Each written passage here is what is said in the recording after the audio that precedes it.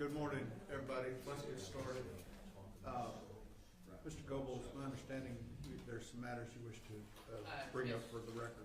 Yes, Your Honor. I'd like to renew my objection to the materials remaining on the screen when a witness isn't actively testifying about them. I ask that we running objection with each witness. That's granted. It's overruled.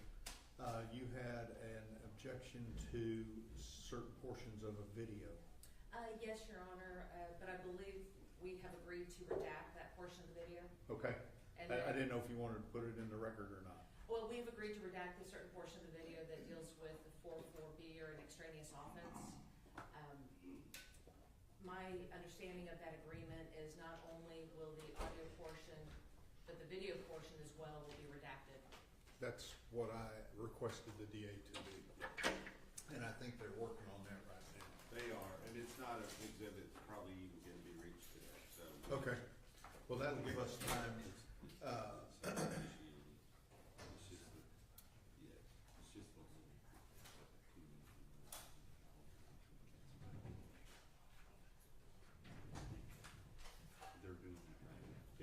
So when they get done, at some point, just make sure that the defense has an opportunity to, at some point, just make sure. Are we ready for the jury? Ready, Your Honor. Why don't you call the next witness in and I'll swear him. Josh Espinosa.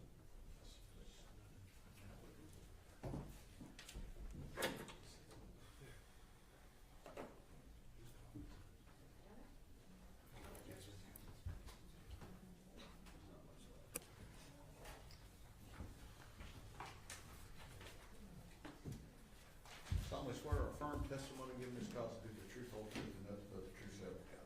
Yes, sir, I do, Your Honor. Rules and effects, so be sure to follow, okay? Yes, sir. All right, Carrie, let's go.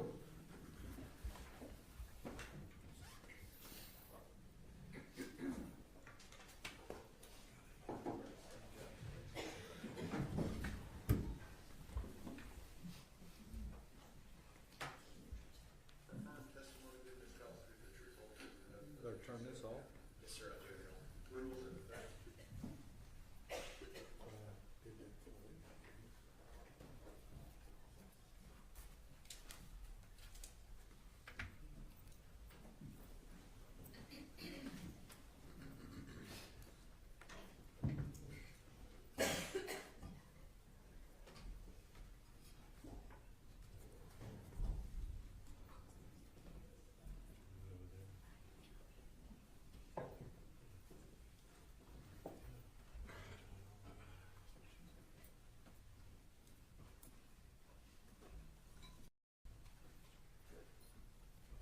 Everyone may be seated. We are waiting on one juror. Okay.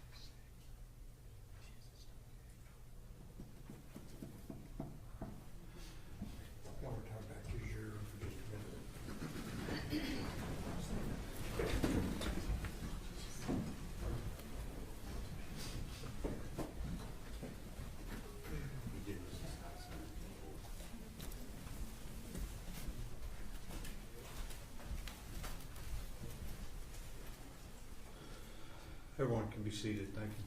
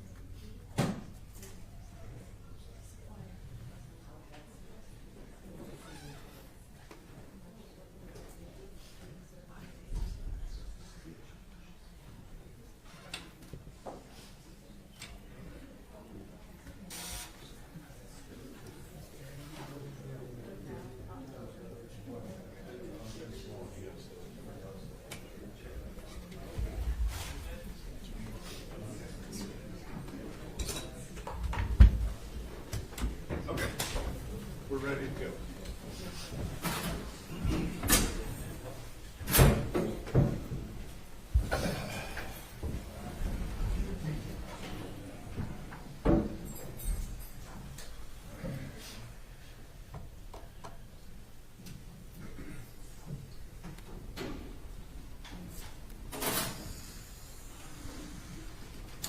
Okay.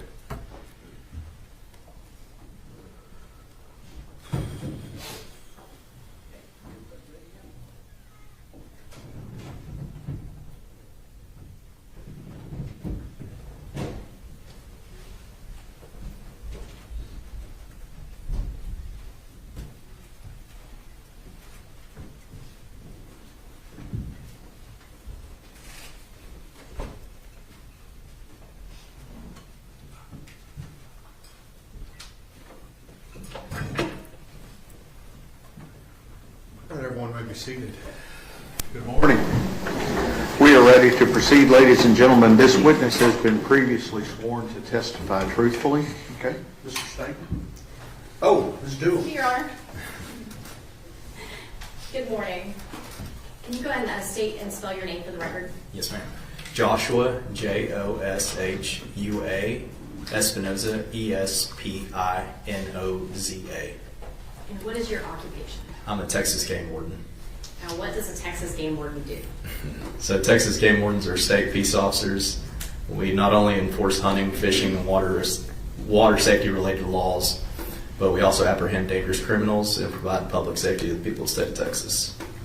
Now, are you a commissioned peace officer like our regular police departments? Yes, ma'am. So I hold the same commission peace officer license as any other peace officer, have the same arrest powers as any other peace officer in the state of Texas. Now, what type of training does a Texas game warden have?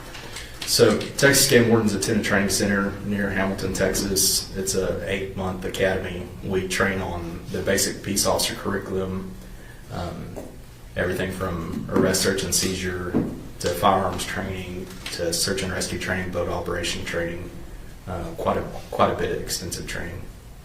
And what is a game warden's role in a search and rescue type of situation? So Texas Game Wardens often lead in search and rescue operations across the state, from major events, from hurricanes, flooding occurrences. We actually have a dedicated search and rescue team. And I guess, are you part of this search and rescue team? Yes, ma'am. I've been a member of the Texas Game Warden Search and Rescue Team for 10 years now. And so have you done a variety of search and rescues as part of this team? Yes, ma'am. I've done quite a few search and rescues, body recoveries, and victim rescues. And tell us, I guess, just generally, what are these usually coming from? So one of the very first events that I responded to was Hurricane Harvey, Harris County, providing victim rescues and that. And then most recently, the Kerrville floods, the devastating July 4th floods. So are these mostly, I guess, accident-based or? Yes, ma'am. Accident-based. Now, what areas do game wardens work? Do you have a certain district, a certain area? So we're assigned by county, but we have statewide jurisdiction. Okay. And so is Wise County part of your area? Yes, ma'am, it is part of my district. Now, at some point where you requested, you personally and the game wardens in general, to assist on the missing person search for Athena Strand. Yes, ma'am, that is correct. One of the Wise County game wardens was on scene, and also I was contacted by Game Warden K-9 Sergeant Chrissy Thompson with our K-9 unit that she was going to be assisting in the search of Athena Strand in Wise County, and I requested permission through my chain of command to assist with the search. Do you recall what date that was? It was December 2nd, 2022, approximately 10:26 a.m. So the search had already been going before you kind of had come to assist? Yes, ma'am, that's correct. Okay. And what information were you actually given when you were, I guess, heading to scene?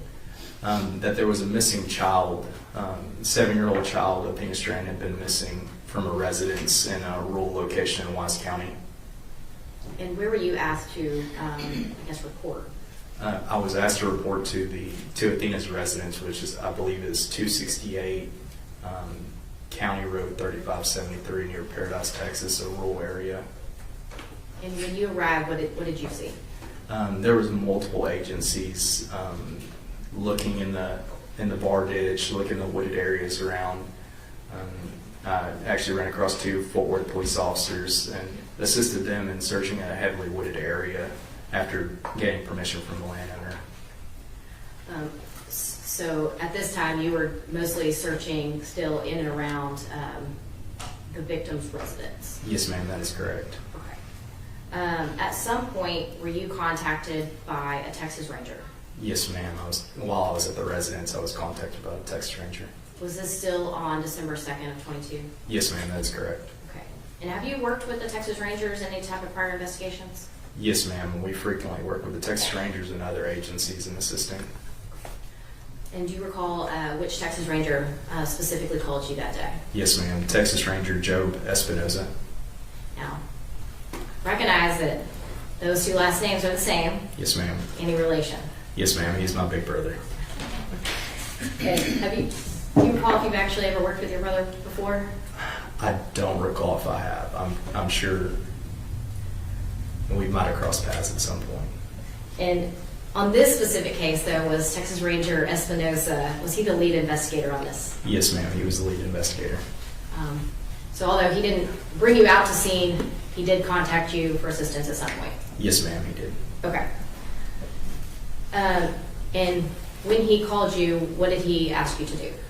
So when he called me, myself, and Game Warden Casey Pentecost, Wise County Game Warden, and Game Warden Chrissy Thompson were at the residence standing by, and when he called me, he said he needed me to find a FedEx truck and gave me an address and informed me that a FBI agent was following a FedEx truck and that I needed to respond and detain the suspect because he would potentially abducted or kidnapped Athena Strand.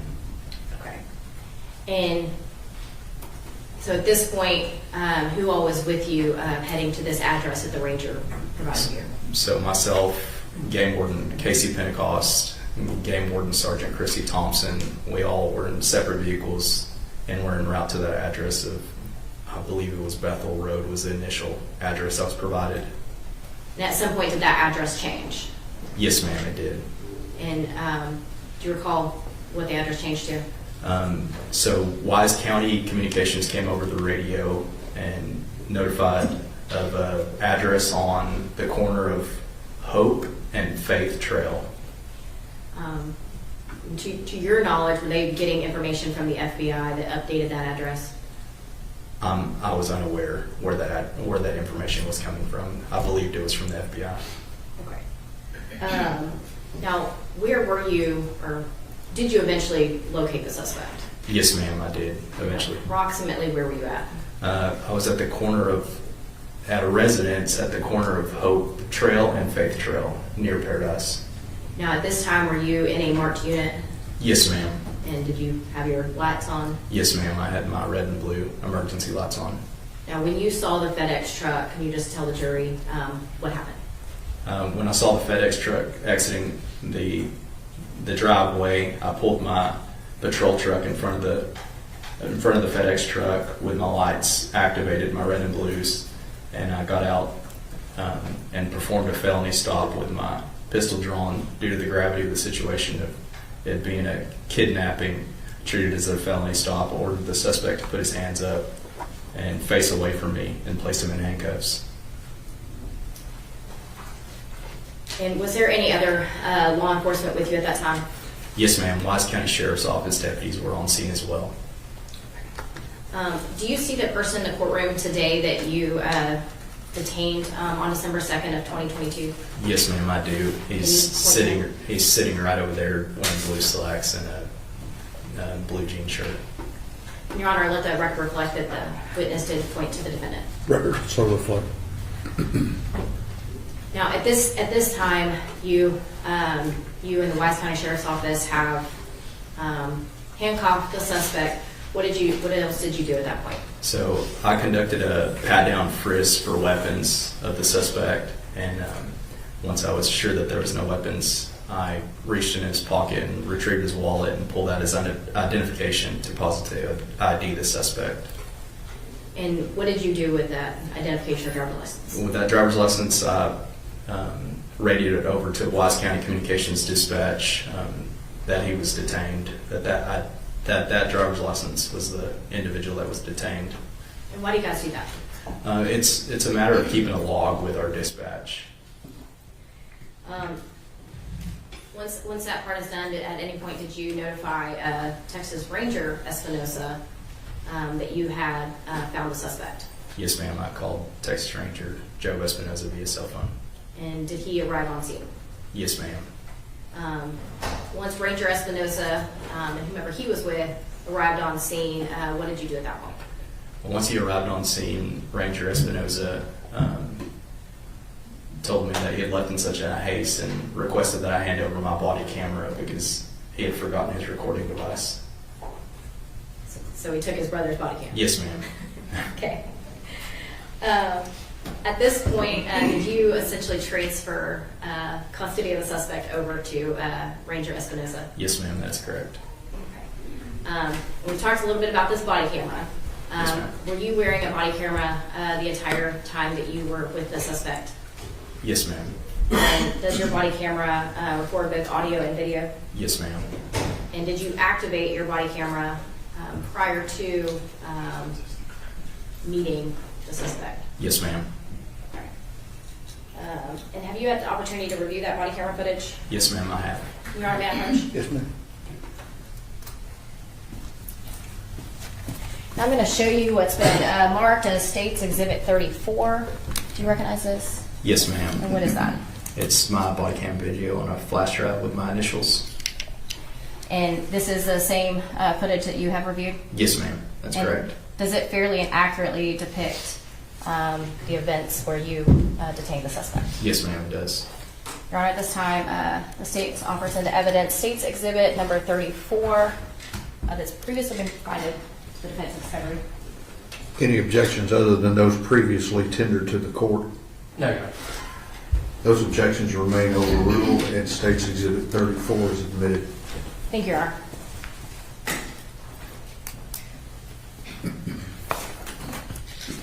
Your Honor, may I publish the video? Yes, ma'am.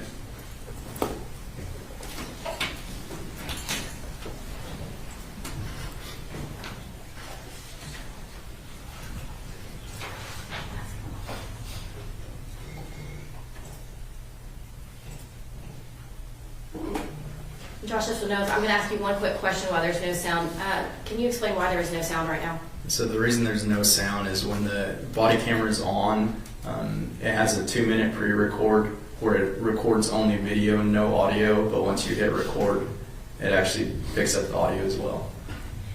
And so right now what we're seeing is you driving, and I guess, what is that you're looking at?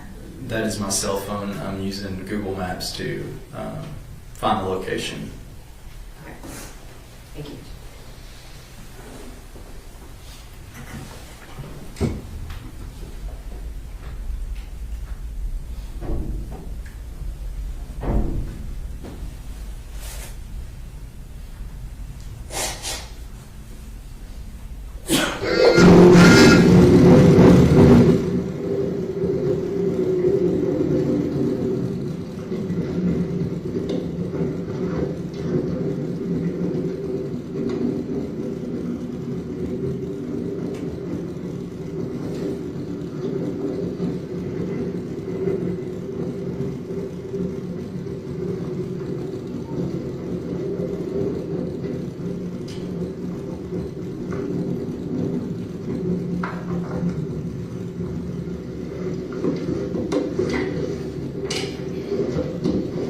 see it right there.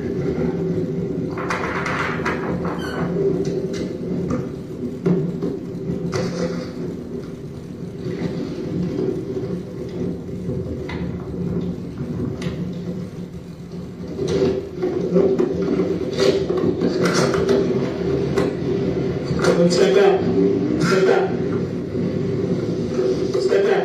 Step out. Keep your hands up. Step out. Turn around. Turn around. Turn around. Face away from me. Face away from me.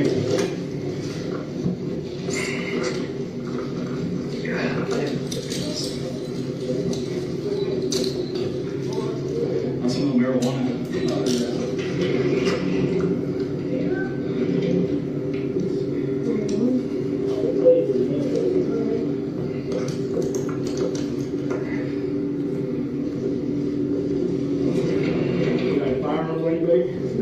That's what we got.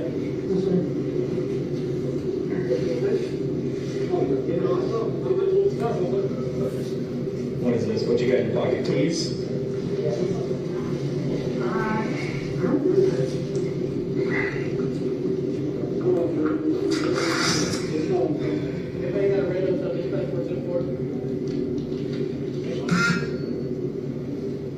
Tanner? Yes, sir. Okay.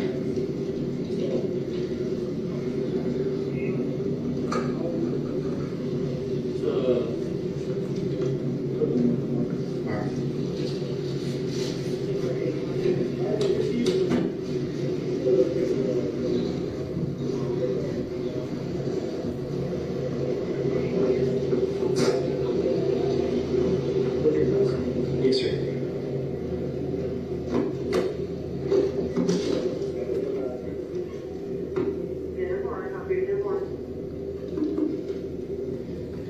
$64.17 Watts County. I got a DL for the one in custody.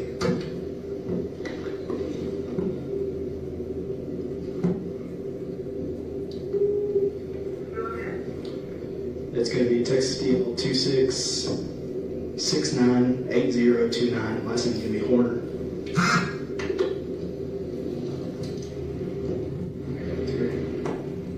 Big one.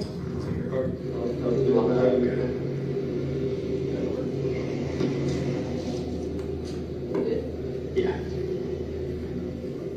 Smell like weed, strong. Yeah, when he rolled out of the van. I didn't think he was going to stop. My brother said that's all the FedEx truck to take it down. He's like, take it down. So, let me call him.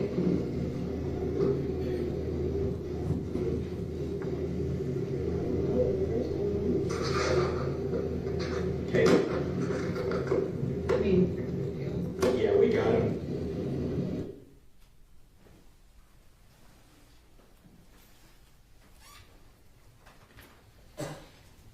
Gabriel Espinosa, in the background, you faintly heard somebody yelling for Athena. Were you able to look in the truck for Athena? No, ma'am. My concern was officer safety, making sure the suspect didn't have any weapons. There was Wise County deputies that actually made entry into the truck and looked around for Athena. And was Athena Strand found in that truck? No, ma'am. We spoke earlier about you handing over the body camera to your brother Ranger Espinosa. Yes, ma'am. On that video, when you handed the body camera over, will it show you on that body camera footage? Yes, ma'am. And why is that? Because of the 2-minute pre-record, it catches me taking off the body camera and catches me on video. And will that body camera footage show, I guess, probably your name on the body camera footage? Yes, ma'am, that's correct. Other than handing the body camera over to Ranger Espinosa, did he have full control over that body camera as soon as you handed it to him? Yes, ma'am, he did. And you're on the average. Yes, sir. Yes, ma'am. I'm going to show you what's been marked as State's Exhibit 35. And do you recognize this? Yes, ma'am. And what is that? That's going to be my body camera video that Ranger Espinosa took.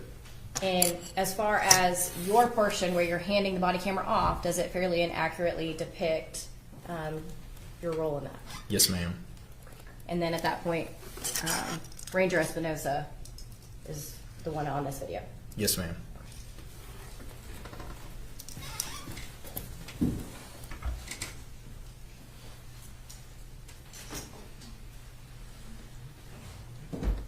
Once Ranger Espinosa takes custody of the suspect, did you have any additional role in the search for Athena Strand?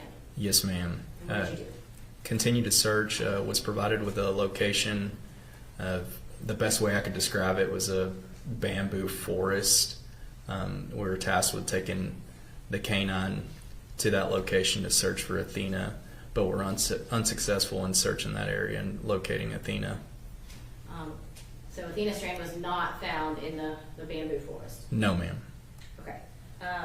Were you sent to a different location at some point? Yes, ma'am. I was provided, I don't recall how I was provided the location, possibly the sheriff's office, of Bobo's Crossing on the Trinity River.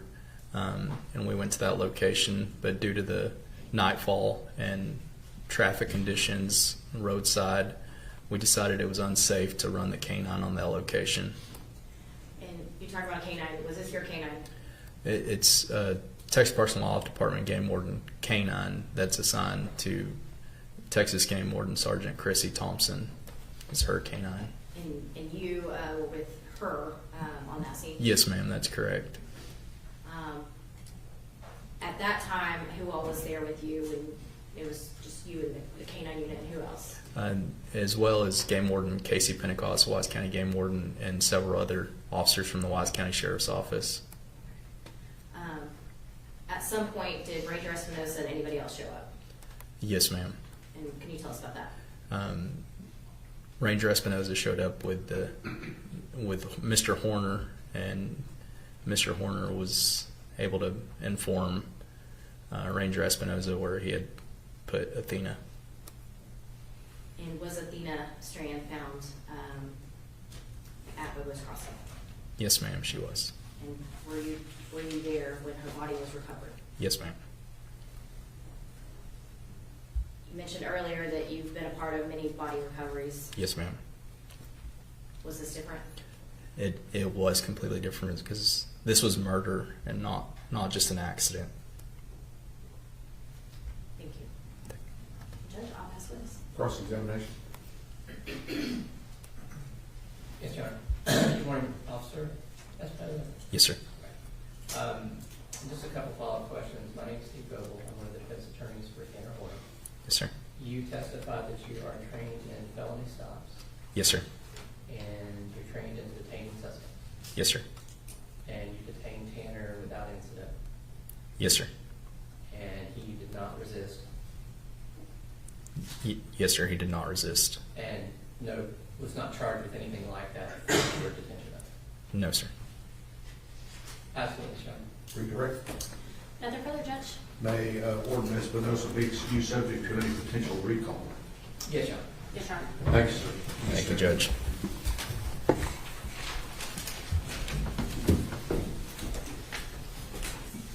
Who do you have next? Texas Ranger Joe Espinosa.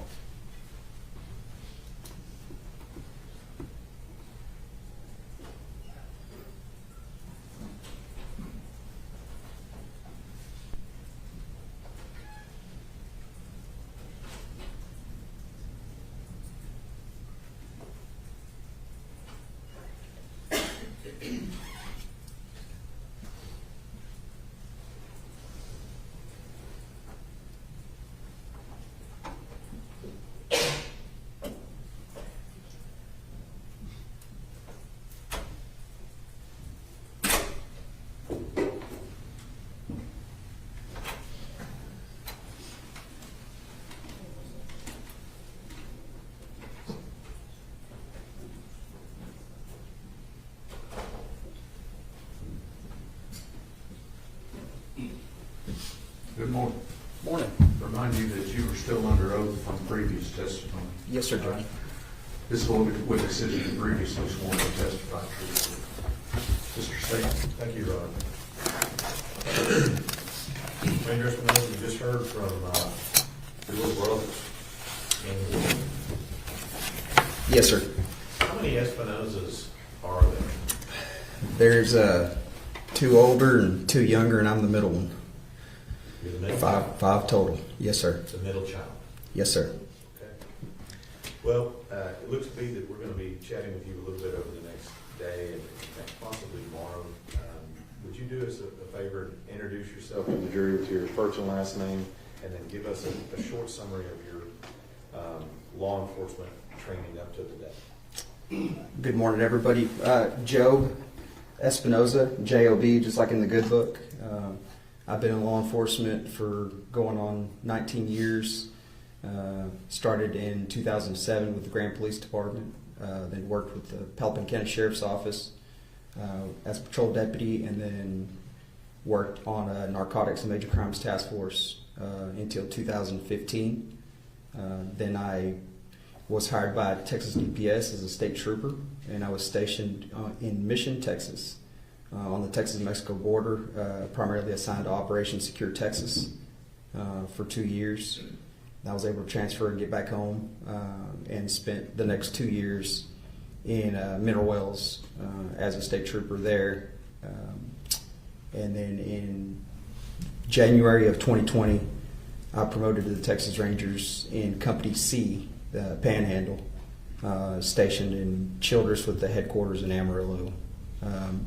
In 2022, I transferred to Wise County, where I stayed until 2024.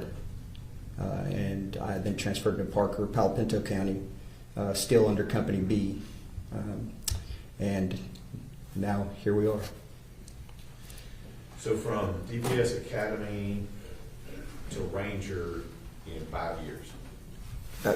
Right at 4, yes, sir. Okay. And when did you say you got promoted and made Ranger? January of 20. COVID Ranger. Yes, sir. Now, you talked a little bit about some of the other cases you worked. You said you worked major crimes and things of that nature. Have you ever worked any homicide cases prior to the time you made Ranger? Yes, sir, I had. Okay. And then since you made Ranger in January 2020, have you similarly worked homicide cases? Yes, I've been involved in major crimes, unfortunately, all over the state of Texas, even in my tenure as patrol officer to a state trooper. And then obviously our primary function as Texas Rangers is to investigate major crimes, which would be homicides, ag assaults, robberies, bank robberies, kidnappings, sexual assaults. And I've often referred to the Texas Rangers, and I've heard them referred as an assisting agency. Is that an accurate description? Yes, sir, it is. We're here to obviously to serve the great state of Texas and support our local agencies in any form or fashion. We just come in and we are an extension of that office, working for that community or wherever community we get tasked to go to. And for what we're here for today with regard to Athena Strand, was that your capacity at that point, is to come in as an assisting agency with the Wise County Sheriff's Office and the FBI and other agencies? Absolutely. Just there to provide all the resources we could on a missing child. And let me, just to get an idea, you mentioned the word resources. Are there things that that your company and the Texas Rangers can bring that the sheriff's offices in rural America may not be able to bring to bear? Yes, sir. Yeah. Sometimes it's just a matter of funding for investigations, expertise in crime scene, maybe facilitating a trip to another location, out of state, contacting. The famous saying is, if you know one ranger, you know all the rangers, which means we're connected all throughout 254 counties in the great state of Texas. And we also have contacts all over the nation, so we can tap into those resources and contacts for those local agencies we're supporting at the time. Okay, we're in Texas, you gotta slow down. Yes, sir. Did she give me the look and I missed it? You gotta keep the full reporter happy. Also, as a ranger, it sounds like what you're talking about is stuff involving criminal investigations. Do y'all assist in other types of occurrences, for example, major disasters, missing persons, rescue operations, potentially SWAT operations, things like that? Do y'all also help out with that as well? Yes, sir, we do. So we have a special operations group. We also have which is our SRT, special operations group that does most of the felony warrants for local agencies. Like I said before, search and rescue stuff we can tap into, aircraft, and we have dive teams at our disposal. We have a lot of different resources that can supplement our communities. And that's something would you say that most rural sheriff's offices, they don't have helicopters and dive teams and things of that nature? Not too many around this part of the world, no, sir. And that's where you guys come in? Yes, sir. And in this particular case that we're talking about today, what was your role overall in the investigation into the abduction and murder of Athena? Initially, it was just that missing 7-year-old little girl. Hey, let me get out there. Let me provide resources. Let me see if I can't call our partners in Fort Worth first for a helicopter. Let me see if I can get some troopers on scene. Let's find her. It's cold. It's late. That was just the initial response that I had. And then at some point, and I'm just trying to make sure, are you the lead ranger in the entirety of this investigation? Yes, sir, I am. And so in that capacity, would you say that most things that are going on with this investigation are coming through you in some capacity? Yes, sir. Yes. So basically, the way that works is when we come in and we're working with that agency, especially when it's something to this gravity or a big scene, we form a command post. And then when I tap into those resources, I delegate out essentially tasks. If I call in a resource, you're going to be given a task or a job or a duty, and then nothing gets done without getting phoned back through the command post. So there's nothing that went on in this investigation that I didn't have a good idea of what was happening or directed that to happen. So we just heard from little brother, and he indicated that. Objection, Your Honor. He is informing a witness what another witness had testified to. Sustained. With regard to your little brother, you mentioned that you give people tasks and things. Now, did you give your little brother a task in this particular case? Yes, sir. Okay, and what was that task? On that particular day, my brother happened to be one of the closest marked units to the area where the FedEx van was located, and the driver, and I needed the driver detained. So I directed him to that location to detain that driver. So when you're talking about these tasks you're handing out, is that an example of one of those tasks? Yes, sir, it is. Now, let's talk. I'm going to take you to November 30th, 2022. It's been a couple of years. Yes, sir. Do you remember when you first got notified that there was a child missing in Wise County? Do you remember when that was? Yes, sir, I do. Tell us about that. I just actually got home from a training. It was pretty late at night, and I have, as the ranger for any area, I get notifications on my phone, state phone, which essentially says exigent things going on in the county. The notification on my phone was that there was a missing 7-year-old child. I contacted Wise County Dispatch and said, hey, what's going on with this? It's like, oh, they're saying this little girl wandered off from home, and she's missing. So I then contacted the on-call investigator. I said, hey, what can I do to help? And he said, that she's wandered off before. Maybe we can find her quick. I said, well, it's really, really cold tonight. I'm a father, and this is my county. Let's find her quick. I don't want her to be cold. I don't want her to be lost. I'm going to come out, and I'm going to provide resources. And we've talked a little bit about resources that you might have available. So in this particular case, at that particular time, when you first get that call, what resources do you call in at that point to assist in locating little Lynn? So I was advised by the sheriff's office they had reached out to local fire departments. I tried to contact our helicopter at the time. They were unavailable, so we contacted Fort Worth PD's helicopter. And then I got every trooper that was working in the area to respond, just add more bodies to help look for her. And then contacted and put other rangers on standby just in case it was a prolonged incident, and went to the next day. Did it end up going to the next day? Yes, sir. So I'm going to split this up a little bit so we can stay focused on what happens on each day, okay? So I'm going to stay on November 30th, 2022, okay? Yes, sir. So on that day, she went missing. You told us that your role at that point, you were getting additional resources. Yes, sir. Right? Okay. And it would to include helicopter and manpower. Is that right? Yes, sir. Now, let me just ask you, did you yourself go to the scene where Athena went missing? Yes, sir, I did. And once you get there, what do you, I guess, inside, what are you kind of hoping is going to happen when you get on the scene? My initial thought to the response would be that we would quickly locate Athena with the resources provided, and then we would hopefully all go home and get warm. Right. But when that didn't happen, and do you have any training experience being a ranger in missing persons? Yes, sir, I do. And let me just ask you, based on that training and experience, if a child is not located quickly, who are the most likely suspects in that? It's usually family. And as that was your thought in this case when Athena was not found quickly? Yes, sir. Now,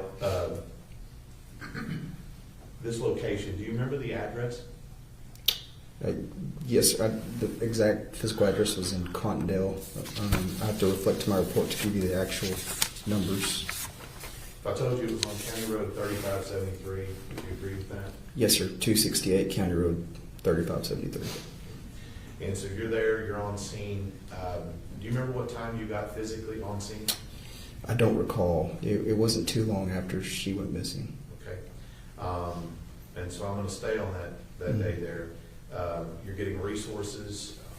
When it comes to parents and interviews, what are you doing in that aspect? So my immediate thought is let's go ahead and lock everybody in on a statement and try to corroborate that statement with digital evidence, which would be cell phones, text messages. And my goal is to lock everybody in that night, especially the people that were in close proximity to Athena on that time. So that's what I started doing on scene. And who all did you interview out of the family?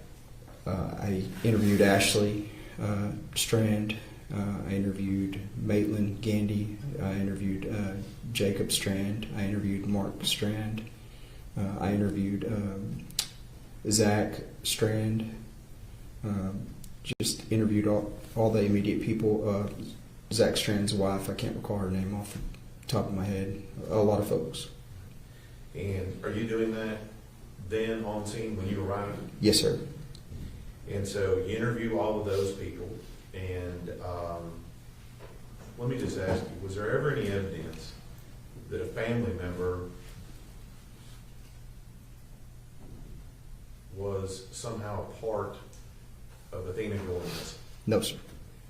Was there any other evidence that anybody else, other than Tanner Horner, was involved in her going missing? No, sir. And let me just get you to that point here. How did you go about making that particular conclusion? During the course of my interviews, specifically with Ashley Strand, one of the things that really stuck out to me as an investigator is that I had essentially locked everybody in, corroborated where was at. The only thing that kind of stood out, and stood out to her too, was that a package was delivered right around the time. Objection, Your Honor, that's hearsay. Overruled. That a package was delivered around the time Athena went missing. So that's somebody that could have potentially seen something, witnessed something with Athena. So that immediately went into my notes as something that we needed to look at. And as far as that lead with regard to the package that was delivered, did you begin working that on that first day, that November 30th, or at some time after that? Yes, sir. At that point, we're going on to the next morning. Sun hasn't come up yet, but we need to start moving more resources. In my gut, I just knew we needed to shift this a different direction, which is that somebody had taken Athena. So I reached out to more resources. And when you say more resources, let me, you said it's early in the morning. Would that be the next day, December 1st? Yes, sir. And at this point, have you been working steadily since you arrived on scene all the way until the sun rises the next morning? Yes, sir. What is going on with the search from the time that those resources arrived all the way until the sun rises that next morning, December 1st? We're still looking. There's nothing's really changed other than I'm bringing in more resources. Okay. Is the helicopter still in the air? Yes, sir. Okay. Are the search people still doing search things? Yes, sir. So we talked about this package, okay? And who are you working with on running down that lead on that package? Who are you working with? So the next morning, just to elaborate on that, I called United States Marshal Service, DPS CID, the FBI CAS team. I got additional troopers. I got additional rangers, and I also got our Special Operations Group rangers to respond to the scene. And as I delegated the tasks, I was informed that there was FBI agents in Fort Worth that could be tasked with identifying who delivered the package to the residents. And my main objective was who delivered it? What did they see? And that's what I was going to ask you next is what kinds of information were you looking for from those assets that you brought in? So again, like I said before, everybody was tasked, different tasks. The United States Marshal Service and DPS CID were tasked with a canvas, which would be essentially canvassing all the houses, registered sex offenders, anybody in the area. Troopers were tasked with the same thing. Texas Parks and Wildlife was tasked with water resources and canine resources. And the FBI was tasked with the digital evidence, and then that evidence on that package, or just essentially identifying where it came from, who delivered it, and what they saw. And is that the kind of questions you were asking with regard to this particular package, this box? Yes, sir. Okay. Who delivered it? When they delivered it, things of that nature? Yes, sir. Okay. And just why is that important? More than anything, to me, initially, it was just, it's another set of eyes, right? What did you see? What was there? Is there something that we need to be looking for that we missed? I need to know that from everybody in the area. That's the same thing with the canvases and everything. Is there something I'm missing here? Is there something we're missing? Did somebody see Athena? That's the main thing we're looking for. So you and the FBI and these other resources are working on this. And were you able to identify through those resources who the company was that had delivered the box to the Strand? Yes, sir. Were you also able to identify the person operating the vehicle that delivered the package to the Strand? Yes, sir. And again, are those all things that you were going to be relying on at a later date when you continue this investigation? Yes, sir. So, can you tell us who the parties were that were involved in the delivery of this box to the Strand? So, we initially found out that FedEx had delivered the package, but there was a company called Big Topspin that essentially contracted for FedEx and hired delivery drivers. And then so that kind of spun into getting hold of Big Topspin to see who actually was the driver that delivered that particular package. And who was that driver? Tanner Horner. Okay. Is that the same Tanner Horner sitting in the courtroom to my right at the end of the table? Yes, sir. It is. Now let me ask you, as part of your investigation, do you know who was the first person to contact either in person or by phone Tanner Horner as part of your investigation? Yes, sir. And who was that? Patrick McGuire. And was he the one working on it from the FBI side? Yes, sir. Now,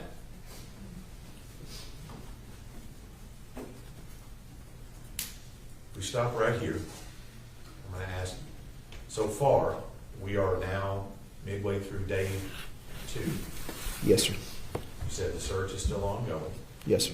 So right now, midway through day 2, what has your investigation revealed at this point with regard to Tanner Horner in this case?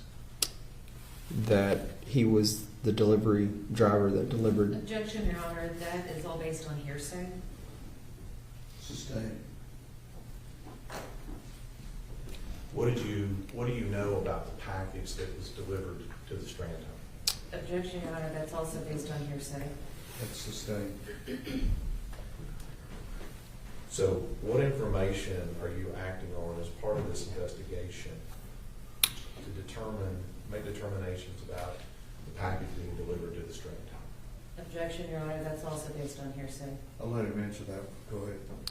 That essentially a driver from Big Topspin delivered the package as a contract through FedEx. So when you got that information, what did you think, what was your thoughts about when you got that information about the package?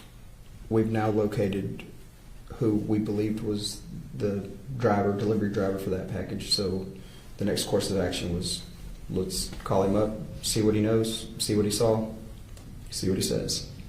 Now, at that point, you're not part of that. That's the FBI. Correct. So what was going on, and not necessarily getting into who told you what, but what was going on in the investigation? You said you contacted this company, Big Topspin, Yes, sir. and they're the contractor. Yes, sir. Anybody else you're contacting at this time with regard to information from the vehicle? Yes, sir.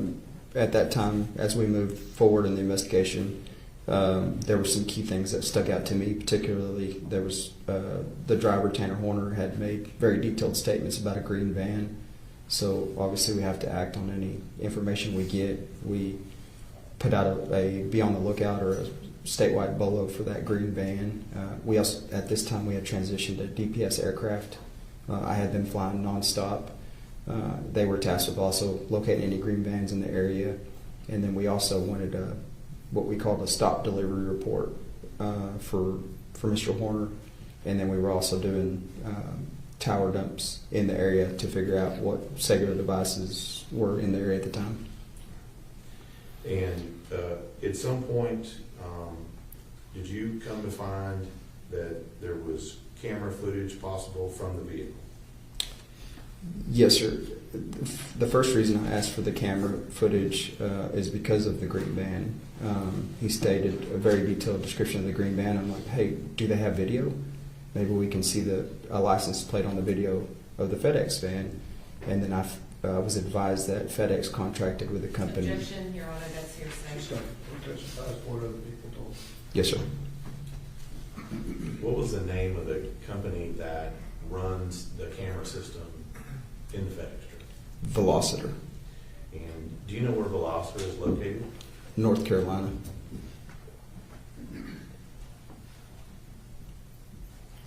And who is your contact at Velociter?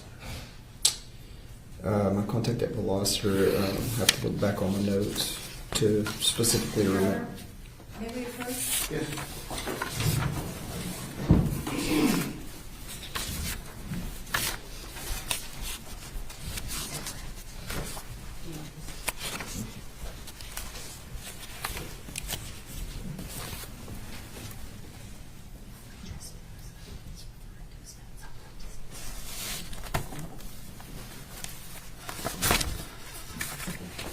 It's just a case report.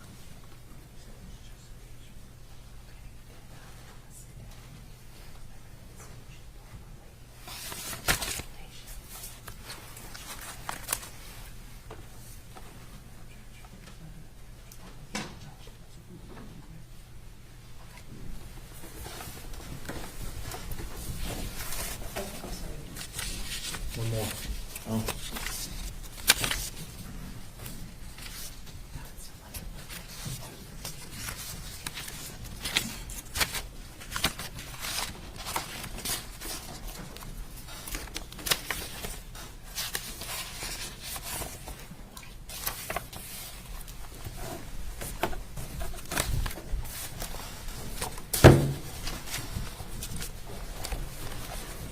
All right, raise your hand. Who's your contact at Velocity?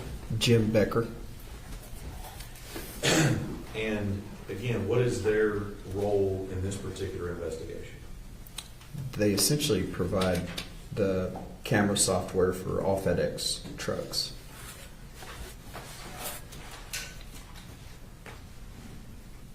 And during this investigation, I've asked you before about certain things you're relying on in the investigation. Was Velocity able to provide you anything that you were able to rely on in conducting your investigation? Yes, sir. Jim Becker, with the assistance of the FBI, was able to provide us video from the FedEx truck. And let me just ask you, how much video were you able to acquire at that time? At that time, it was just 2 short clips.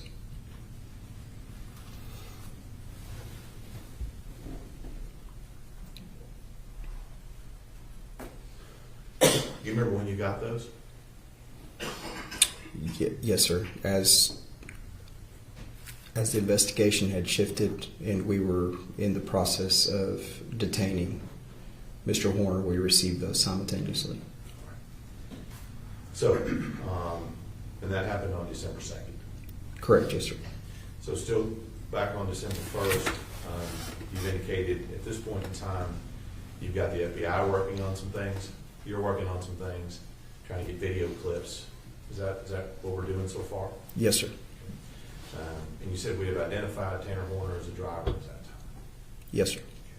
So as the sun sets on December 1st, what's the status of the search at that time? It's continued. We still have every resource available going. Everybody's still looking, and we still have aircraft looking as well. At any point, up and until the time we're talking about the end of the day, December 1st, has that search ever been discontinued? No, sir. Helicopter still going? Yes, sir. Search team still in the area? Yes, sir. I'm going to move you to day 3. Okay. December 2nd.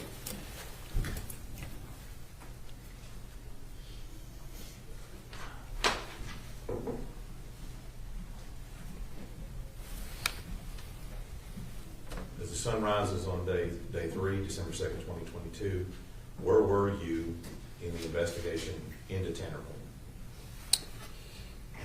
We figured out and locked in the majority of the people we needed to speak to, which were bus drivers, school teachers, neighbors, canvassed everything we could, and there was things that really stuck out about Mr. Horner's statement.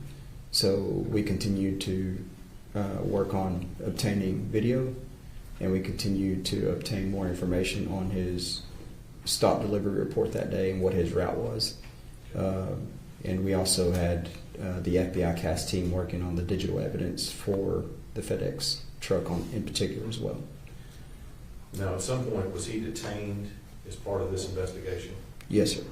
And what did you rely on to detain him and question him in this investigation? One thing we figured out through the CAS team with the digital evidence, it showed... Objection, Your Honor, that's hearsay.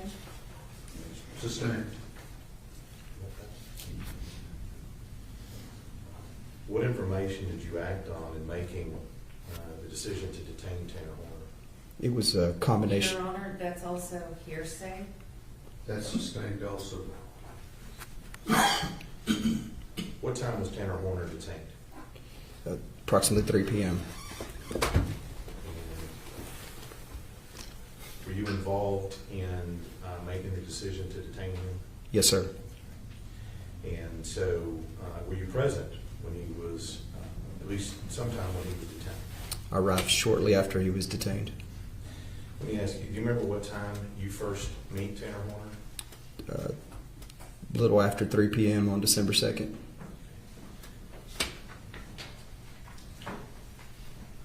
We've already said you see him here in the courtroom. Does he look the same as he did when you first saw him back in November of 2022? No, sir. He's significantly skinnier, lost a lot of weight.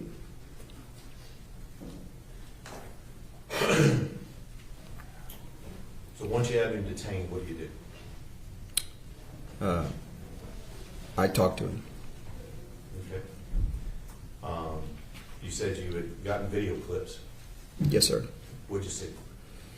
I saw that Athena was still alive and that she was placed in that FedEx van by Mr. Horner. And based on what I was seeing, it was exigent. And I felt there's a possibility that Athena was still alive and we needed to bring her home.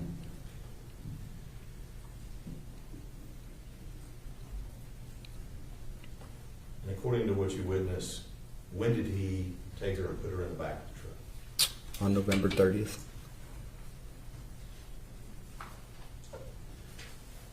Now, let's talk about these two trucks and clear something up here. The truck that he was detained in on December 2nd, is that the same truck that he put her in on November 30th? No, sir, it was not. Okay. And were we able to acquire and locate the original truck that he was in on November 3rd? Yes, sir. As part of my investigation, we secured the original truck he was driving that day and had it secured at the Wise County Sheriff's Office. Okay. The truck that he was driving that day, are you aware, and I'm just going to do this by license plate, are you aware of the license plate on the truck that he was in on November 30th? Yes, sir. I have it documented as Nora Robert 4995, or that's NNR 4995. And that's the truck that he was in on November 30th? Yes, sir. That's the van that we identified that he was driving on the day that Athena was abducted. So to keep this straight, now we have two vehicles at play here. Yes, Is sir. that correct? Yes, sir. And we have the vehicle that she was abducted in on November 30th, and then we have the vehicle that he was detained in on December 2nd. Correct. Yes, sir. And I know you didn't conduct any of the CSI work on any of those vehicles, did you? No, sir. But did you make provisions to ensure that both of those vehicles were taken and placed in such a position that they could be forensically looked at and have CSI look at them at a later date? Yes, sir. I made sure they were secured for processing. And the other vehicle, the one that Athena was taken in, where was that at the time? We had been in contact with Big Topspin, who told us that it was being operated by another driver at the time. So we instructed them that it was important that we get a hold of that vehicle and that it be brought to the Wise County Sheriff's Office. And was that done at that time? Yes, sir, it was. Now, so now we have him being detained. You're making revolutions to get both the vehicles to the sheriff's office, correct? Yes, sir. You did say that you talked to him. We're going to get to that in a second. What else is going on in your investigation at the time that he is detained? Again, at the time, based on the video that I saw, I believed Athena was alive. And under exigent circumstances in public safety, I had our special operations group, SWAT team, essentially, make entry into the Horner residence under exigency simultaneously as Mr. Horner was being detained, and pretty much let me know if she's in there or not. Same thing with the detention of him, is let me know if she's in the truck. You used a term there, exigent circumstances. In law enforcement terms, what does that mean? Exigent circumstances is anything for public safety. It can be even in reference to a weapon, a bomb, or in this case, a kidnapping. If it means preservation of life, it allows us to go in there and make sure that somebody isn't in danger, and that if we can effectively save them, that's what we're going to do. And so does that allow you to detain people in furtherance of preservation of life? Yes, sir. Does it allow you to potentially enter a residence in the interest of preserving life? Yes, sir. And were both of those done in this case? Yes, sir. And with regard to entering a home during that time, whose home was entered and searched at that time? It was Tanner Horner's family home, where his grandmother and family resided, Where is that located, if you remember? in Fort Worth. And so you said that happened at the same time that he was detained. Yes, sir. That seemed to be something that's important to you, that we do it at the same time. Why is that important? Based on my training experience, especially with kidnapping cases, if you hit something, or by hit I mean if you make entry into something sooner, and somebody there can give a heads up if she's not there in that house, and then it puts that person in danger. So we have to do it simultaneously, so nobody's forewarned, and we can keep any phone calls from going out, because ultimately it's about preserving life. So in this case, both the detention and the search of his home in Lake Worth,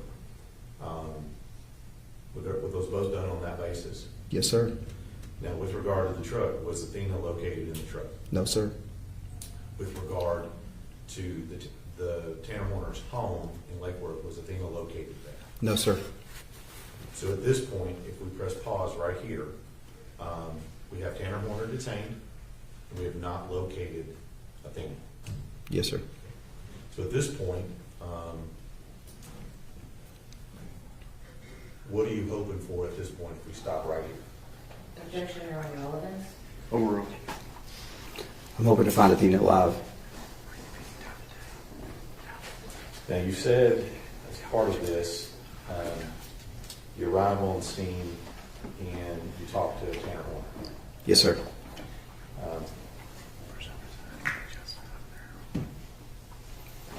Was all of this recorded? Yes, sir. Okay. How was it recorded? At that time, based on the fact that I'd be conducting an interview or speaking to a possible defendant, I acquired Game Warden Espinosa's body camera. That way everything would be documented on audio and video. You reviewed this body cam footage? I have. And let me make sure, because we're going to have a few videos here. You have body cam footage on your brother's body cam that you took on scene, is that right? Yes, sir. Now, it's my understanding that we also have additional videos from the Wise County Jail and then outside of the Wise County Jail as well. Is that correct? Yes, sir. And so let me make sure that I have these videos correct in my head here. We have video of the body cam, and that takes us from, and I just want generally here, from the scene, and when does that one end? To the interview room at the sheriff's office. Okay.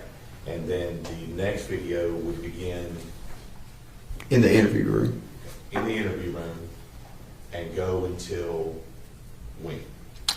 Then it picks up from the interview room into another body camera. Wise County Sheriff's Office body camera to a field interview. Okay. And then the next video would be from when to when? The next video would be from the field back to the interview room. Okay. And then at some point, did you have another interview on December 7th? Yes, sir. Then there was another interview with Mr. Horner on December 7th. Okay. So that's the videos that you're talking about. Yes, sir. And have you reviewed all of those in preparation for testifying in this case? Yes, sir, I have. Let's take you back. You've got Tanner Horner detained outside Paradise. What's the first question you asked? Where's she at?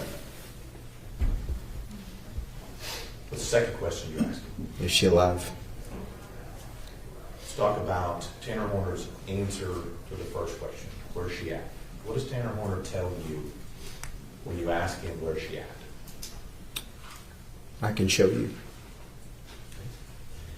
When it comes to the second question, is she alive? What is his answer to you? that she wasn't alive when he put her in the truck.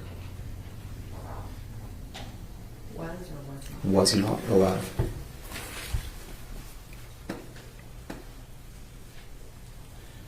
Now, at that point in time, what do you know about the answer to that question, is she alive? I knew that.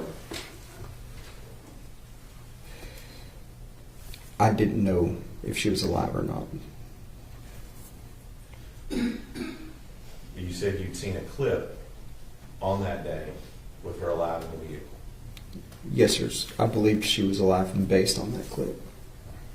But when the answer to the question is, she wasn't alive when I put her in the truck, what do you know about the answer that Tanner Horner gave you at that time? I immediately knew that was a lie. Because you'd seen it on the clip. Yes, sir. Now, in the first few moments, are you asking him any questions about what happened? No, sir. Why not? That's not part of the public safety exception. The courts have ruled very clearly it's in furtherance of finding and preserving life, not questions on details of the case. At one point, he tries to say details and I stop him. What did Tanner Horner volunteer to you without questioning had happened in that case, had happened in this case? That she was deceased and that he had transported her to a location with a lot of bamboo. Let me back up a little bit. What, if anything, did Tanner Horner tell you about what caused her to be deceased? That he backed into her with his van. Now, when he says to you that he backed into her with the van, what do you know about that statement as well? I know that's not factual because based on the two clips that I saw, you can clearly see Mr. Horner putting Athena into the van. But that's just not true. No, sir. So, got Mr. Horner detained, you're on scene, what do you do next? We get in the vehicle along with Investigator Oliver and Ranger Briley, and we in turn have him direct us to the location where he put Athena, or stated he had placed Athena. Now let me ask you a couple of questions about that. Who's driving? Investigator Oliver. Okay. And where are you sitting and where is Mr. Horner sitting? I'm sitting in the back with Mr. Horner. Okay. And you said you end up at a location, you said there's some bamboo there? Yes, sir. Okay. Now, who is giving you the directions on how to get from where you are to where this bamboo is? Mr. Horner. And when he's giving you the directions, what level of detail is he able to provide you to guide you from your location where you are to the bamboo? Descriptive turn-by-turn instructions on how to get there. So is he able to tell you what roads to take? Yes, sir. Is he able to tell you what turns to make? Yes, sir. And he's able to tell you where he placed her body? Yes, sir. Now let's talk a little bit about this location. How long does it take you to get from where you detained him until you get to this location where he says he dropped the body off? I'd have to guess, but approximately 15 minutes. Okay. Didn't take you an hour to drive there? No, sir. All right. Is it still in Wise County? Yes, sir. So this location, and I want you to describe it a little bit, if you will, for the jury, where Tanner Horner took you to this location. When you drive up, what do you see? We drive up, and on what appears to be the north side of the road is a heavily bambooed area, very, very thick with bamboo, and he indicates that that's where he placed Athena. All right. When we say bamboo, are we talking like 10 feet tall, 3 feet tall? What are we talking about here? It was 10 feet tall or more. Okay. And so you arrive on this location. What has Tanner Horner told you about why this location is important to him? What has he told you? He stated that somewhere where somebody might be able to find her. Okay. And so, is he able to give you a description of how far in the bamboo, how close to the road? Is he able to describe the exact point at which he placed her body? Yes, sir. And what was that? He stated at this time he's kind of giving us instruction as I'm walking him, and he's pointing out a location in the bamboo, and he's stating that it was not too much further in there. It just essentially giving me an idea of where she was at in the bamboo. So once you're there, what does law enforcement do once you get there? At that time, we'd also been in communication with K-9 additional resources because I wanted to search that entire area. Did you do that? Yes, sir. And at any point in this, let me back up, strike that. When you get to this location, what are your impressions of this location? At that time, I felt like I was being lied to again and that she was not there. And based on your observations of this location on this road, why is that? Yeah, just the amount of resources we had, especially with K-9 resources and everything. It would, in my prior experience, especially if we're being directed to that area, we usually find, unfortunately, human remains or humans with the K-9 very quickly. Did that happen in this case? No, sir. How far off the road did Tanner Torner tell you he dumped her body? I don't remember an approximate distance. Okay. Did he tell you that she was way in there or close to the road? What was his statements to you as to distance from the road or anything like that? His statements were she was in close proximity to the road, not too far in. Why did he tell you that that was important? He stated that was so somebody could find her.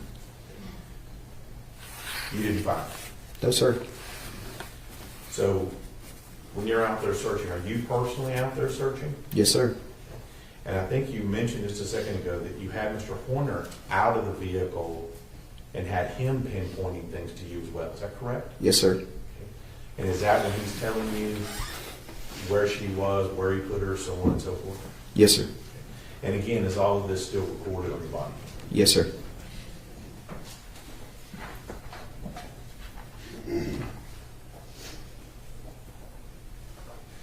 During this time where you've been taken to this location where all the bamboo is, how many times do you think you asked him if this is really where he dumped her? Numerous. And each time in this that you ask him that, what is his response to you? That's the location. And what level of confidence was he giving you when you're asking these questions? High level of confidence. And in fact, was he able to point at some point to where he had put her? Yes, sir. Still no Athena? No, sir.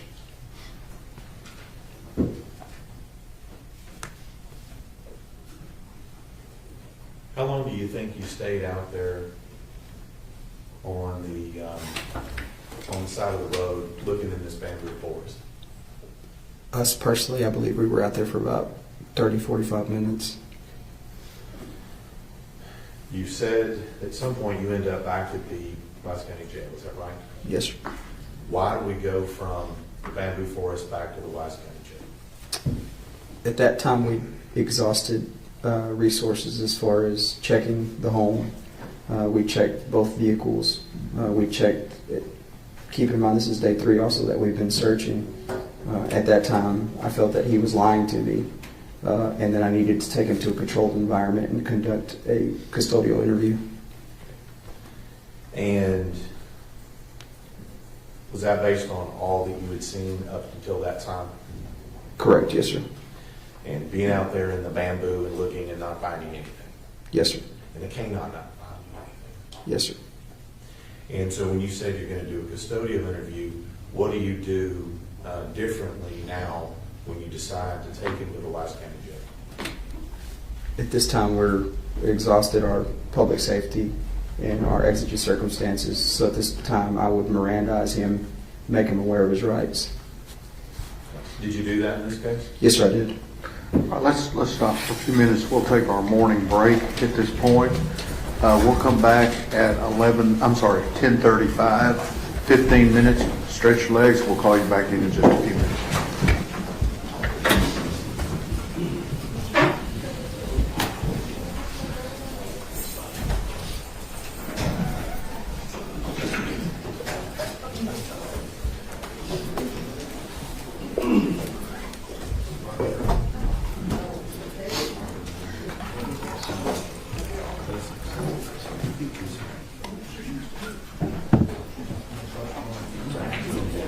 All right, 10:35, everybody.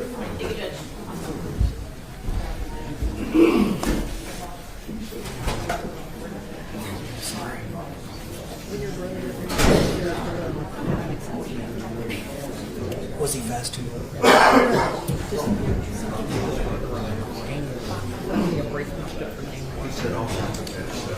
Did you read? I bet he did.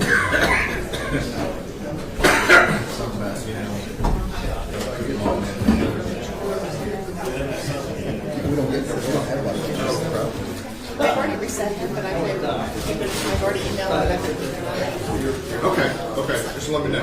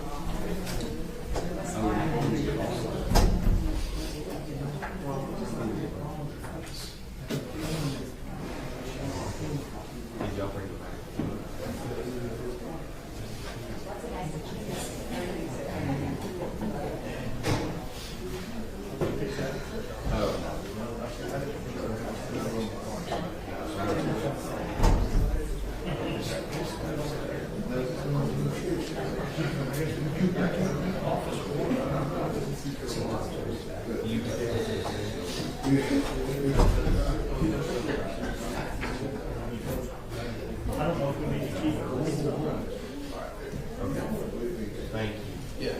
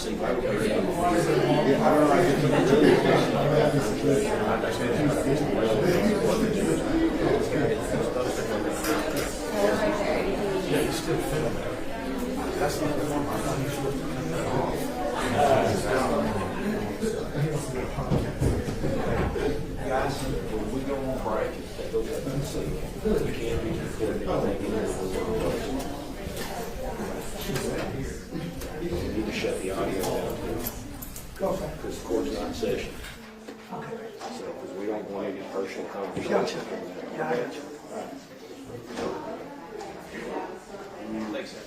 I find out we're trying to hide stuff. Policy of legal age. He's of legal age and not trying to hire.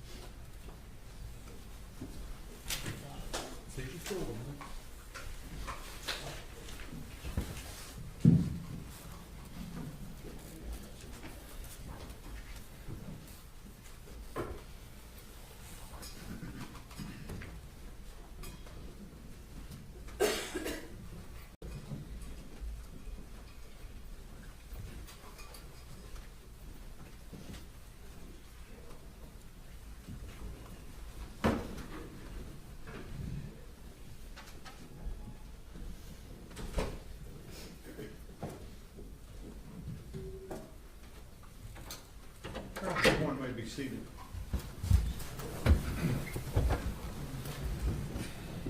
"27 years I've been watching juries coming in and out, and it is so fun to see who kind of likes to move around and who likes to sit in the same seat.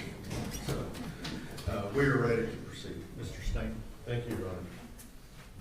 Judge Espinoza, we were talking, I think we ended, you had now Mirandized Mr. Horner, and you're heading back to the jail, is that right?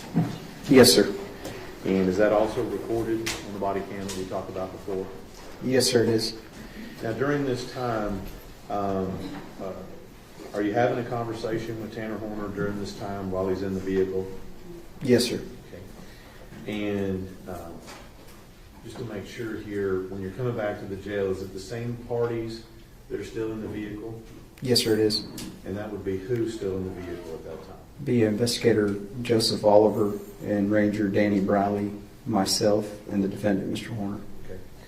And so during this time, what kinds of questions are you asking him on the ride from this location he took you to back to the jail? Just asking if he was sure about the location where Athena was, and just kind of recapping what we had talked about previously. At some point, did you ask him any questions about the condition of Athena's body when he dumped it? Yes, sir. Okay. And at that time, what did he tell you her condition was when he dumped her body? I believe at that time he stated that she had some bruises on her body. Okay. What about whether or not she had any clothes on or not? I believe he gave a clothing description, but I can't remember any other details other than that. Let me just ask you, when you asked him, did he tell you she was clothed or not clothed when he dumped her? Not clothed. Now, again, all of this is recorded here. Were you there at the scene when her body was recovered? Yes, sir, I was. And during this time that you're talking, in between the time that you went out there, you got the body cam, during this initial conversation, if you remember, what was Tanner Horner concerned about or worried about that he expressed to you at that time? In which interview you speaking? In the first interview, the one from when you initially detained him all the way back to the jail. What was he communicating he was worried about? I don't recall. Now, during this time, what was Tanner Horner's demeanor during this time when you're coming and questioning him at the roadside and then coming back to jail? What was his demeanor? He was pretty composed for the most part. He was articulate, and he continued to speak to me.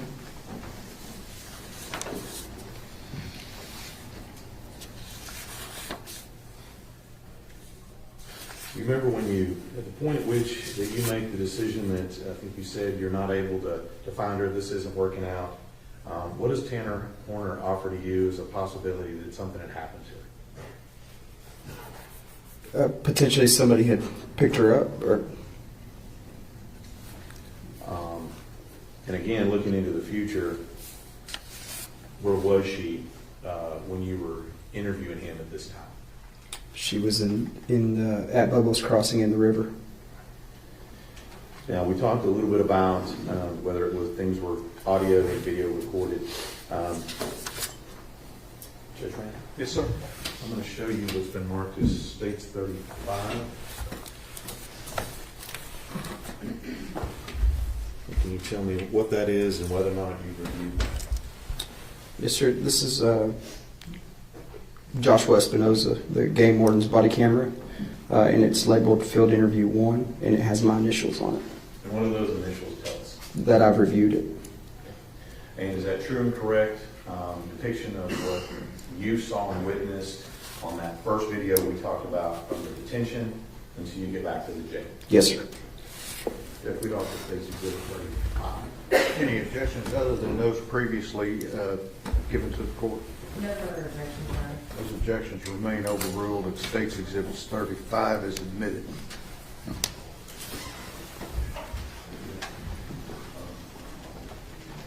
I'm ready. Let me publish, Your Honor. Yes, sir. Thank you.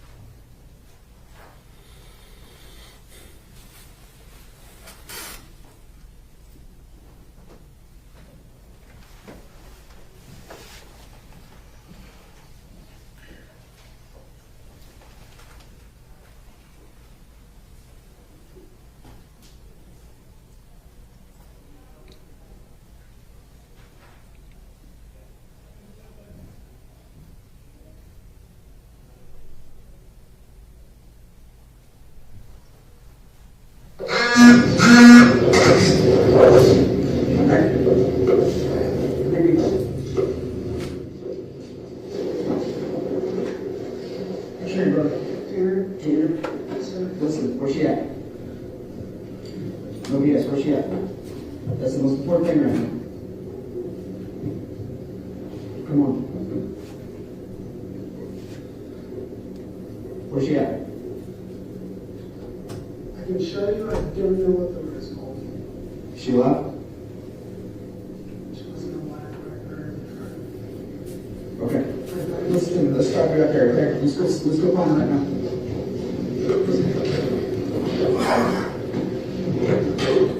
Take me passenger side. Focus. All right, brother.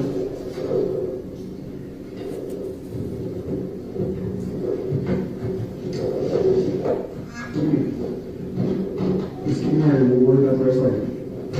There we go. Go out 423.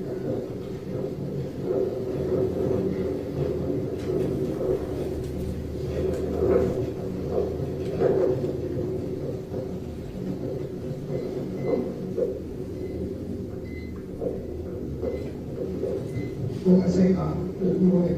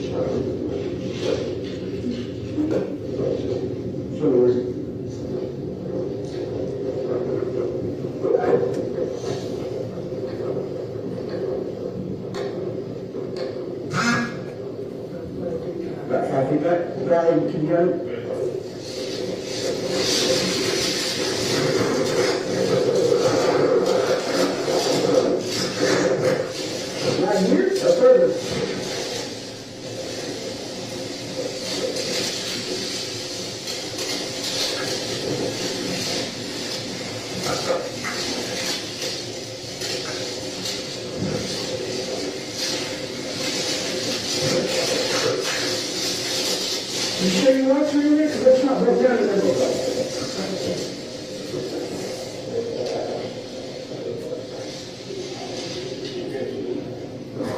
Right here.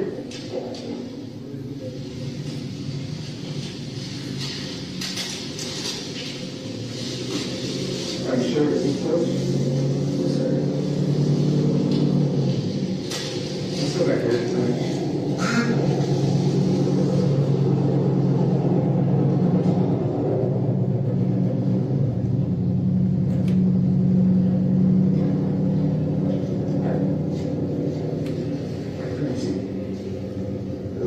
Now that we have a general idea what she's at, all right, listen, that's the most important part. We're going to make you wear your rights real quick, all right?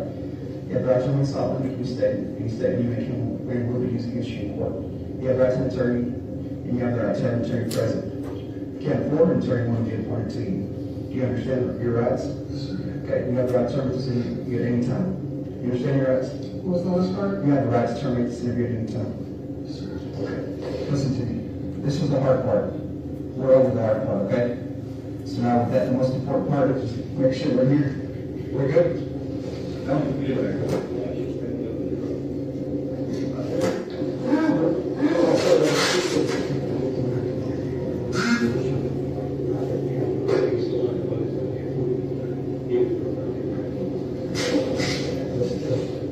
Where's she at?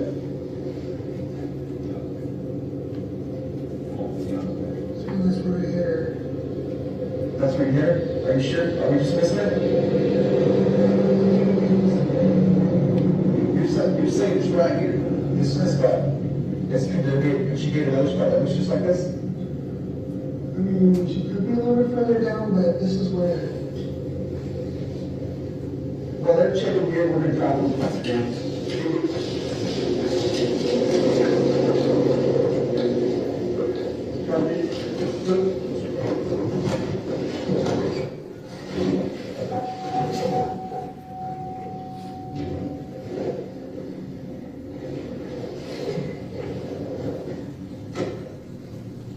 trash can and mailbox here. Is that correct?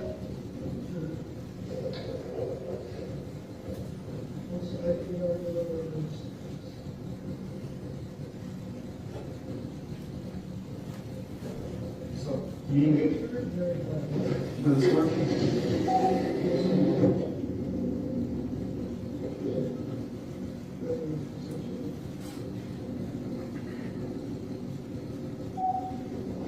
Good.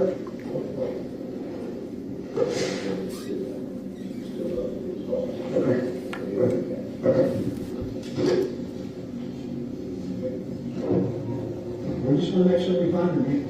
If she's alive and go somewhere, that's even better. She's not? Okay. We'll get into all those details later. Are you sure she's not this way? Your father, she's in there?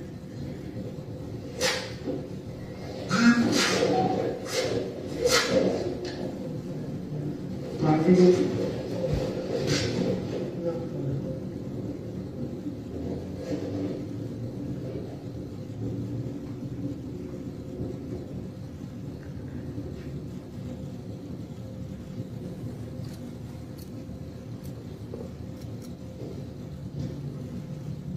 Can you go this far down?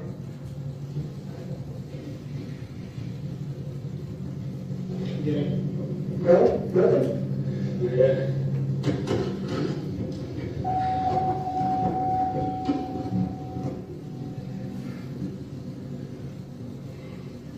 So where did you go in from this side of the road? And would you say you went like right here? You said 5 feet.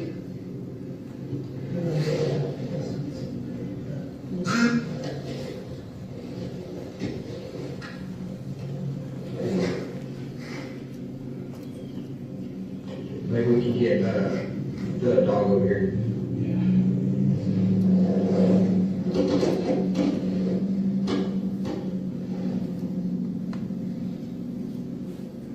Hey, I'm gonna get you a location. Can we get you and the dog over here? Alright, bye.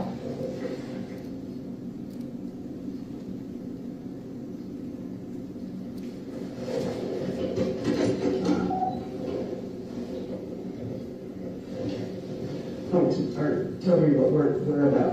Right there? The big gap right there? Tell you what.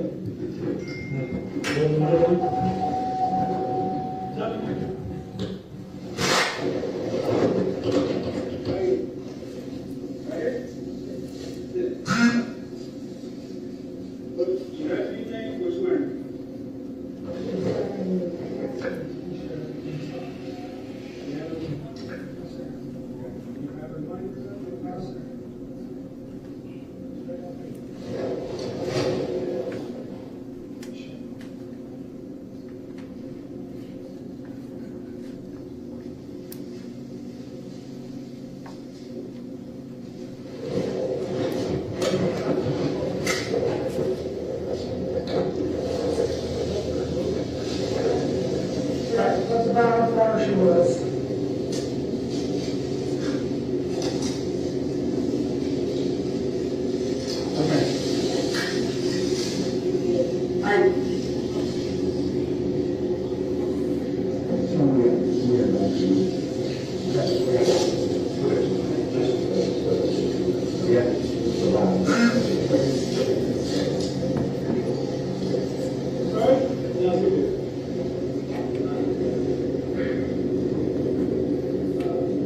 So, what she said was there any confusion about where you might have put her, and she's not alive?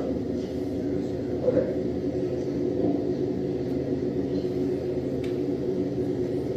Yeah, you know what, let's just walk. We'll go on either side.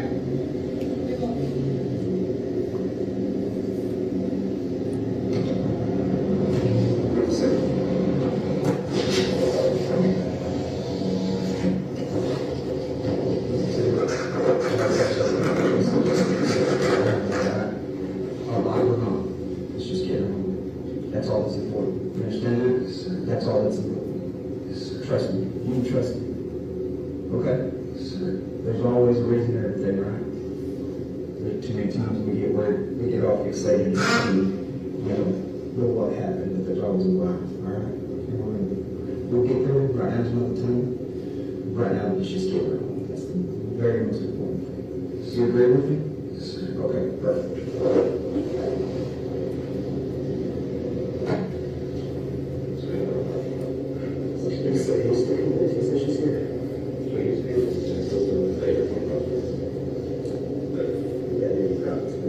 We're just trying to get that's what we here.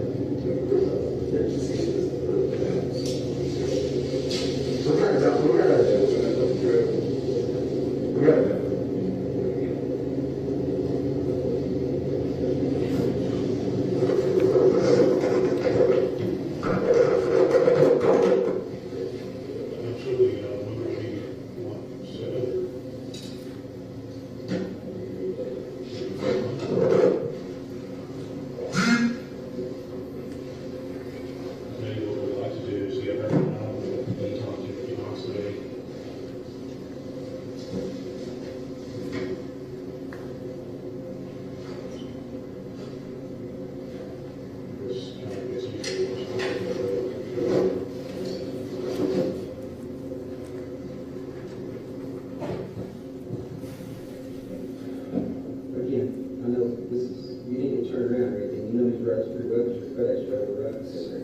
You're 100% positive it's right here. No ifs, ands, and buts.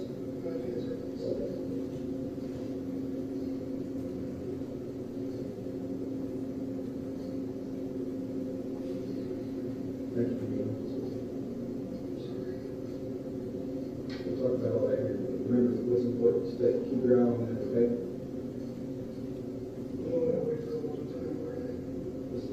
Remember what we're saying. Just stay focused on finding her, okay? That's what's most important right now. Let's find her, and we'll get into more, any of that stuff. I'll answer all your questions, and I'm sure you got other questions for me too. Right? Yeah? It's just...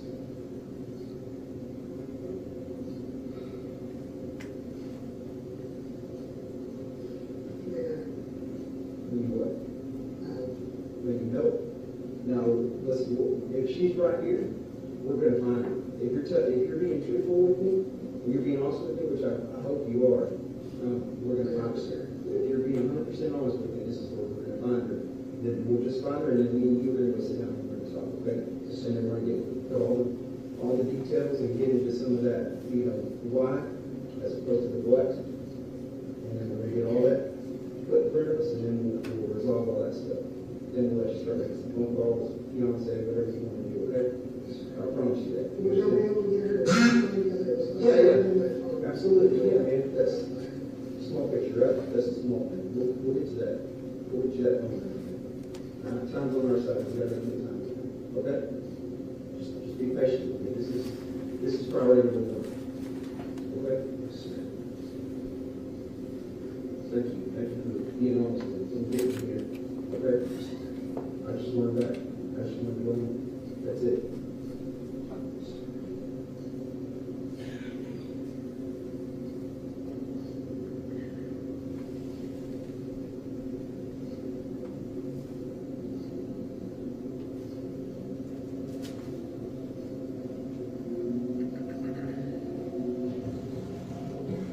Just take a DD.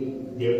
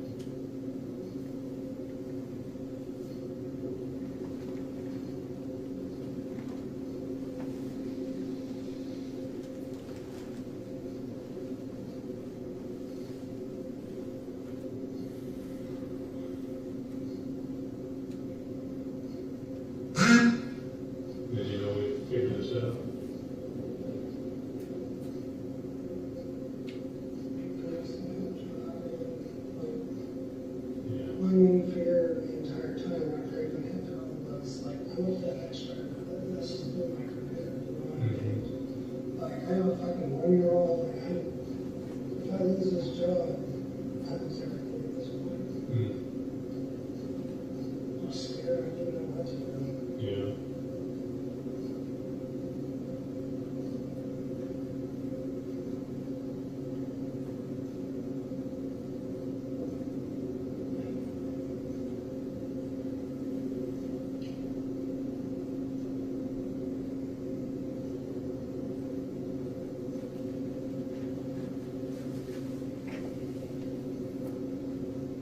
I mean, how's it in your house?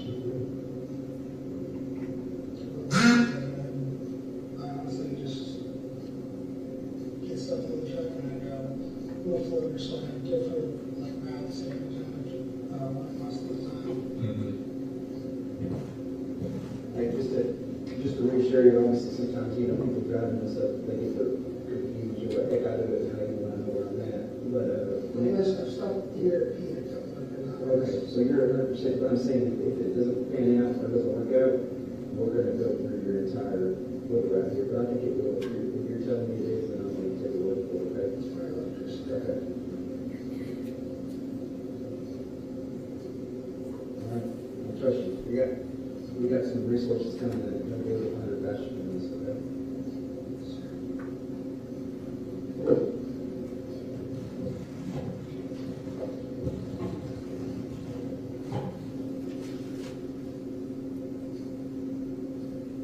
He's a good dude. The guy who's talking to you there. Good dude, man.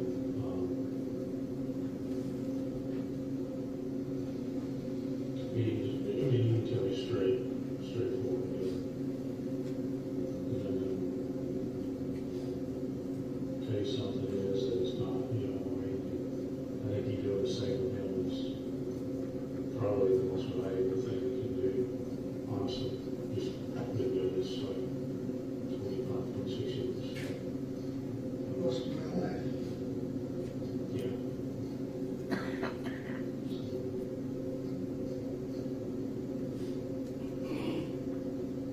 I'm not a bad person.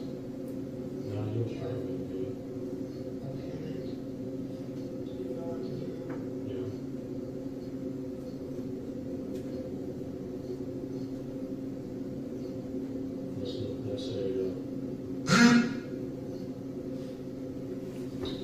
That's a normal thing, you know. It's just not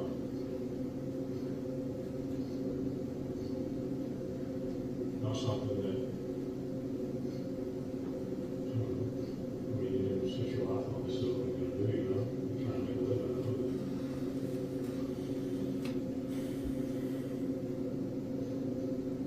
What areas do you deliver most of the time? Here in Springtown. Well, Springtown routes isn't so bad because you know, it's relatively, I mean, it's high volume and it's kind of like I know it pretty well because I'm a table. But the other one is like over in the it's the whole run. I'm dealing with this other go on. I just try to pronounce it. Then sometimes I work in the Goshen area. The what area? Goshen. Oh, yeah, yeah.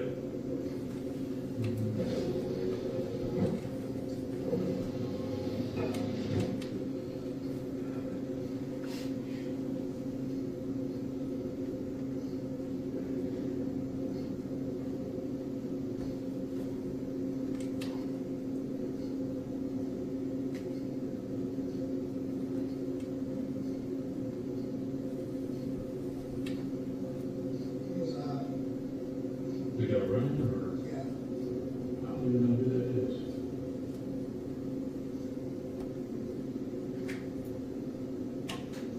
Dude, she should be right there.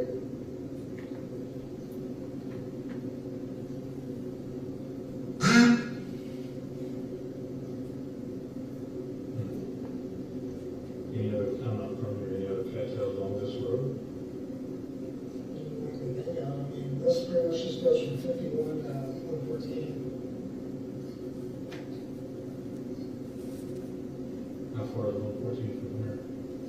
move out to the mile on that property.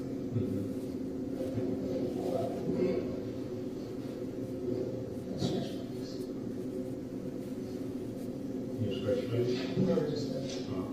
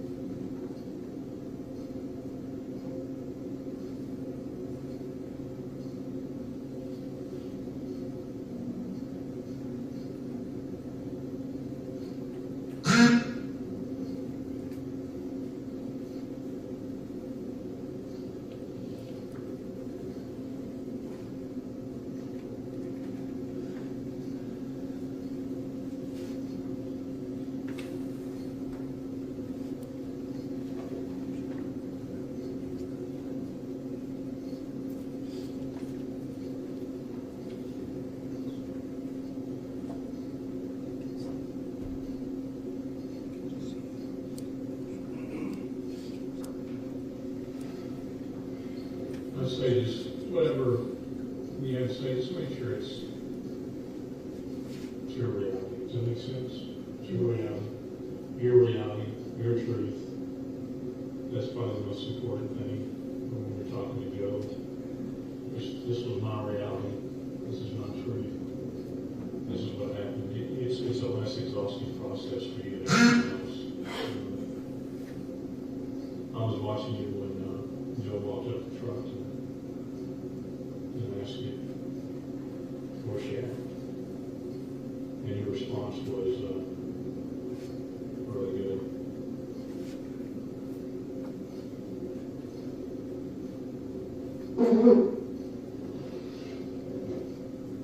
Don't just be. No, he didn't.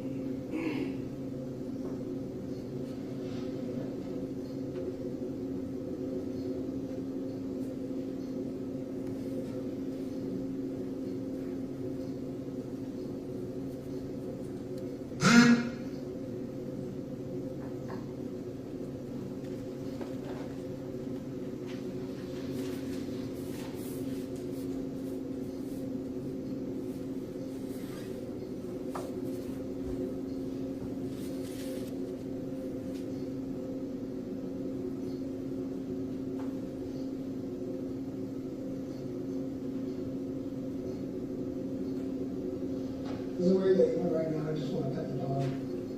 No, it's not rude. Sorry, I deal with dogs a lot. That's, Oh, yeah? yeah.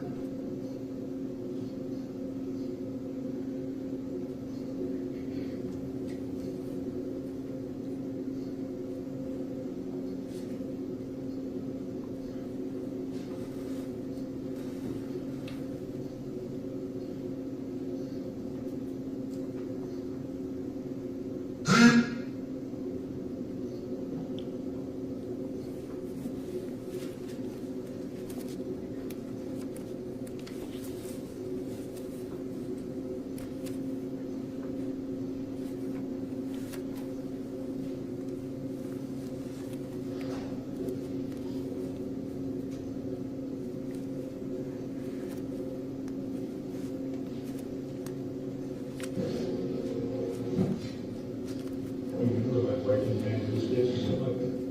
No, just kind of tossed around. Okay.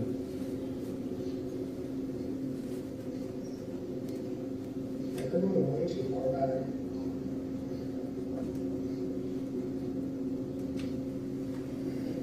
That's what I'm trying to say is that she wasn't that far in. They're going pretty far back.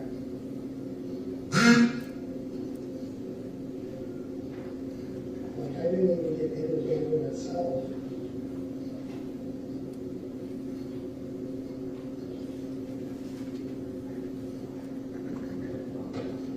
I would love to know if they're going too far. Yeah. Hey, they're going too far.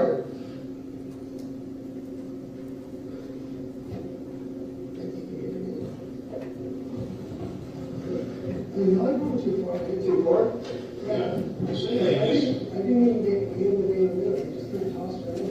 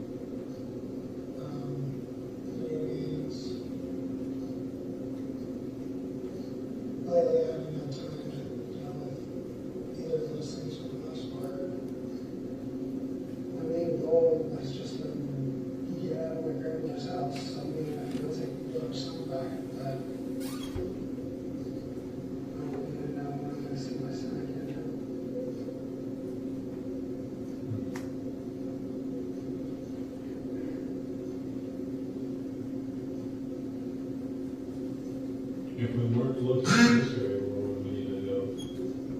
I mean, I'm 100% sure it's here. Okay.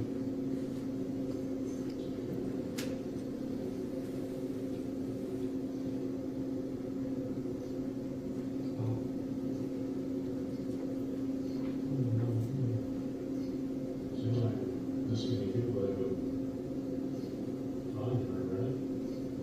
I mean, it should have been like easy, just step every couple steps and find her.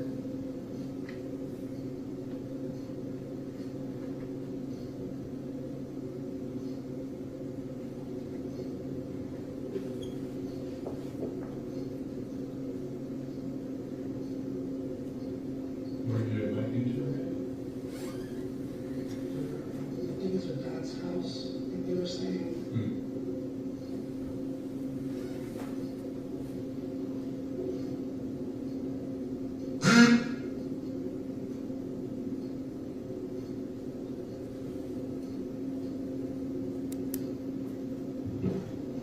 Pretty dark when you did it?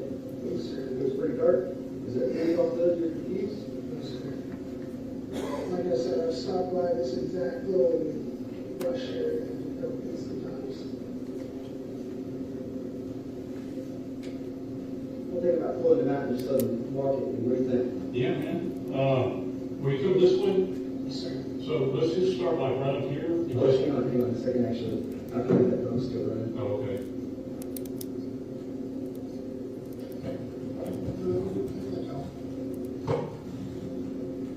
Once we find her, that's a good idea.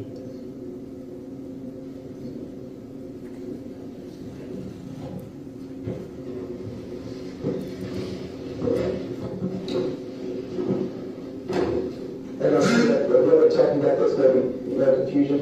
Yeah, no confusion.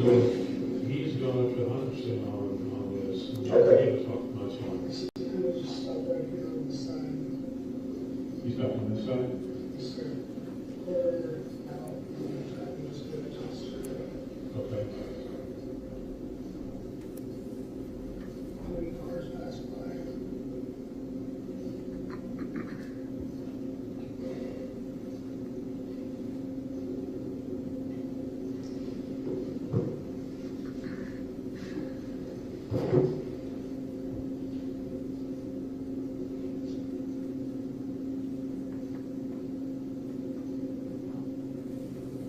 And how long ago was that?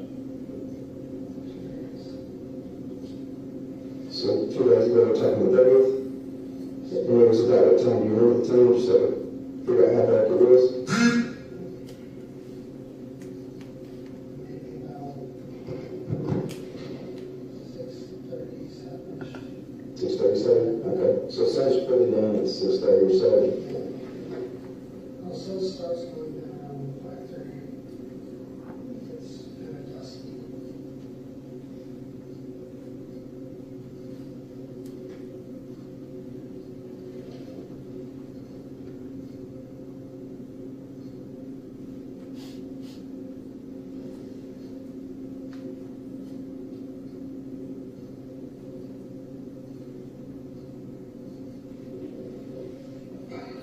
You all right? Yeah, man, it's like,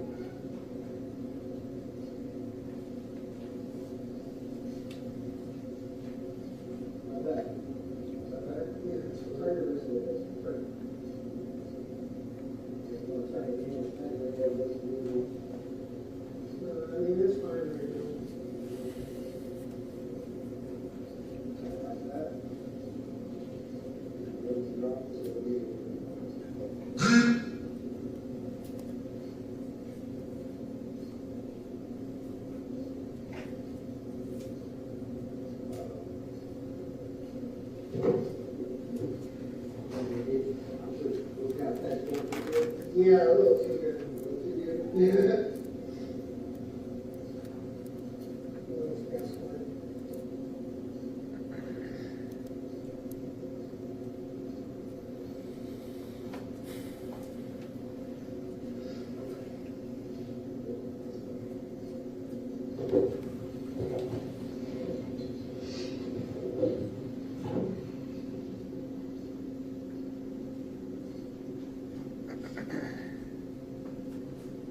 Worked anywhere else before?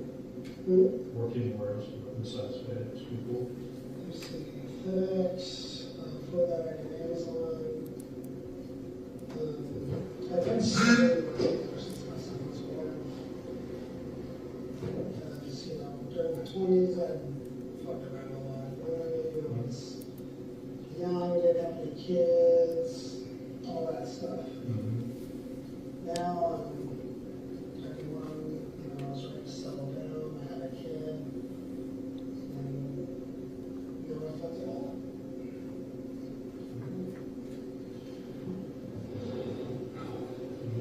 Anytime, no matter what it is or what's happened, I mean, obviously you got some adversity to face, but it's gonna be a mountain you can get over.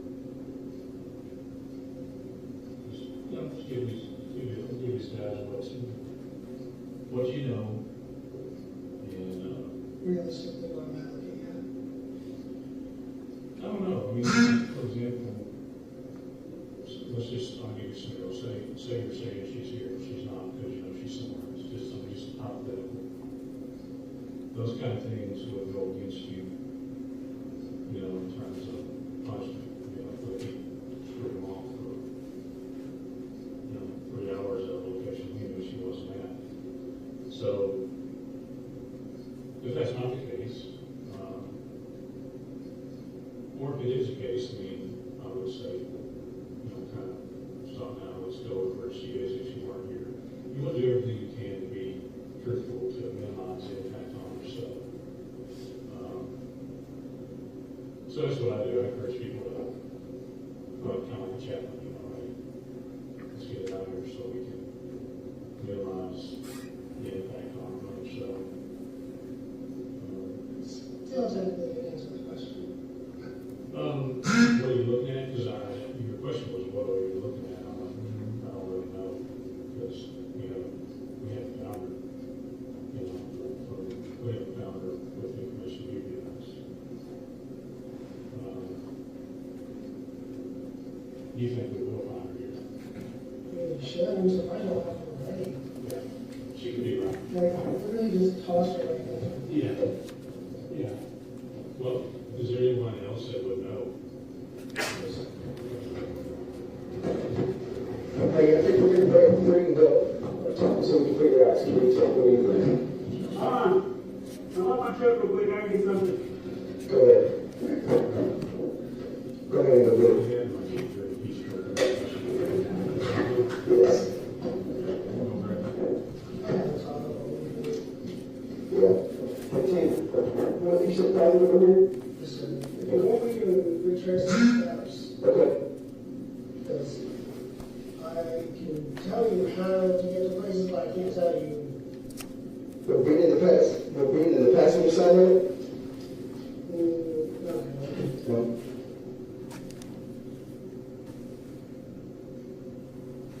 No. Like, I tossed her right in. Like, I don't know why I allowed me to tell her that.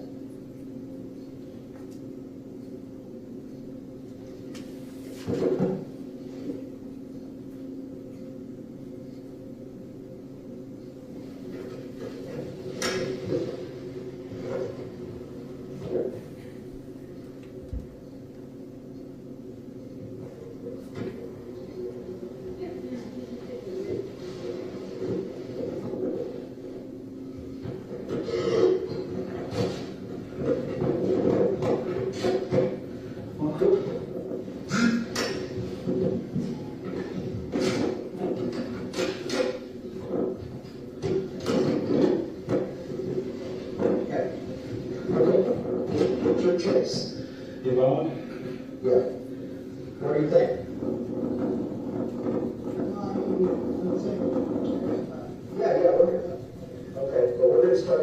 just gonna go to the end of this road and then come back like we're down there right now, okay?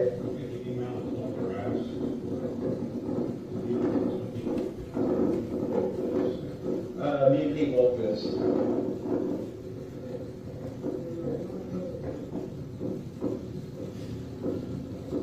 know it's past this dumpster for sure?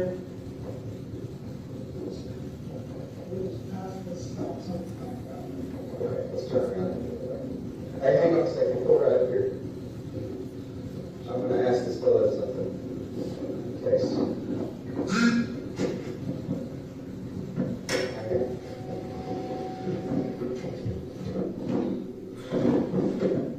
When you went in there, did you get cut by any times or anything, man? No, sir, I just did a toss around. Toss in head first, feet first, or?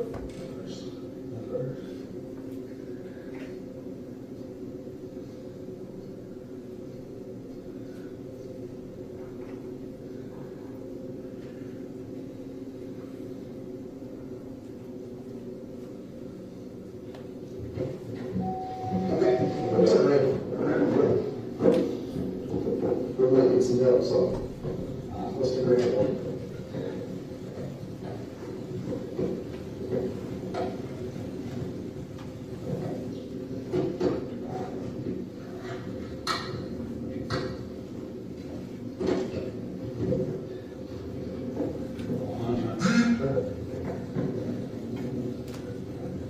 The well is scratched, right?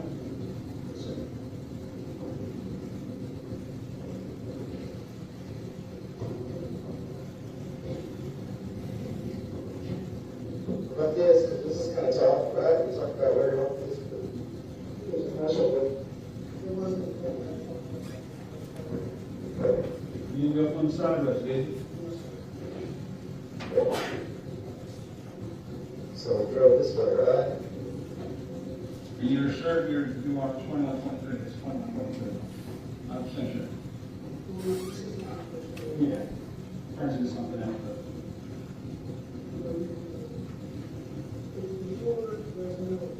Before the middle post, so right in that area.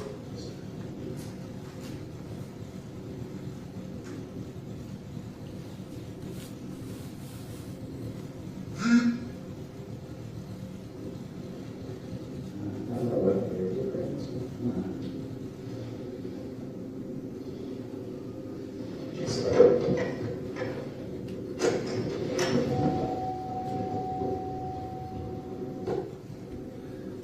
He's unlocking.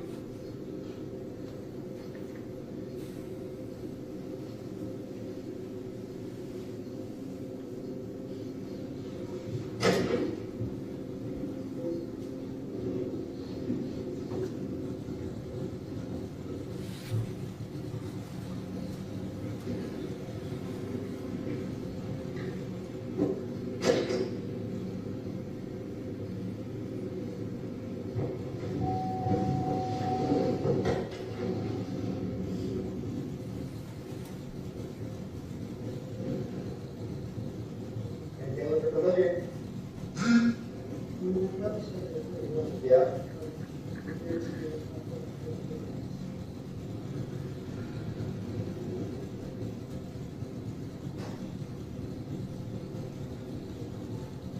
And because it turns into a curve right here. Did you go this way after you jumped the road? Okay.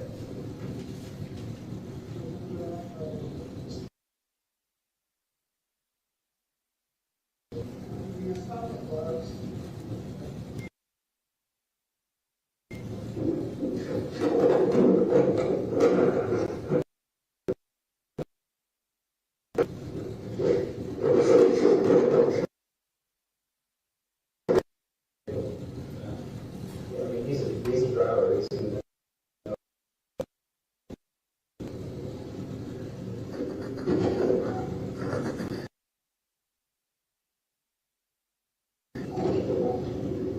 I wish he was selling, you know, what was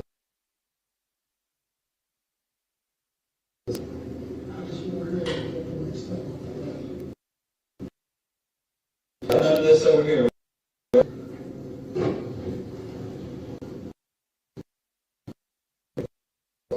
let's just do that and we need to move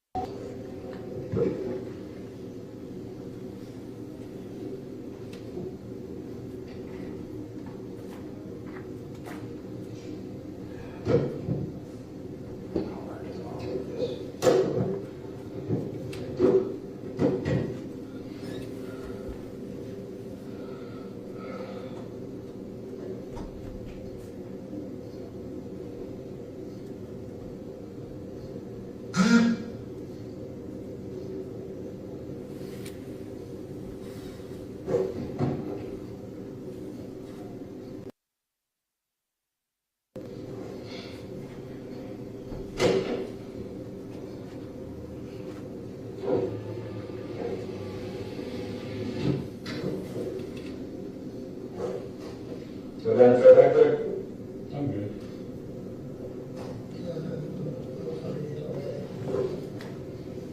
I adopted most types of temperature anyway. Now, you were talking that 30 for you over the other night. Oh, I was sleeping in it. Oh, Yeah, I kind of live in the shed in my grandparents, that's why it was so okay. You live in the shed at your grandparents' house? Yes. Where's that at?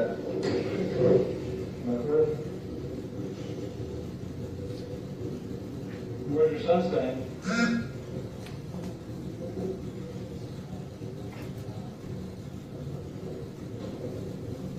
Tanner, did you keep any of your clothes or anything like that? No, you didn't.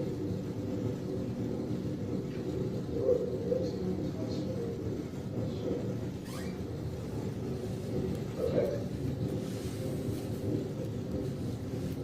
Well, you remember this new house and all that? You drive out of town, right? And you went past this.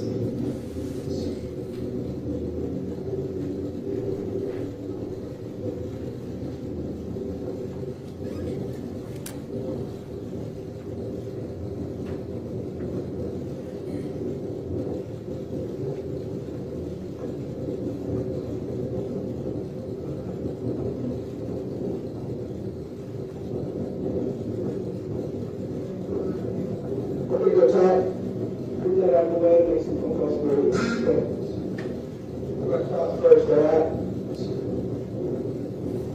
I'm sure you want something to drink. You're really thirsty. I'm going to grab water here. Got some office. No, you don't feel that for people? Germs? Yeah, I don't blame you. I work that pretty soon. What's wrong here?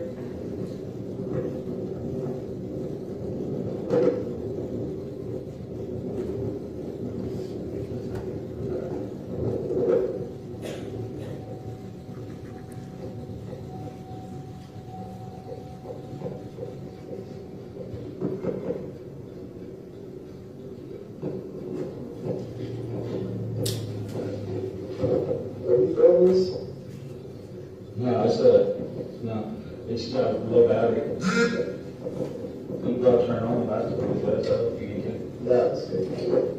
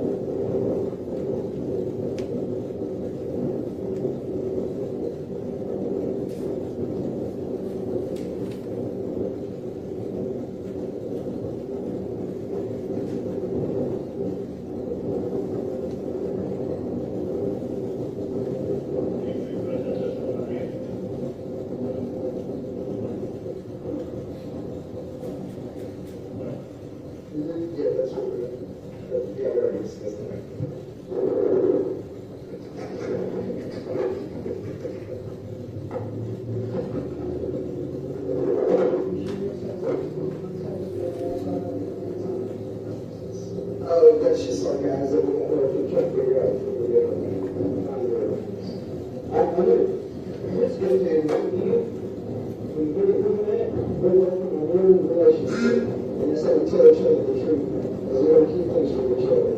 So that's what me and you are doing right now, right?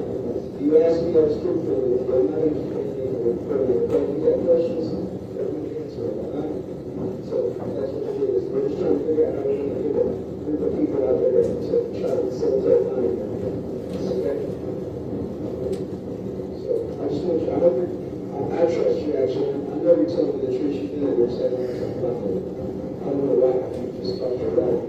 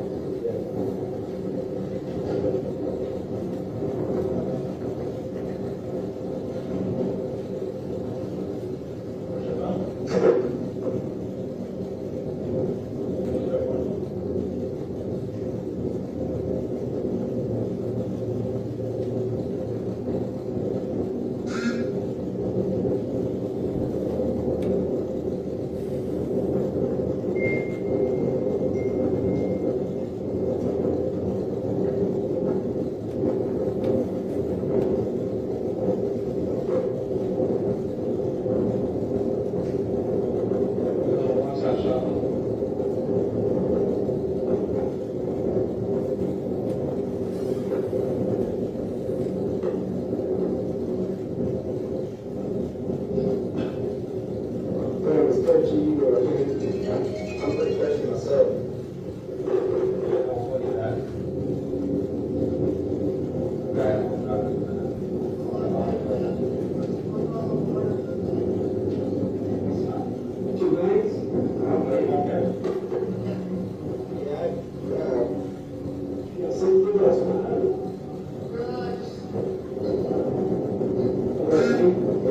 What's your favorite flavor?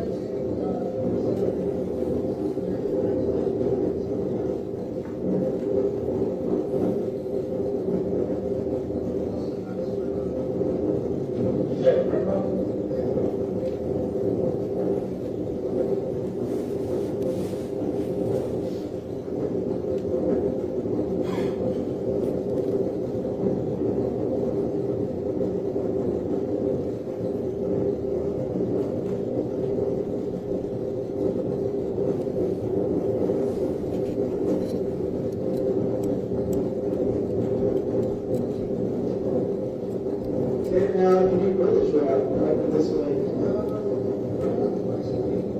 Yeah.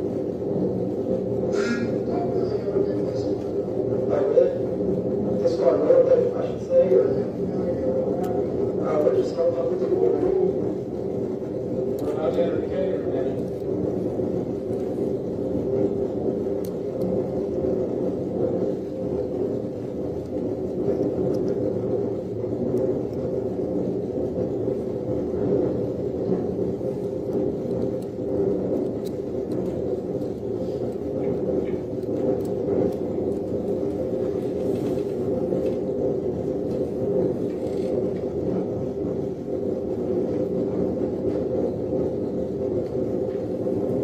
How long you been driving for this?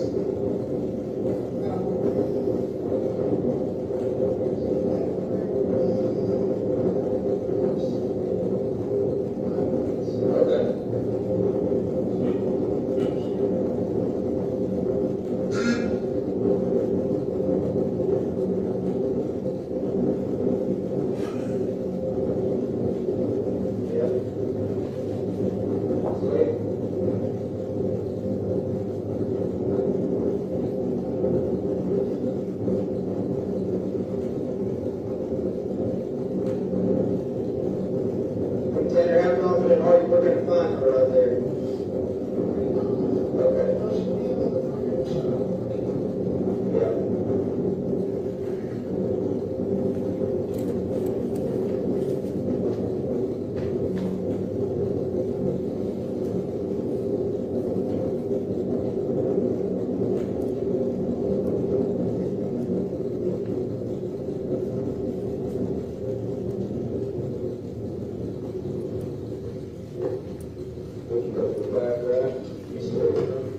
Yeah, pull back there and go through the Robert Chief.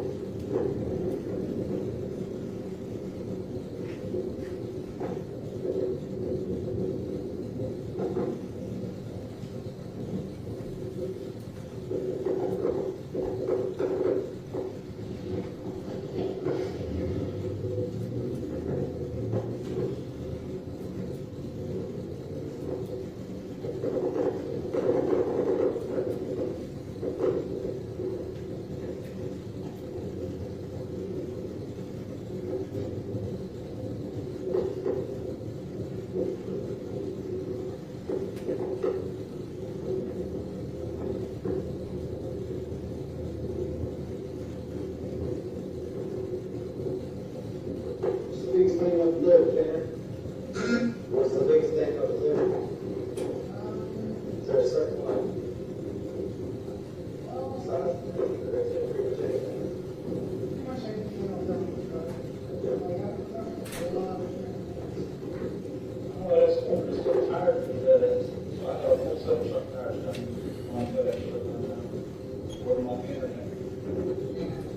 Tires for people to buy.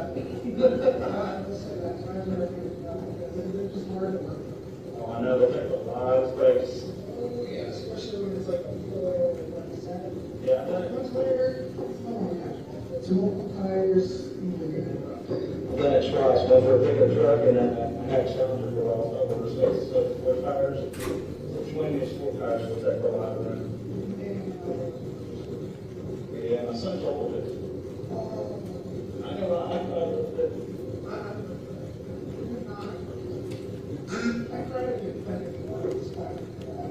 Hey, every girl needs to drop it down.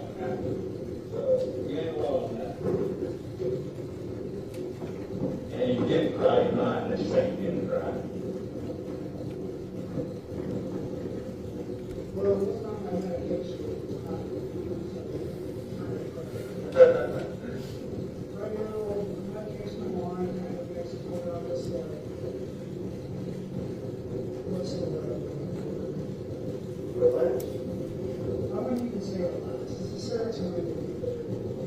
He was killed. Almost not finished a little bit. Yeah, he was killed. Even though. You don't get too excited. You don't get too excited. You don't cry. Not too much. Yeah. The reason I have to get put back on the medication is because I went through a suicide, so that's, How long was that? I'm gonna say about 5-6 months ago.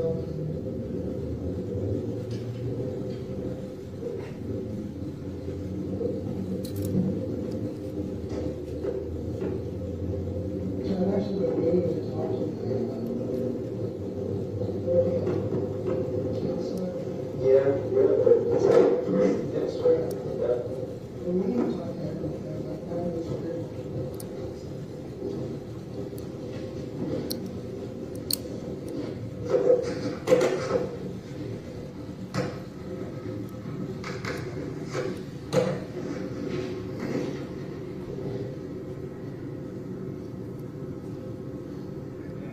That is all we're going to choose from. I got a little bit with me. Thank you.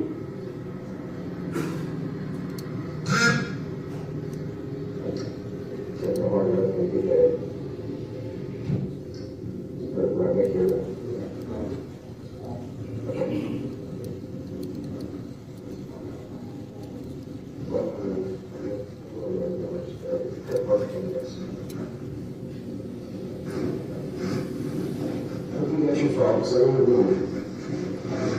College chief.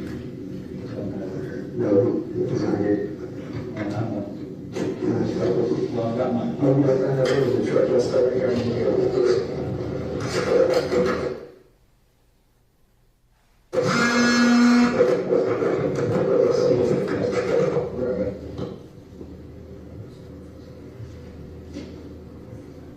All right, Mr. Berry, let's stop for right now. We will take our afternoon, our lunch break. Your lunches are here. We'll start back up at 1:05, okay? All rise.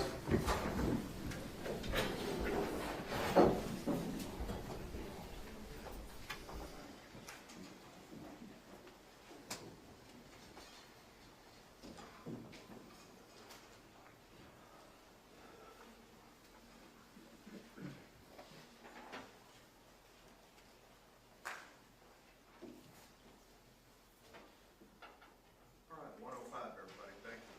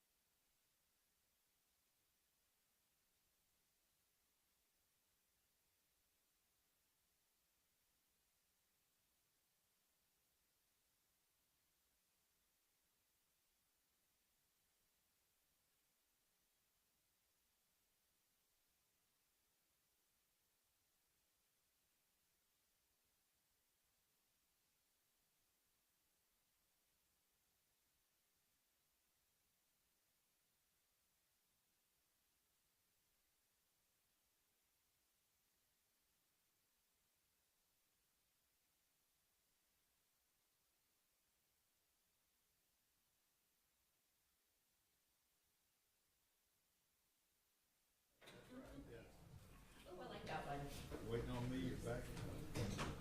have to use that one on him.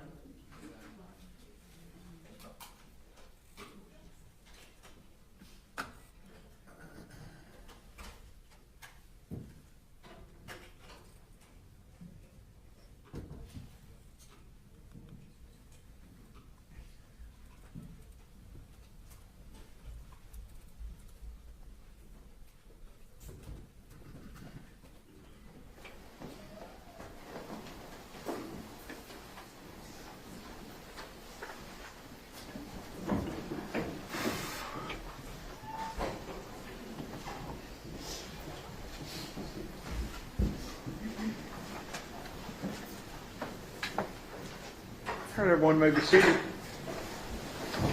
Good afternoon. We are ready to press on, okay? Mr. State. Thank you, Your Honor. All right, Ranger, we got through that grind of a video for an hour or so.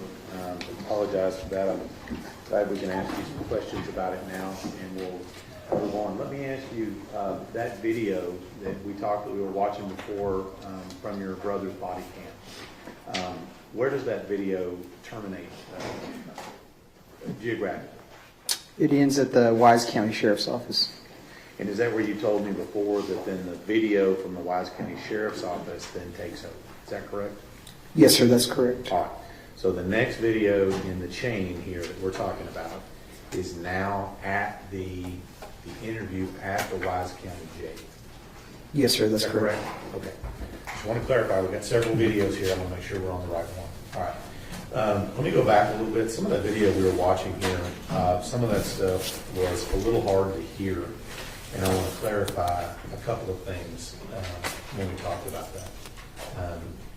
Let's talk about the discussion about Athena's clothes. From that video, what was Tanner Horner's first statements to you about whether she was clothed or not? In that incident, he stated she was clothed. Okay. And then what did he then later on in the video tell you about her clothes? That she was wearing a t-shirt and jeans. And what did he tell you he had done with those? If you remember. In that particular video, he didn't say anything, that he'd done anything with the clothing. All right.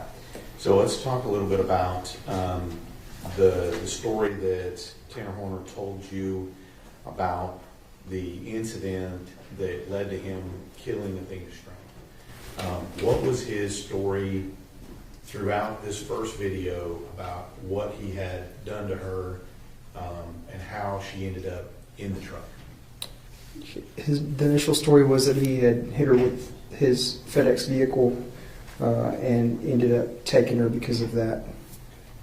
So what do you know about the statement to you from Tanner Horner that he backed into with the truck? What do you know about that statement?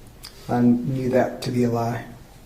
With regard to his statement to you that she was deceased when he put her in the truck, what do you know about that statement? I also knew that to be a lie as well, based on the video. How long did this wild goose chase in the bamboo go on? I believe almost 2 hours, close to 2 hours. All right. And so we heard on the video there's a lot of discussion about, I think I heard you ask several times, is she in here? Is she in here? Right? Yes, sir. And is that what you were describing before in the first part of your testimony, that you guys were all out there on the road looking and then having conversations with Tanner Horner as you're looking? Is that what's going on? Yes, sir. Some of it was hard to see, in and out of the truck. Okay. So when you're out there and you're searching, do you take any resources that are looking for Athena and bring them to this bamboo area?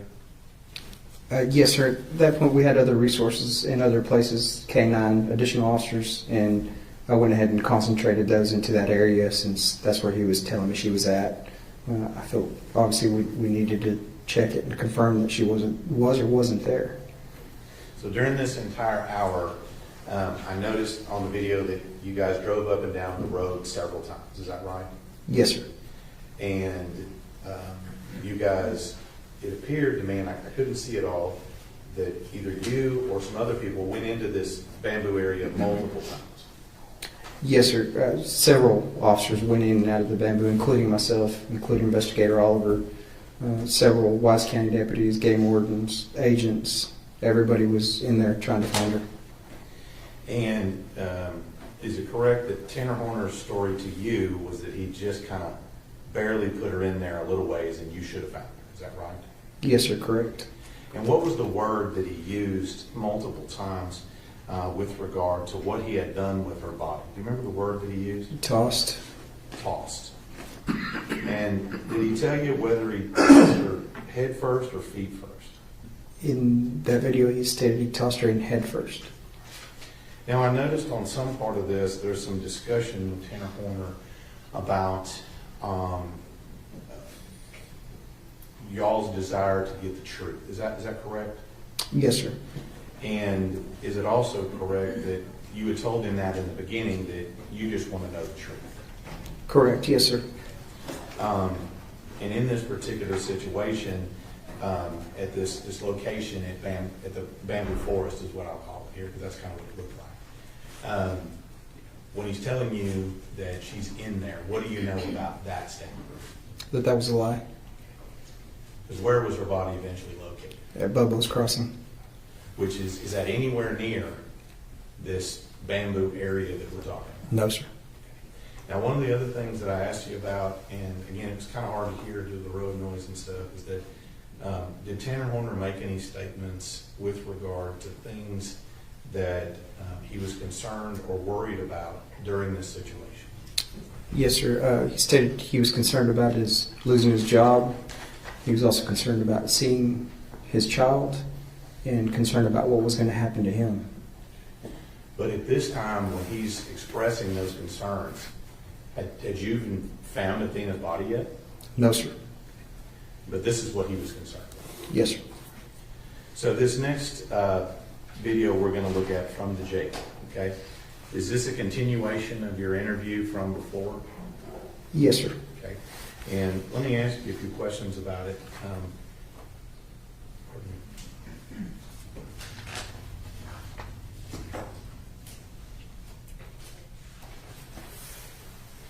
So this particular interview at the jail, who is participating in this interview? Present during the course of the interview is myself, Investigator Oliver, and Ranger Danny Briley. And throughout the majority of this interview, are you conducting the interview or somebody else? I'm conducting the interview. And do you know about what time you got back to the jail? I believe around 4 p.m. approximately. Okay. And so you get to the jail. I'm going to fast forward a little bit. Is there an interview room or someplace in the jail where you interview suspects? Yes, sir. Yeah. Most of the interview rooms that we conduct our interviews in are audio and video recorded in a controlled environment where we can have a table, chairs, board to draw on if needed, things like that. And so when you get to the jail, are y'all in that interview? Is that where this interview room, is that where this takes place? Yes, sir. And so when you get in the interview, what's the first thing you do when you get in the interview room? Go ahead and advise Mr. Horner of his rights. Again? Yes, sir. And this is in addition to what you told you when you were on the roadside? Correct, yes, sir. So you're in there and you're conducting this interview. About how long do you think that interview was in the jail? Almost 2 hours. Now, if I help me, correct me if I'm wrong here. We have the interview in the jail, right? And when that's finished, or at least a stopping point, where do you go next? We go back out into the field to try to locate Athena again. Back to the bamboo again? Yes, sir. So we have an interview at the jail. That goes on for some time, and then you elect, we're going to go back out on scene. Is that the progression of events? Yes, sir. So let's go to the jail interview, and I'm going to hit a couple of things in here. In the jail interview, once you get him in there and start talking to him,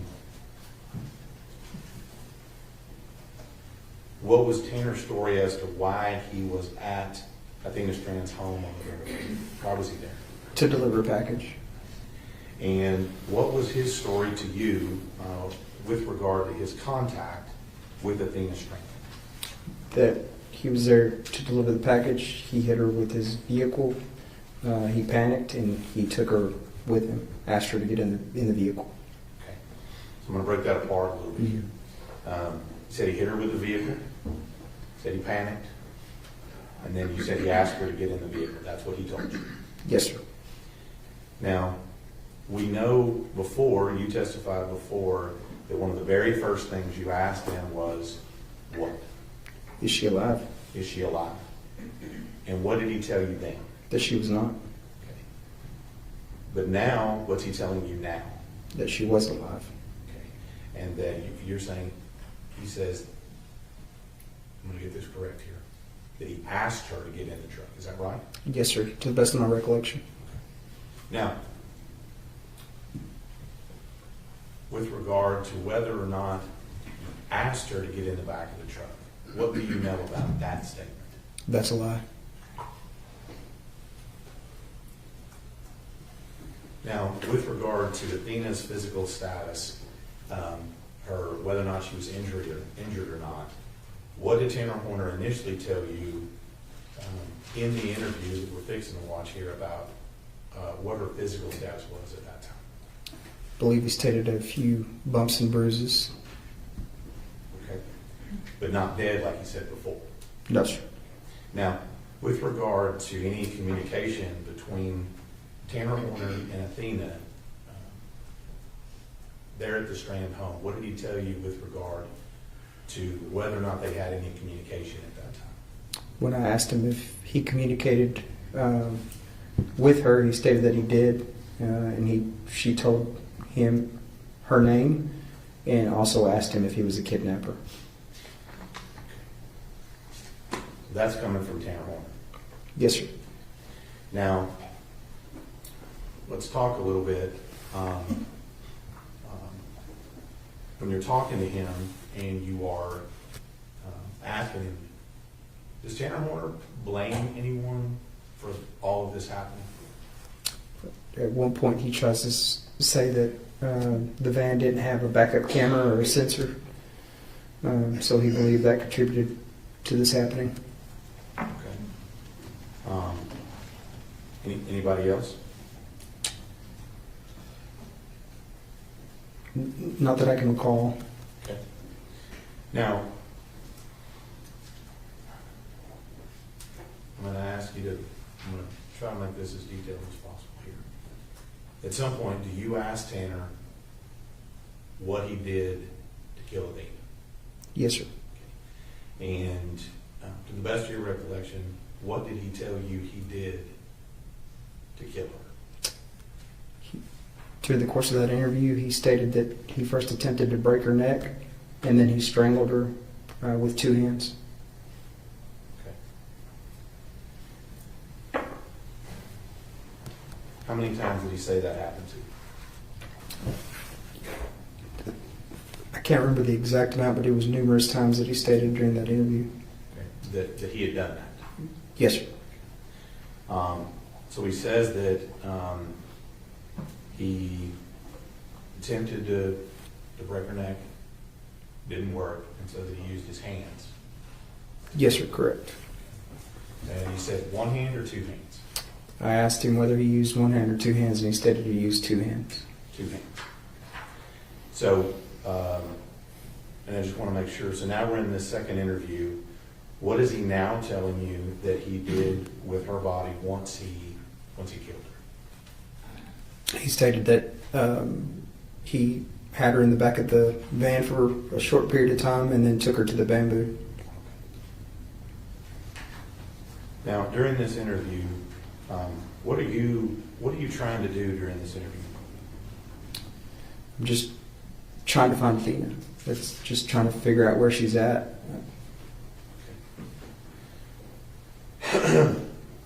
Now, as far as after he, according to him, after he dumps her body in the bamboo, we've talked a lot about that. Where does he say that he went next after that? he stated during the course of that interview that he went to the Loves to get some cleaning supplies for the truck, and then he went back to the station. So just for those of us that don't know, is it Love's a convenience store? Yes, sir. Is it also a truck stop? Yes, sir. And is there a Love's in fairly close vicinity to where that would have been happening? Yes, sir. And do you know where that one's located? I can't remember the approximate address or location, but we had investigators follow up with that location as soon as we found that information. All right. So Love's truck stop, that's what he said, clean up the truck. What did he tell you that he was cleaning up? He stated that he was cleaning up vomit and feces. Okay. Whose vomit? His vomit. Whose feces? Athena's.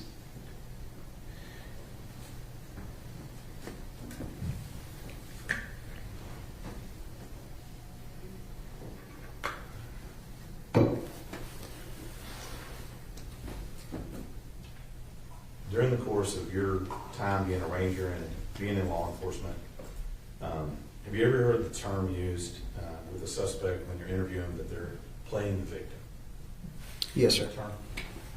And what does that mean to you? Essentially, there's no accountability. It's just blaming everybody else. But then? Correct, yes, sir. And in this case, when we're talking about Tanner Horner in his interview, does he take on that role during that part of that interview? Playing the victim? Yes, sir, he does. And just give us a general, we're going to be able to listen to it, but give us a general overview of what he does from your recollection to play the victim, so to speak. Just never any accountability as far as what transpired. Obviously, I knew a lot of the facts in reference to this investigation, including some facts that I was collecting during the course of that interview. So throughout the course of that interview, I know he's continuously lying to me, and it's very self-serving because he knows if he tells me the truth. Objection, Your Honor, that calls for speculation as to what Mr. Horner may or may not have known. Sustained. Without speculation. Correct, yes, sir. Say your question again. I said, without speculating, is anything you can finish your answer if you want to. Just a lot of blaming everybody else and no accountability. And as part of this, when you say that he's blaming other people, you said that he blamed possibly FedEx for not having a working backup camera, right? Yes, sir. Which, from what you're telling me, would have led to him backing into her, right? Presumably is what he was implying. Right. Which you've already said that's a lie. Yes, sir. And so, with regard to any other place where he laid blame for being responsible for Athena's kidnapping and murder, Yes, sir. was there any other person, place, or business that he laid blame for causing her murder? Not that I can recall, other than him blaming his long hours and his work and some of the things going on in his life. All right. All right. So I'm going to ask you to tell me about Zero.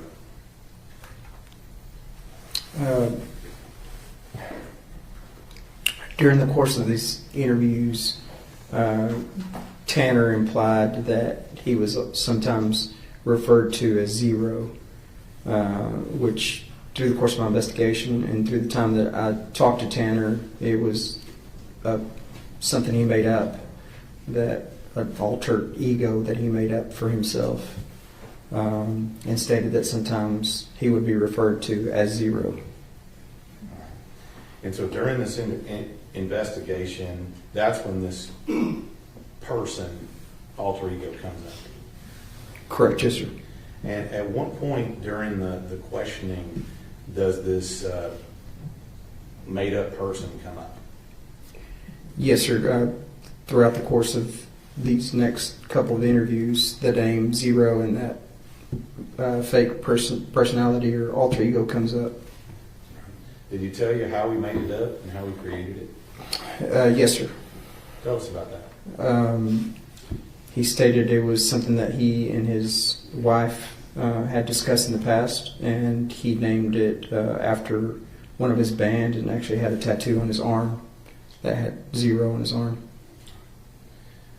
So he created it and he named it. Correct, yes, sir. He made it up. Yes, sir, to the best of my knowledge, yes, sir. Okay.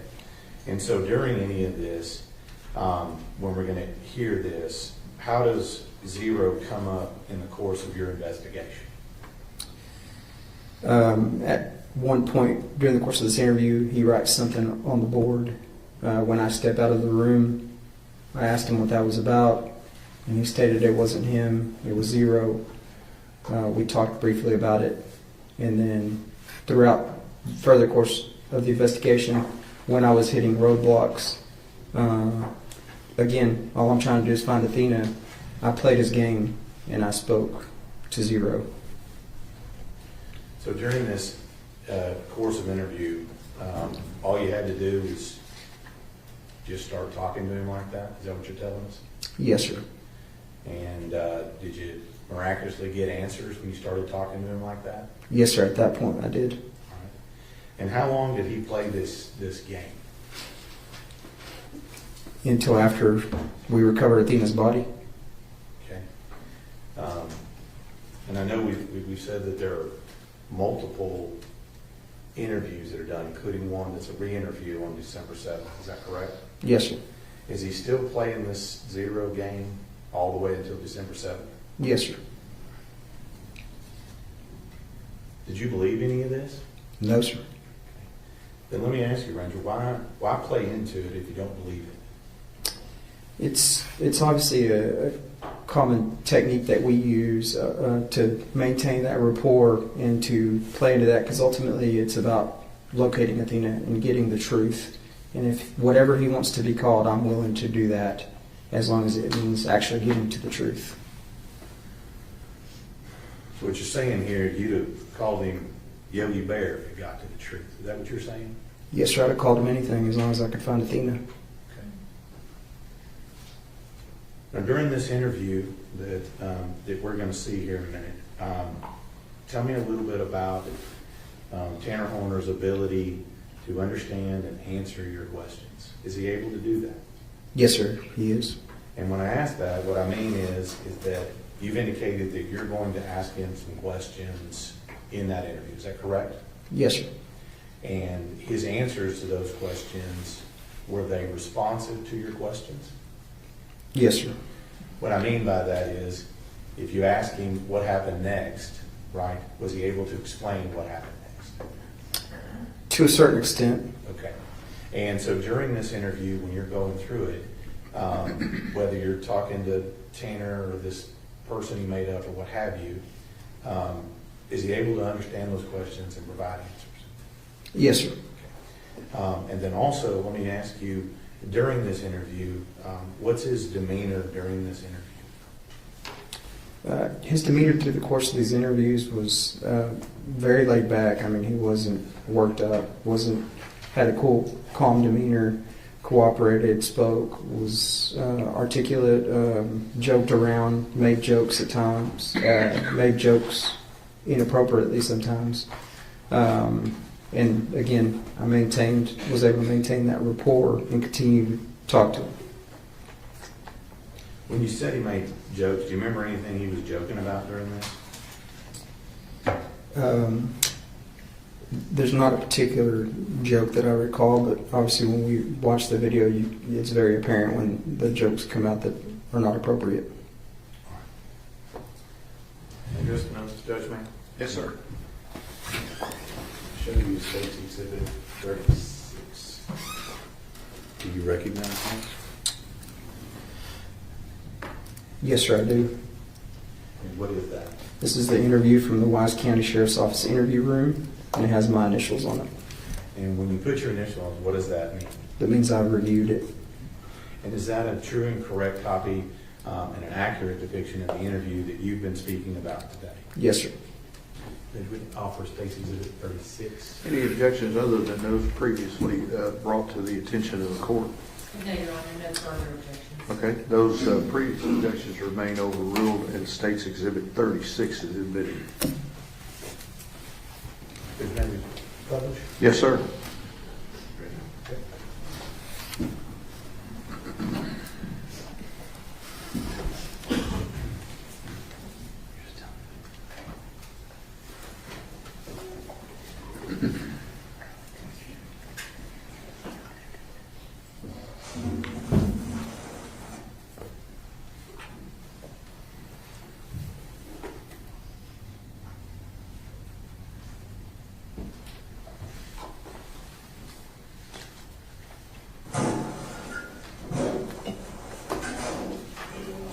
Okay.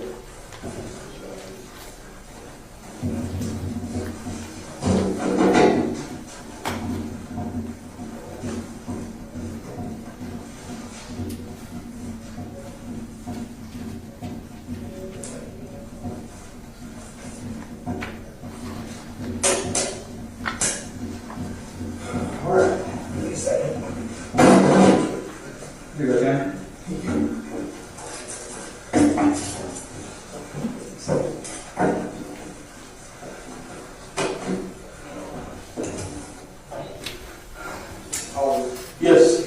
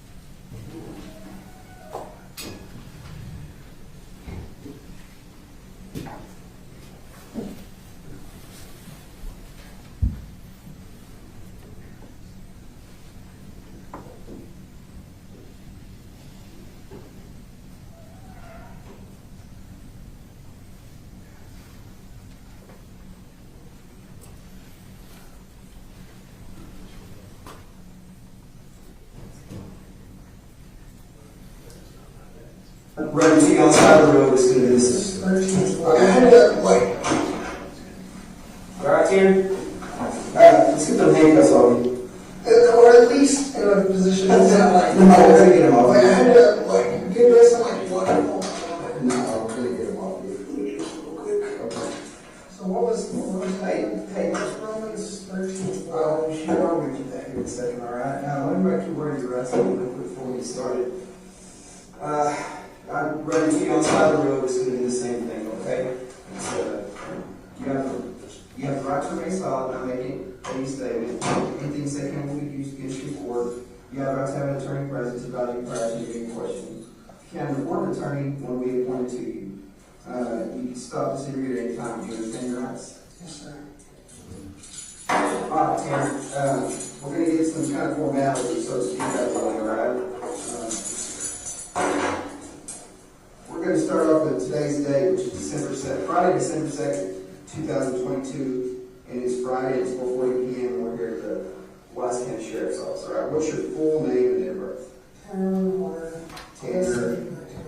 Hang on, Tanner Lynn, Lynn. Yes, sir. Horn.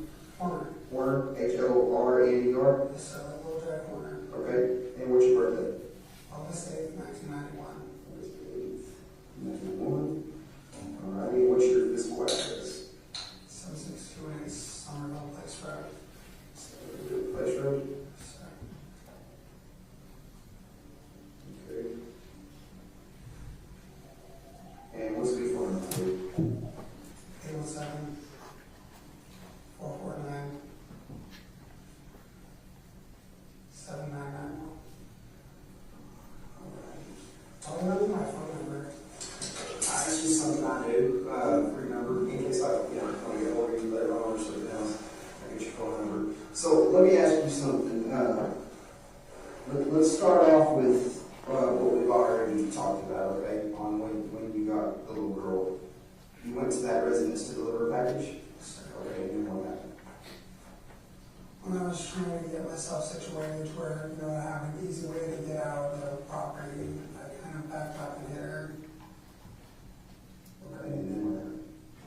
She seemed like she wasn't too incredibly hurt, but it was a panic. Okay. And I didn't know what to do. My main fear was I could lose my job, lose my source of income, the way, like, everything was on the line. I didn't know what to do. Okay.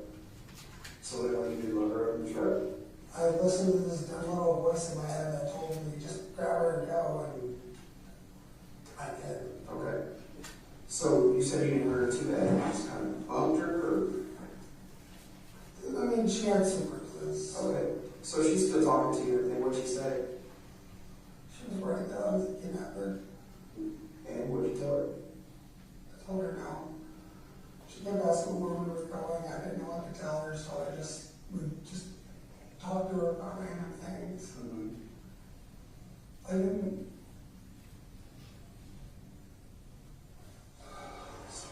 It's okay. You didn't what? She was a sweet kid. Mm-hmm. Okay, so you were in fear of, hey, I'm going to get in trouble for getting rid of my truck. That was your biggest fear. Okay, then what happened? I was driving around for a bit just trying to figure out what I was going to do about the situation. And what'd she do? Asking questions, we're just talking at this point. Yeah, is she sitting down? Is she standing up? Is she in the passenger seat? Where's she at? She's standing up. She's in the back. Okay. What's she asking? Just random things. Like, I just had her talking. Mm-hmm. It was, I don't know. And then where'd you go?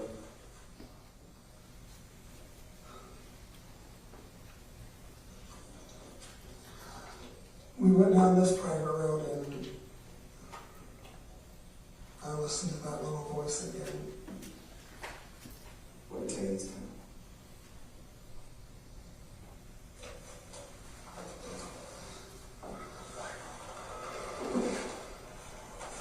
Remember what it told you?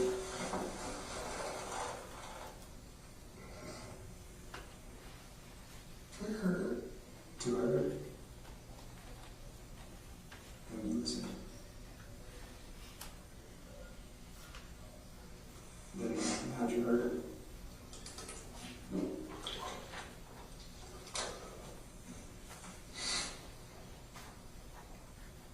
It's okay. It's alright. It's alright. How'd you heard it? No, it's not alright. Well, no, it's alright to tell me. It's okay to tell me. You gotta get it off your chest. How'd you hear it?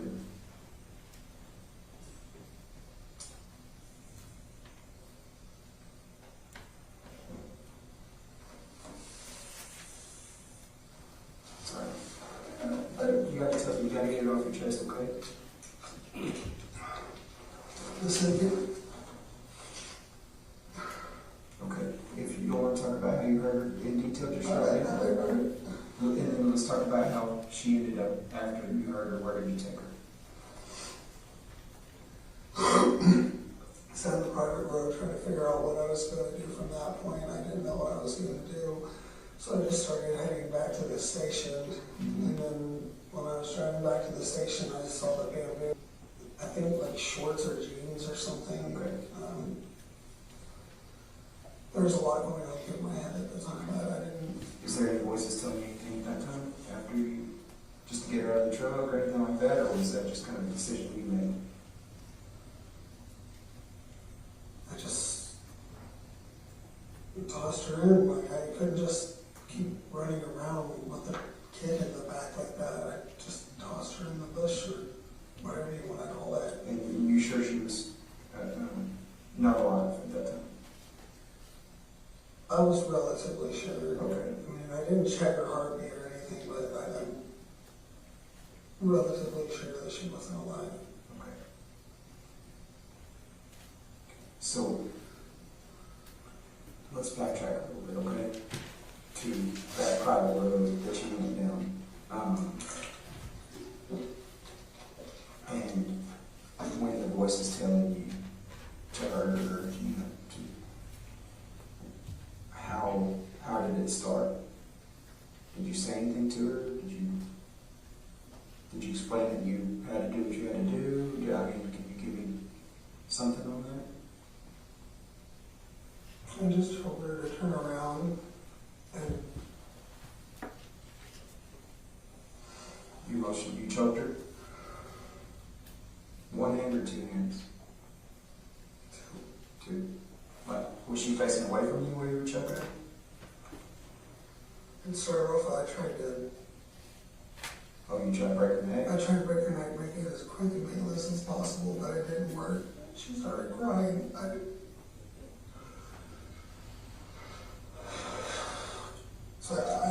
trying to calm down. I'm trying to calm down. It's all right. Hey, listen to what I tell you earlier, right? A lot of the time we're too fixated on what, right? On what happened. So now we know a little bit of what happened, right? We know that you hit her, bumped her with the truck. You got scared, right? She not telling you. So you got her in the truck. When you got her in the truck, let's talk about that. Did you just pick her up into the truck, or did you ask her to get in? I asked her to get in. Okay. So she listened to you, got in the truck, and then you drive from your route immediately, start kind of headed back to the station, right? No. After that, that's when we went down the private road because I was trying to figure out what I was going to do. Okay. What do you think the time frame was from there? Like, I don't know. not very long, like 5, 10 minutes, 30 minutes? I wouldn't know how to. Okay. But don't worry, we're not going to get Unless I'm like sitting there looking at the time, I have no idea how much time has passed. Okay, so. I don't even know how long it's been since you guys stopped me after that delivery. Yeah, okay, so your perception of time is not too good. So you get in the truck, she's standing up talking to you. You gotta drive down the private road, and that's when the voice tells you, hey, you need to hurt her, you need to get rid of her, right? Am I right? Correct me if I'm missing something.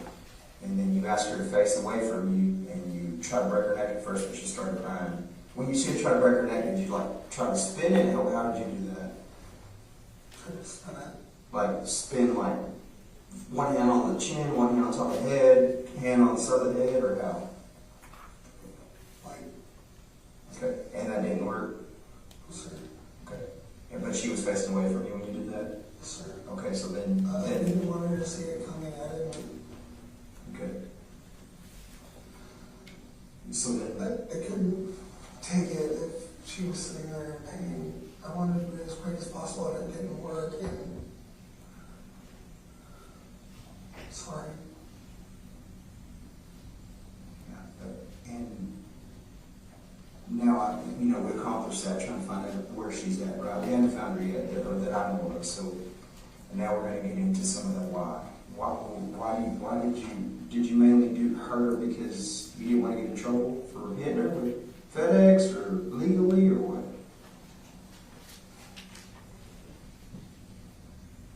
Essentially, just panicking. I didn't know what to do, and then it almost seems like it was a dream. For the most part, it just kind of seems like I wasn't, you know what I mean? Seems like I wasn't behind the wheel at the time. Out of body experience, so to speak. Almost. Okay. Almost. But stuff like that's happened my entire life. Where like I'll have these like out of body experiences. Mostly when I'm like getting in a fight with someone or something like that. But sometimes I'll kind of like phase out and not know what's going on. Other times I'll just kind of be in the back seat almost. When you were talking to her, did she tell you her name? Yeah. What's her name? Athena. Okay. Did she tell you her full name, or did she just know her first name? Did she tell you her last name or anything? No, she didn't tell me her last name. So she just told you her name was Athena? Which I actually thought that was pretty cool because, you know, I like mythology and stuff like that. Yep. So let's go back to, I know you don't want to, you know, you have a hard time, rightfully so, you know, kind of recall a little bit, but, and I'm going to go back and touch on it a little bit. And you try to break her neck, she starts crying. When you start choking her, facing away from you, like you stated earlier, how long did it take her to essentially pass out or stop crying? Was it long, or was it a short period of time? How long do you think? It was probably about a minute, but it felt like so much longer. And then she just stopped moving and went limp. I mean, were y'all on the ground, or was she standing up still? Was she standing up when you were doing it, or did she, obviously at some point when she passes out or whatever, you had to come to the ground? She started off standing and then kind of after a while went down. Okay. And then did she move at all after that? No, sir. Okay. That's when I started moving towards that, I guess, it's a county road, the one right across from 2123, and that's when I threw her in the bush. Okay. Now, what was that little voice specifically telling you? Do you remember?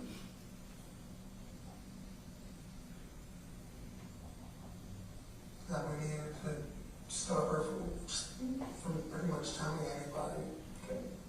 So that was the main concern. That's the whole reason why. Everything was at risk. My job, my family, everything. And I didn't.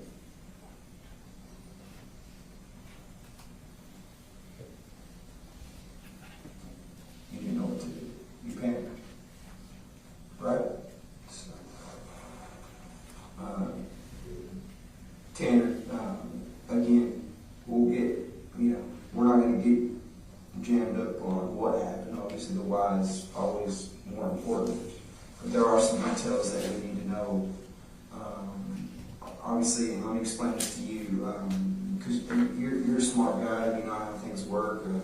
Just talking to you the little bit of time I have, you're obviously into mythology, you're into superhero movies, you know how things work here. You're not, so to speak, a recluse. You know the things around you that go on. So I mean, it used to be a really bad recluse, but that's a long time ago. I mean, but so by that saying, you're exposed to things and you know how things work. So obviously, when we work this type of investigation, right, a medical examiner's body looks at the body, right, to determine how this person passed away. So we're going to know some of the what, right? We're going to be able to essentially corroborate what you're telling us now, right? So is there anything else we're going to know? Because I don't want you to lie to me now. So I'm going to shoot you straight, just like I want you to shoot me straight, all right? Put yourself in my boots, so don't lie to me, because you know how it is. Do you like being lied to? no, sir. Okay. So I think I know what you're about to ask, and no, I didn't. what am I going to ask? You're going to ask if I sexually assaulted her, and I did not. You didn't sexually assault her. No, sir. So everything's going to tell me that you didn't sexually assault her. With my medication now, I don't even really have much of a libido. Okay. Like my fiance will even tell you that kind of pisses her off most of the time. Okay. So whenever the doctors or whatever examine her body, they're going to tell me that she wasn't sexually assaulted. Yes, sir. Okay. Let's go back a little bit into the private road. Was it pretty close to where she lived? Relatively, it's like, okay, so. Hang on, let's go right here. We got a board to work. Yeah. Okay. Look, and it sounds like you're pretty good at this stuff. So. Okay, so say this is 2123, this is that road, right?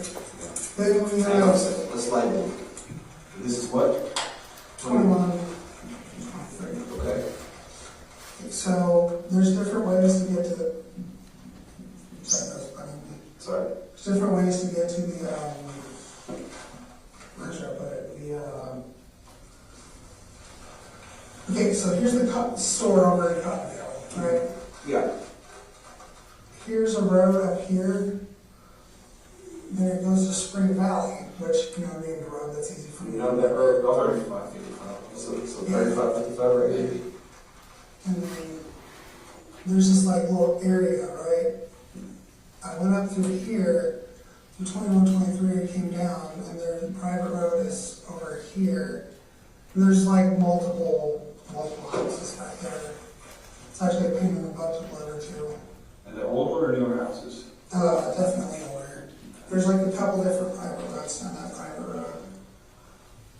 But, yeah. So, hang on, now let's get into, okay, so where's her house at in proximity to this? Okay, so that's 3573. 3573, so put 3573 there. Okay. Also, this is bugging me, this is a lot closer to... Oh yeah, that other road. Yeah, I know what you're talking about, it cuts back. So let me do this. So her home has kind of like a long drive, right? Do you remember that? Yeah, my phone's going to get a map. Okay. So we got that long road here, and then this is the home. So when you come in to deliver your package, you come in this way, you turn in, and then you take a right here into her house, right? Property. And then there's a house in front. That's where you left the package, Yeah. we remember it. So you get out, you drop the package, right? Walk me through that part of it. Okay. So you get out, you're out of the truck now. You don't necessarily have to draw it, you just kind of tell me. Yeah, so I went in through here, pulled that way, and then that's when I backed up and I hit her. Okay, so you're backing up? Yeah, I went this way, backed up, and I hit her. So I grabbed the package, left it. At first I thought I had a dog. But then I saw this girl, and... What'd she say when you hit her? Was she crying or anything? Yeah. Okay. What'd she say? She was just crying. I was trying to calm her down. Okay. And after about 10 seconds, that's when I started panicking and started realizing the implications. Okay. The particular truck I was in doesn't have a working backup camera, Mm-hmm. so it's kind of a pain in the ass most of the time. Okay. So then what do you do after you hit her? You started panicking, so it was about 10 seconds. What do you do with her? Told her to get in the back of the truck, we're going to go on a quick ride, and then, we're talking the entire way. Okay. So when she gets in the truck, does she jump into the driver's side, passenger side, or where? The back of the truck. Oh, the back. Okay, because you got it open, you got the back. Yeah. So she gets out, you shut it. Again, I don't want to put words in your mouth. What, do you go in with her and shut it that way, or do you go around? Yeah, I shut it through the back. Okay. And then you walk around in the driver's seat. Yes, sir. Okay. The side door on that truck doesn't work. Okay. And then now show me your route out. So I was up in that private road. From right here. So you go. So I went this. Yeah. You come I back. went through it, went through the private road. So you go back this way on the private road? Yeah, the private road itself, say this is, can I say that? Yeah. Yes. Okay, so here's Spring Valley. So I had the two roads, sorry. I had the two roads up right there, yes, 100%. Okay. So, where were we? Crap, okay, there's Spring Valley. Okay, so the private road is right here. Mm-hmm. I went to I was in this area. Yeah. So we're here, 35, 75. Which road did you come up? It comes up 3555. So you come up 3555. Yeah, I came up 2123, I came in through here. Okay, so you came the back way. Yeah. Okay. And then you come in and you go up to, it shows private road 3549? Yep. So EBT, what is that, 3539? 3549. I'm sorry, I don't know that. No, it's all right. Hey man, it's part of it. So you come around, you come back down this road, which is, what is this one? What did we say? 3555. 3555. Okay, so you come around, come 3555 to private road 3549, and then you go all the way to the end of it. Is there like a little cul-de-sac, no houses there, or what? It's weird. So there's just like, okay. I'm sorry. We Oh, you know, it's okay. Okay, this is an iPhone. Yeah, I'm using my 6. Are you trying to, so let's just say, we're looking at it though, just private road, so this is where y'all are at, and y'all are there how long, you think? Probably about 20, 30 minutes. Okay. So 20, 30 minutes there. Yeah, at first I was going to try to leave the body down there, but people kept driving past. Okay. So I was just like, maybe not right here. Okay. So you were gonna dump her off right there on that private road, but decided, hey, I need to go further. I wanted to put her somewhere where someone could find her easy. Okay. In all honesty, man, I'm a parent. Like, Yeah. I want my kid found. Yeah, that's what happened. Look at me when I tell you this. This is what I'm trying to do right now. I want to bring her home. That's why we're going through this, because I want to bring her home. Okay? So look at me. You got to help me bring her home. Okay? You gonna do that? Sure. Okay. There you go, Tanner. That's pretty awesome. Okay, so with the way the private road is, it's okay. You go back, and it's a hell of a drive. This is like a hill right here, but right here is about where. That's all right. You can leave that pin there. Okay. Is that the right pin, you think? Or it should be on the other side? It's somewhat, and I was trying to pin it on the road itself. Let's do this. You got this one out. And then try again. Well, I was trying to get it on the road, but I don't think that'll work out too well. But That's about closer than you get right there. yeah. Okay. So we were there. I was sitting there, like trying to figure out how I was going to get rid of the body. And then after I remembered that bamboo bush, that's when it's just like, that's where I was going to drop the body. So I started heading out. Oh, okay, there's 21, 23. Started going Okay. through here. So you're going 21, 23. And you walk me through it to the next road we did. 51? Yeah, 51, and Okay. then 51. And then you go right over to 51, right? mhm. Okay. So this is 51. And obviously it's not to scale here. So you jump it here. Okay. So that's where the bamboo brush is. Okay. So the bamboo brush is right here. And where did you park your truck? Like right on the road, off the side of the road? So you're on the road here. Okay. And then did you have to go through the back to get her out, or did you access her through the front? Yeah, I got out through the back. So you popped the back door? Yeah. Okay. You made sure nobody's around, I guess, is that what you're gonna say? I don't want the words in your mouth, is I it? mean, Okay. And I'm then, not exactly the dumbest person in the world. yeah. Okay, so this is kind of like a little lot here. So we're actually label it. And then this is the bamboo. And then, you said, so when I say this lot, I'm drawing it here, because from here to about here, and then the T-posts start right here. Right? Is that what those are called? Yeah, T-posts, yeah. The green posts? Because the top of it is like a T, so, or if you look at it from the top, it's like a T. So, and then you said you you didn't even walk in far into that avenue here? I didn't even really walk into it. I just kind of stood like right in front of the bamboo and tossed around. Okay. And then what do you do from there? Let's talk about what your next course of action is. Got the truck, I sat for a minute, thought about everything. I ended up throwing it in the back of the truck. Like it was. Did she bleed or anything in that truck? I don't know. Okay. Possibly. Okay. Is she gonna have any cuts or anything like that on her when we find her? I mean, I did kind of throw her in there as possible. Oh, so you're talking about just cuts from the bamboo or whatever, not from something you did to it? No. Okay. I'm not some psychopath, so at least I don't think I am.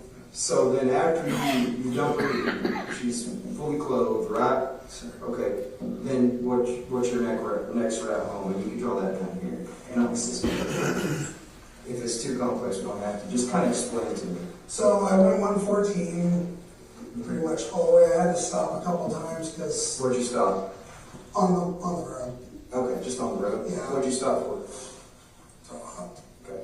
Did you throw outside the truck, up outside the truck or inside the truck? A little bit of both. At one point I got it on the side of the truck, and then I stopped at Love's to kind of clean out. Okay. Yeah, the truck still smells like the rock. Okay. And then, so that's 114. Yeah, 114, I stopped at the Love's / McDonald's, put in M, McDonald's, L for Love's, and then I headed back to the station. Okay. What time did you get to the station? I have no clue. Really late, later than normal? Later than normal. Which would be after 8, before 9? I wouldn't say after that. 9? I wouldn't say that way. I don't think. At some point in this deal, did you ever turn off your phone? Did you ever get off the radar or anything? I mean, my phone died there for a bit. Okay, where'd your phone die at?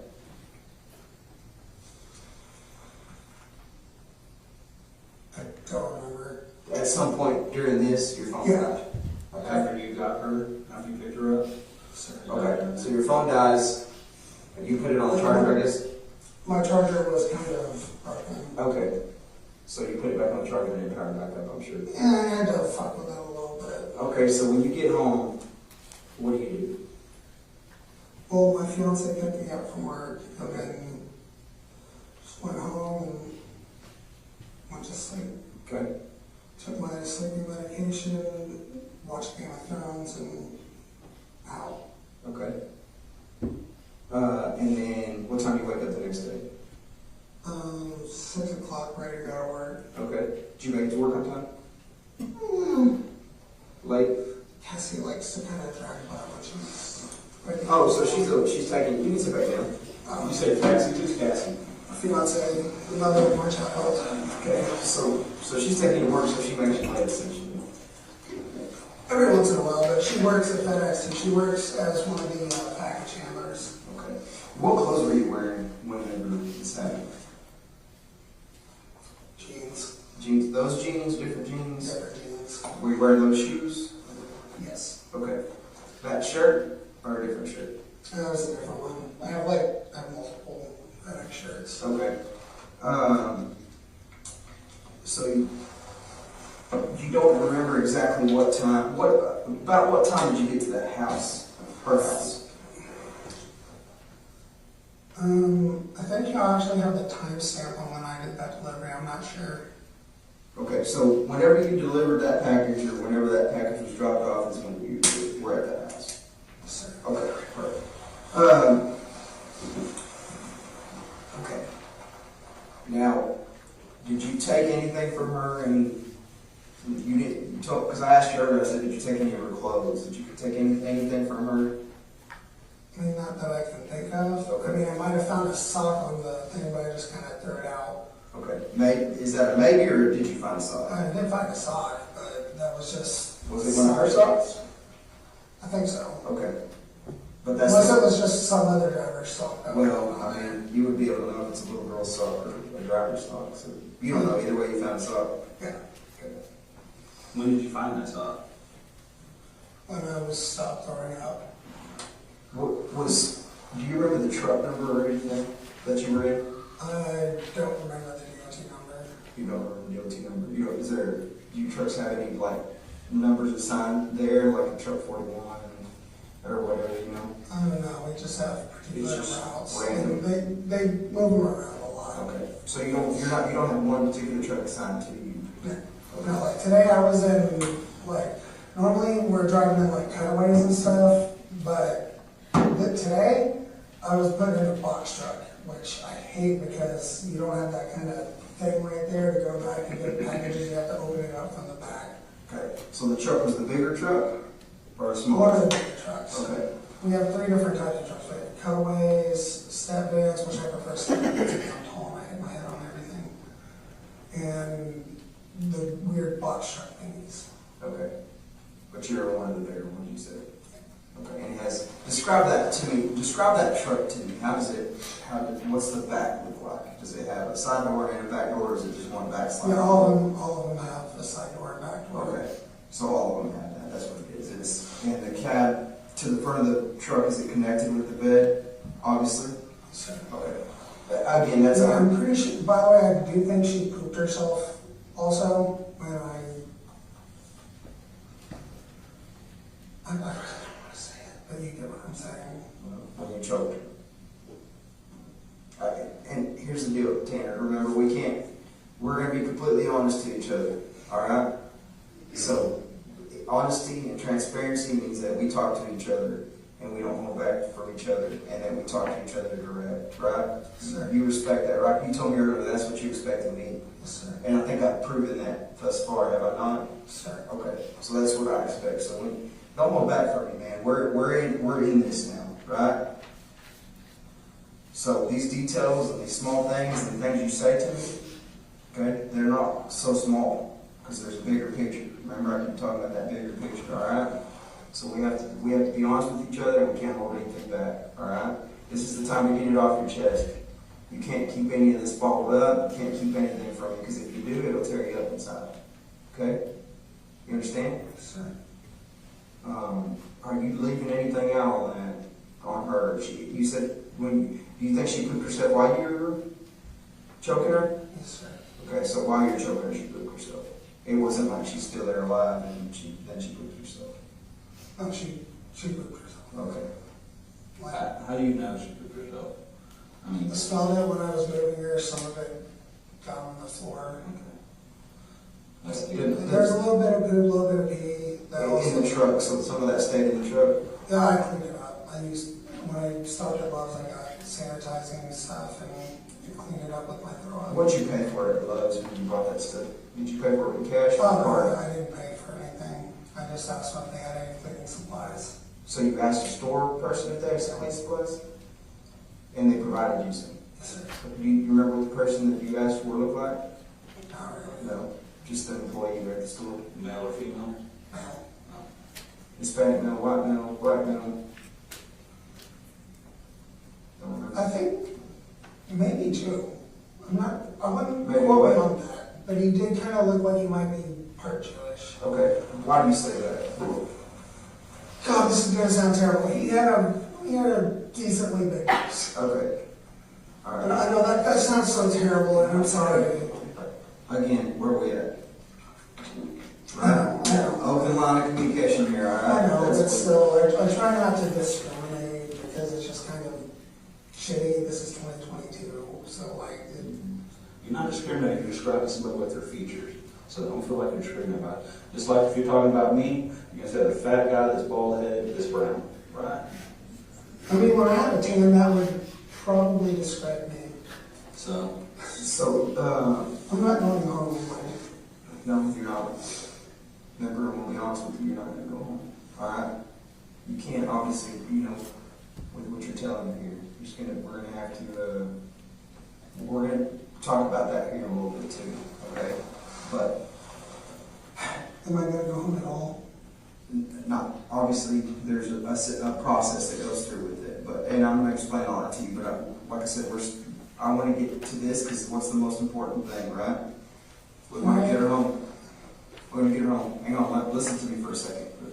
Let me tell you this, all right?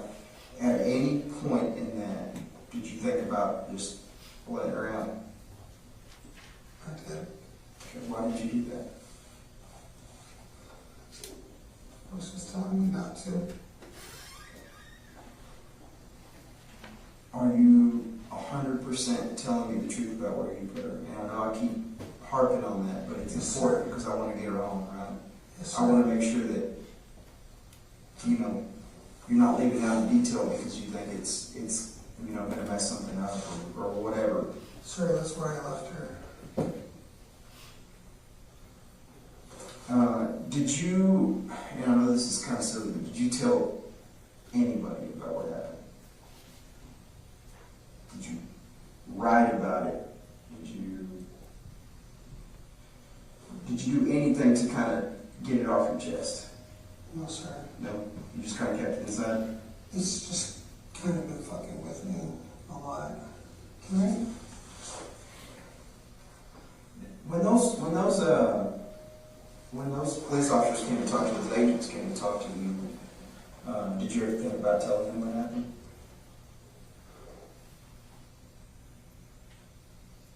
You did. I was told you got emotional at one point. Tell me about that. Dude, I heard a kid. There's a fucking child.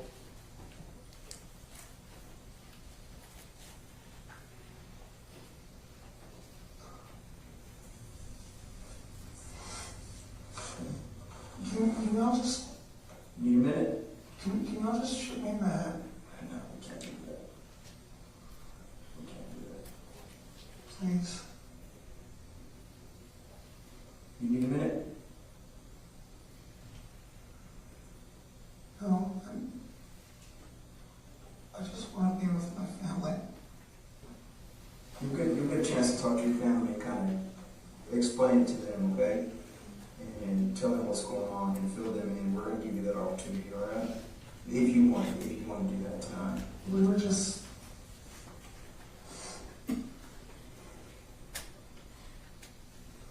We're finally getting our shit together.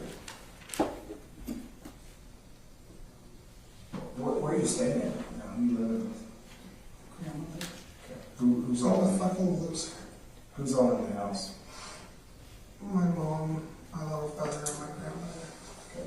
And me and Cassie. Which is your And grandmother? several annoying dogs. What kind of dogs? Itty bitty little ankle biters. What's Cassie's full name? Cassie Marie Waite, W-A-Y-T. Okay, and what's your birthday? February 17th, 2001. Okay. Is Cassie C-A-S-E-Y? K-A-S-S-I. A. Listen, can I... How does the attorney thing work? I don't give legal advice. I'm not going to give you legal advice. Okay, that's something that's up to you to research. I can't give you any type of legal advice. Does that make sense? Okay. What's you said that's Cassie. What's your mother's name? Melissa. She's still, like, even though her and my dad have been split up for a while, and it's... So she's your stepmother that you call mom? No, she's my actual mother. Okay. What's her last name? Her and my dad are split up, but she still has the last name. Yes. They got her divorce. I don't know his name. Jackie. Is it Jackie's house? You're staying in? Yeah. And her last name? Hardison. Harrbison. Is that correct? Sir. Okay. You said somebody else was living there as well? My little brother. What's his name? Nick. Is it Nick or Nicholas? Nicholas, but he goes by Nick. He hates when people call him Nicholas. I got it. So I call him Nicholas all the time. I couldn't understand. And it's Warner, correct? No, Voss. V-O-S-S? Yes, sir. He has his dad's last name. How old is he? 10 years younger than me. And you are 21, you're 31. 31. So he's 21. So you said you're living in the shed out back? Okay. Hey, are you the only one staying in that shed? Who? You the only one staying in the shed? Or is it you and Cassie? Me and Cassie, our cat, and an annoying little shit named Draco. What breed is Draco? Not sure exactly, but he's part Chihuahua. Okay. Part Chihuahua, part annoying as shit. Okay. Hey, there's something that clicked to me real quick about when you said you found the sock and when you were cleaning the truck. Did you find the sock at the Love's? No. No, it was I on found side it when I pulled over to go throw up. on side of the road. You remember where that was? Somewhere on 114. Yeah. And then you just threw it out there on the side of the road. Yeah. Okay.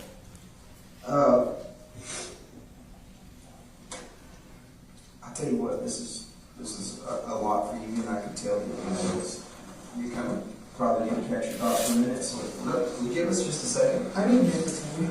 Nicotine? I'll tell you, I can do that. Let me get you a cigarette or something. A cigarette or tobacco? Chewing tobacco? What do you like? Cigarette, for sure. Let me find you a cigarette, and then we'll talk a little bit more, okay? Hands tied. Obviously, you can't go anywhere, so stay in here for me, okay? Did I grab my stuff out of there? Yeah, I got it. Yeah. And I'll get your phone and all that good stuff, okay?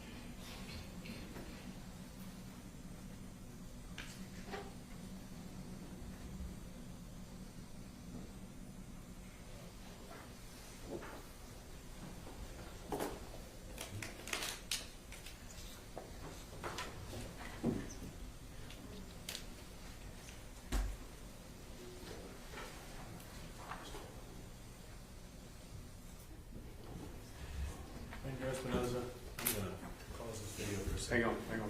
Just a second. Okay.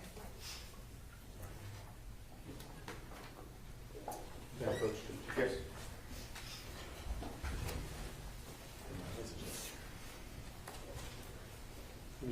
Ranger Espinoza, I'm showing you what we've marked State's Exhibit 223. Can you tell me what that is?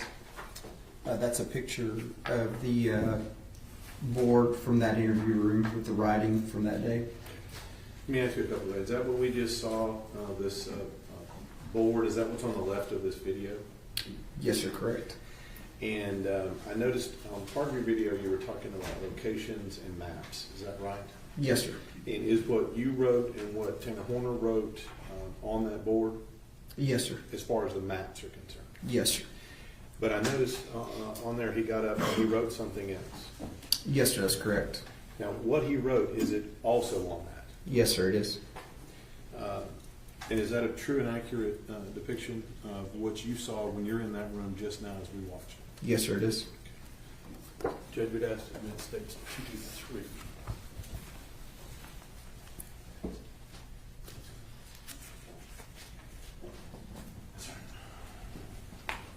No objection, Your Honor. State's Exhibit 223 is admitted.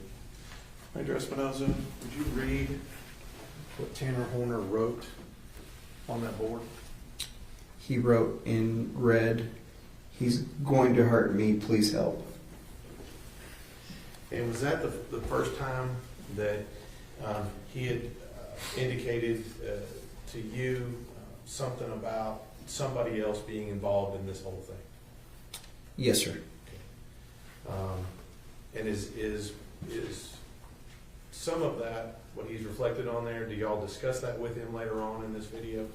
Yes, sir. During the course of this interview, at some point, I bring this up. And is that where this whole zero thing comes out? Yes, sir. And is that where y'all talk about it? Yes, sir. And is that what I asked you before? This is where it originated from? Yes, sir. Okay. Now, I'm looking at this video and things, and I want to make sure here. You're sitting fairly close to Mr. Horner during this time. Is that correct? Yes, sir, I am. And during this time, when you're asking him questions and you're drawing maps and things of that nature, does he appear to be distressed to you? No, sir.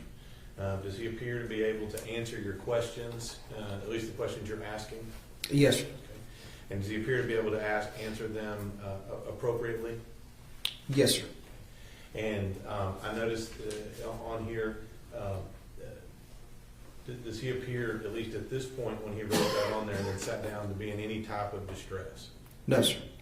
And then later on in this interview, does he indicate to you that he's under any kind of distress whatsoever? No, sir. And does he maintain the same or similar attitude that he has now in demeanor throughout the rest of the video? Yes, sir. May we continue with the video? It appears the video has about 30 minutes left. Do any of the members of the jury need to take a break, or do you want to try and finish with the video? Try to finish? All right. Okay.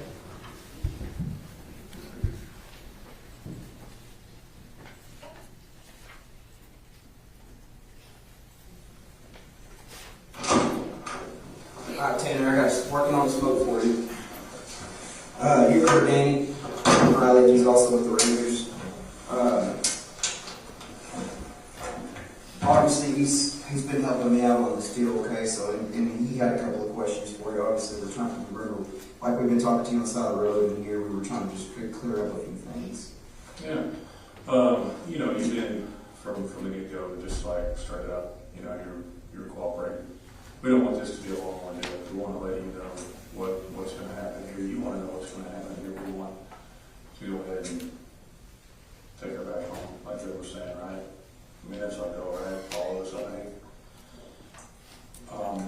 Let's think about anything we've left out that's going to hold this process up. Just think about that for a minute. What is that? What would be holding it up in your mind? No. Okay. Something. You feel like there's something that's getting in the way of this? I don't think so, sir. Okay. Why would you not think so? I told y'all where I put her. I told y'all all the details of everything that happened. I don't know what else there is. Okay. So the details you're providing, I wasn't ready, right? So I don't want to sure. I don't want to go on and on, but you took us down the road earlier, right? We crossed over. We were on 21, 23. We crossed over 51. We know your phone was turned off. Can you explain that? Like turned off. Good. Okay. My charger was messed up. I couldn't get it back home for a bit. Okay. How long was that? Probably about 30, 40 minutes. Yes. Yeah, and it's at the time of when? What's happening when your phone is not on? What do you mean? what are you doing at the time that your phone is not on? I want you to be truthful about Finding the that. body. Okay. And just because you and I will both be truthful with each other, I want to give you everything I got. I want you to give me everything you got.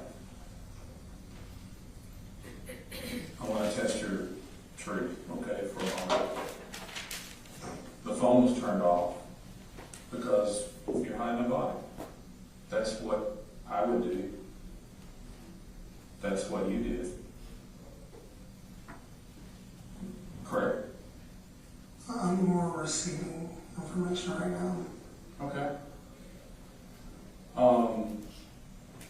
So receive that, okay? And as careful as you can, I want you to tell me why you're doing that.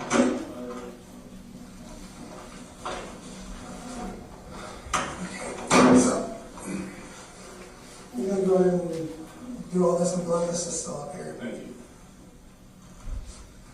So when I came in here, I went like this, and then I backed up, and then I hit the girl. She was on the ground crying. I felt bad about her, tried calming her down. This voice in my head told me, dude, we're going to get in trouble. I had to do something with her. So I told her to get in the truck, and for a long time I was trying to figure out what the hell I was doing. I didn't know what my next step was. Was I just going to drop off somewhere? I don't know. We went through this private road, and I parked for a bit, was talking to her on the way there, and all this other stuff. Film the mic for me on that, please. I don't like saying it, but Well, you don't have to say it very descriptively. You say what you did to her, though. I killed her.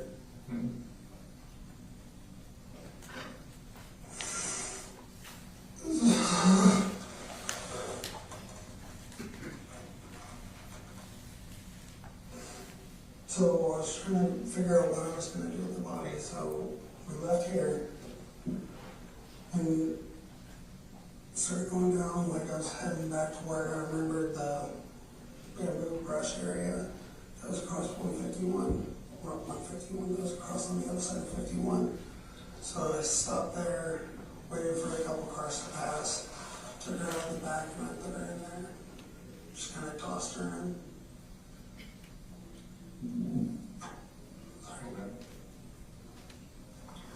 And the phone was turned off where?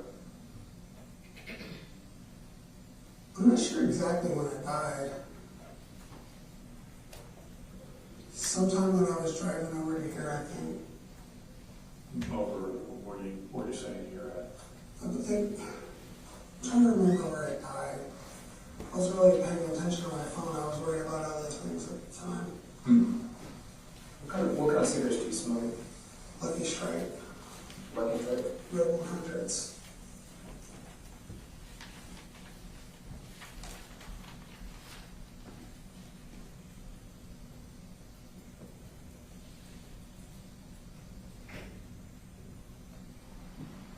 Phone was off for a bit.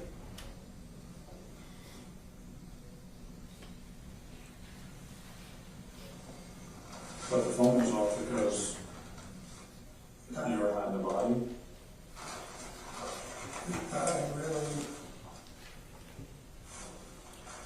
I heard you say earlier you were hiding the body and that's why the phone was on. That's why I didn't try getting it back on.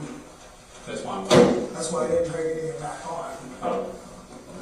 It's not like my phone dies, I'm just like, oh shit, my phone's dead, and I try to bring it back really quick, but wasn't too worried about getting the phone on as soon as I could.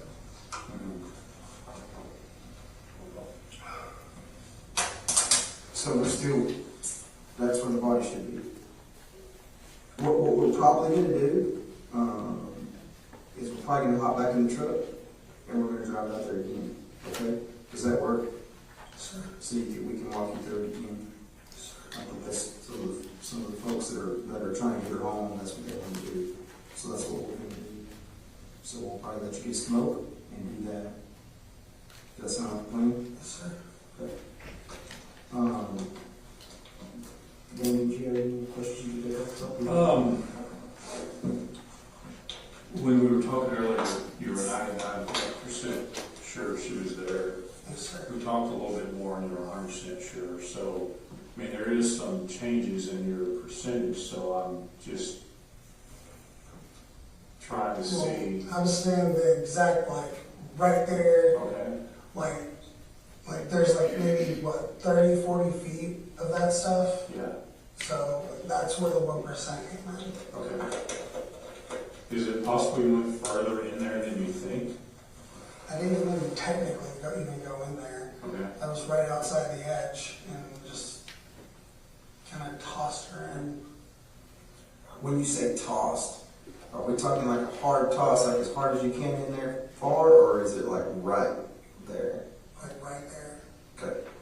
Well, did you try to hide her? I tried to make it to where somebody would find her Where somebody would find her? Now, how did you do that? by not throwing her too far in. Why would you want her to be found? Because I'm a parent. I wouldn't want to know. I wouldn't not want to know.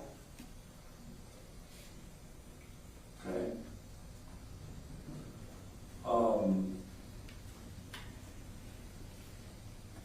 During the next couple of days, you didn't return? Sir, Why not? You're a parent. I didn't want to know. I didn't want to know what was. I was hearing updates about this constantly. I was just So going to ask you that. fucking with me. Did you see it on social media? Did you see it on the news? My grandmother, she sent me stuff about it at one point. Then, I was passing that road yesterday, and I saw a bunch of people down the road, so I kind of already knew what was going on.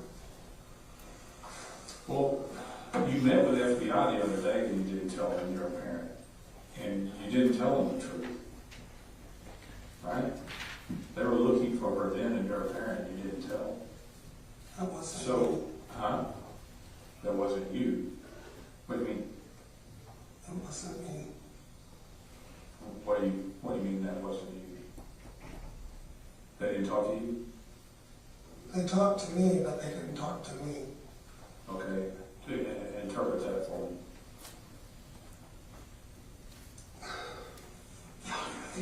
What'd you write that? What'd you write that for on the board? When we stepped out, you wrote that.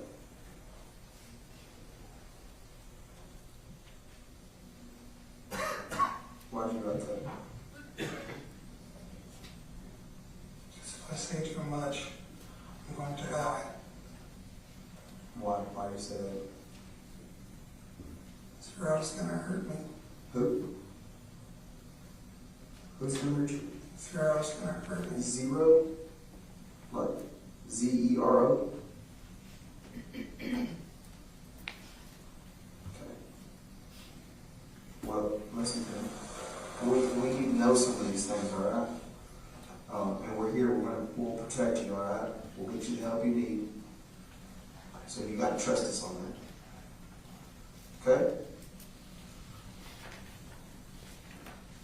How can you stop me from hurting me? Well, there's several ways to do that. We're capable of doing that. For sure. We have the resources, the capabilities, we're in a controlled environment, we can keep you safe, okay? Are you gonna trust me? You can continue to trust me? I trust you. Okay. I want He you doesn't. Okay, listen to me. I want you and Zero to trust me. He's telling me this is all a trap. There's no trap. There's no trap. We're gonna get you some cigarettes, and we're gonna find her. Well, in order for me and you to keep this trust and this open line of communication, and for me to be able to get you anything, for me to be able to let you talk to your family, to do anything, move forward, smoke a cigarette, we're gonna have to keep on the same page. Okay? You agree with that? You need another water or anything? You do? Okay. We'll get you another water in a second, alright? But what we're going to do is we're going to try to get you back out there and look at this location, alright? You good with that? Yeah, and you smoke a cigarette on the way. We'll go in my truck, more likely. I'm gonna get some things to facilitate that, and then we're gonna do it, okay? Danny, you got any more questions for me right now? No, I just think everything's going to be fine. Okay? I told you to trust this guy. I just want to walk back. Yeah. Give us just a second, all right? I'll have with you. No, whatever you need to do. So, if you can get you some more water, we'll take another ride. You know? It's just about doing the right thing. And it's hard to do the right thing, wouldn't you agree sometimes? So. I didn't know what to do when I hit her. I don't know. I just someone that kept telling me I needed to get rid of her. Yeah. I just wanted to leave her there and hope that she wouldn't tell me. Yeah.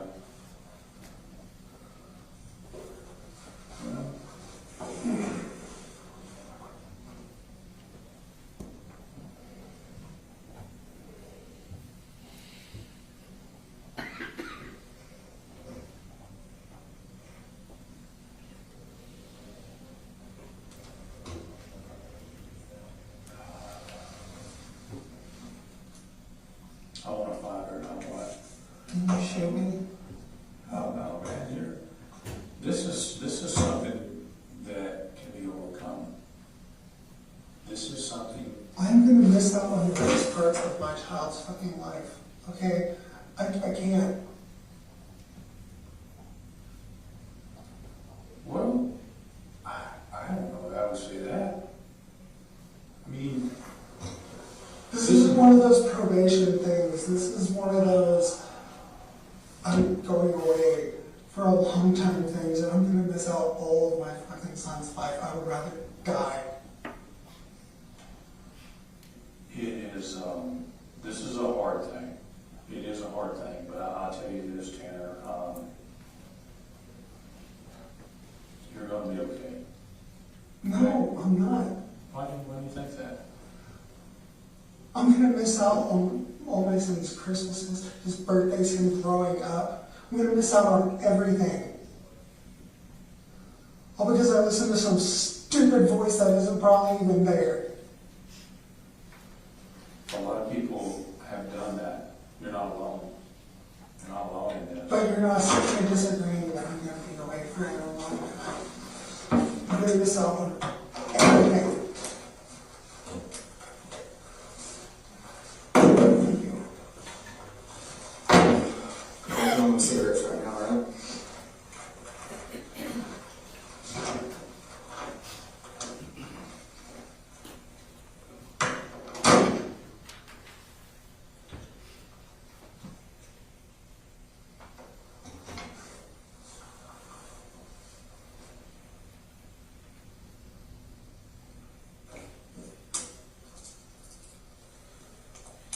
I think what we're trying to figure out is if there's anything that you're not telling us. You know, based on what we know. See what I'm saying? I think we're trying to help you, and then we're trying to figure out how much you're trying to help yourself. Thanks, Ryan.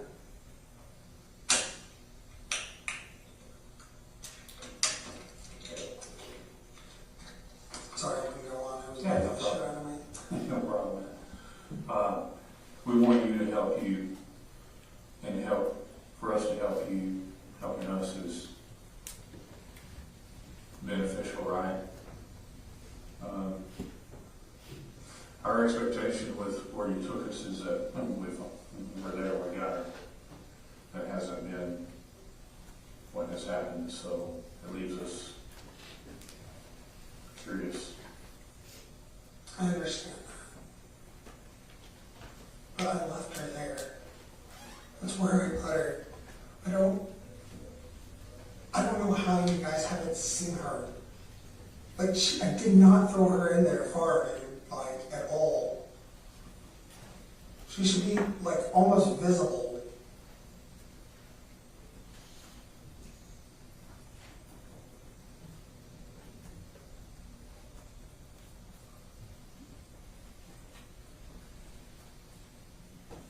in something maybe not visible.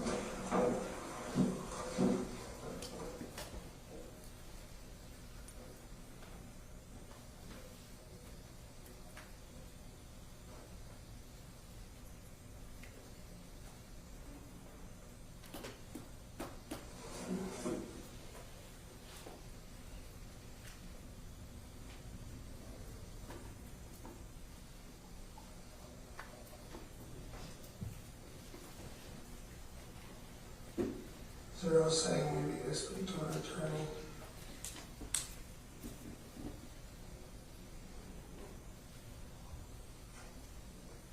I don't know the implications of that. Yeah. Well, we'll, Also, I need to pee. okay. I think you're trying to get your cigarettes. So as soon as they do that, we'll get you up and out of here, and you can have cigarettes. And go to the bathroom.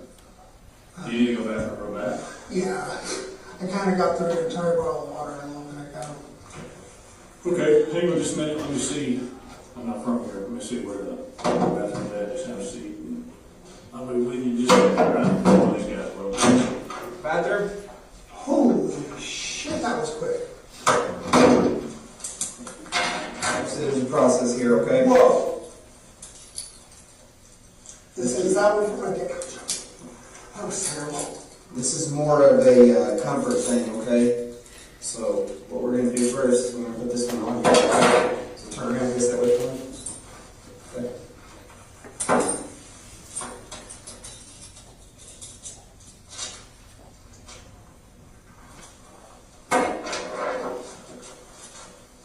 We're just going to do one hand here on this side. Okay.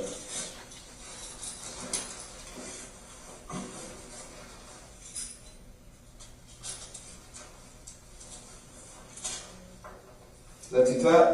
No. Is that too tight? No. Okay. We're going to go up here like this. Okay, but you got to pee, so what we're going to do for now is just lift it through there and just hold it like that. So just hold, do that. No, just keep one hand, because you got to pee, all right? Right? Can you see how to pee? You can't exactly pee. Okay. Oh, there's an ankle strap. Yeah. That's a pretty good. You just walking around with those.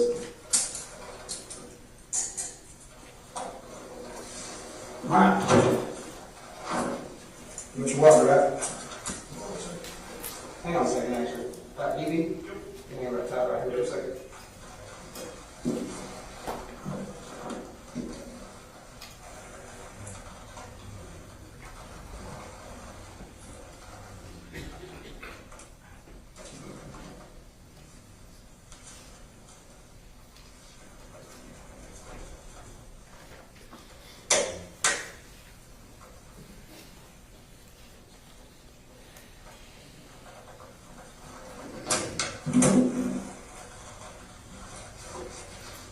Alright, straight away.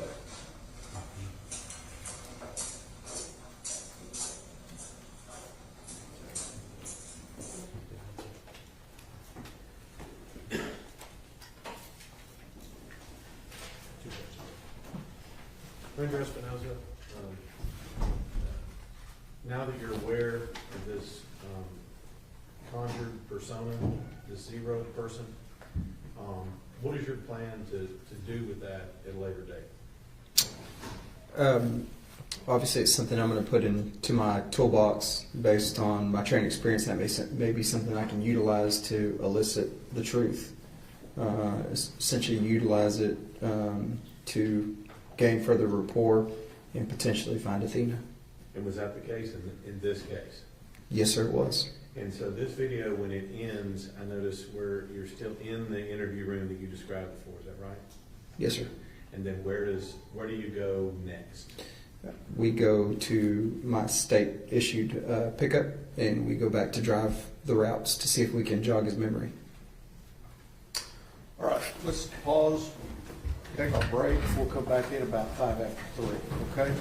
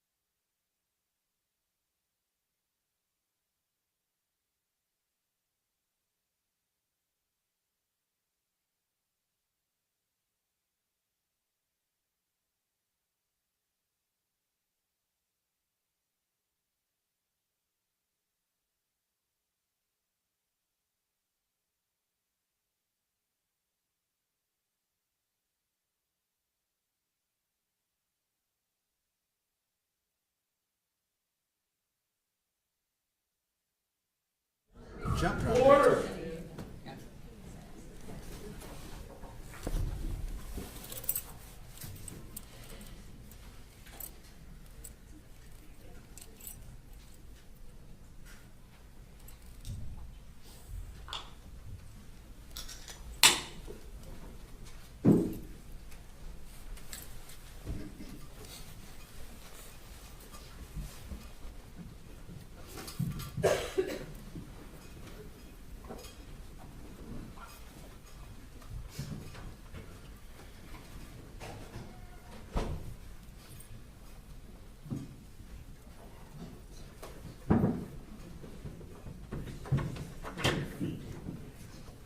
Everyone may be seated.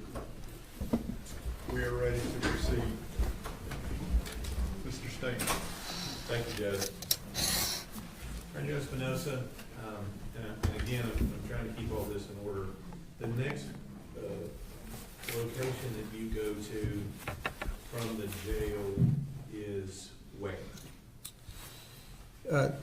This next interview will be from the Wise County Sheriff's Office to my pickup, and then driving his route, Horner's route, in my pickup. And so your first destination when you leave the jail in your pickup is where? Driving the route to the bamboo location. Okay. So let me back up and ask you a couple of questions. Was this your plan to go back and drive the route? Yes, sir. And then who gave you directions to get back out there to get the location? The defendant did. Okay. And is this the same location you were at an hour or so before you got to the jail? Correct, yes, sir. Okay. So he took you to the same place that he took you before? Yes, sir, which was County Road 4599. All right. So out on County Road 4599, is this the same bamboo location that we talked about? Yes, sir. That's the first location he took us initially, telling us that that's where Athena's body was. We were again directed to that location.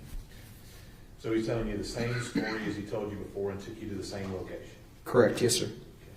Now during this time, you go back out to the bamboo. What do you do when you get back out to this location? And let me ask you, ask you one question before that. What time was it when you got back out to the bamboo? I can't give you an approximate time. I've been going all day. The sun was down. It was nighttime. It was sometime after dark. The second question is this the same place that you had been before? Yes, sir.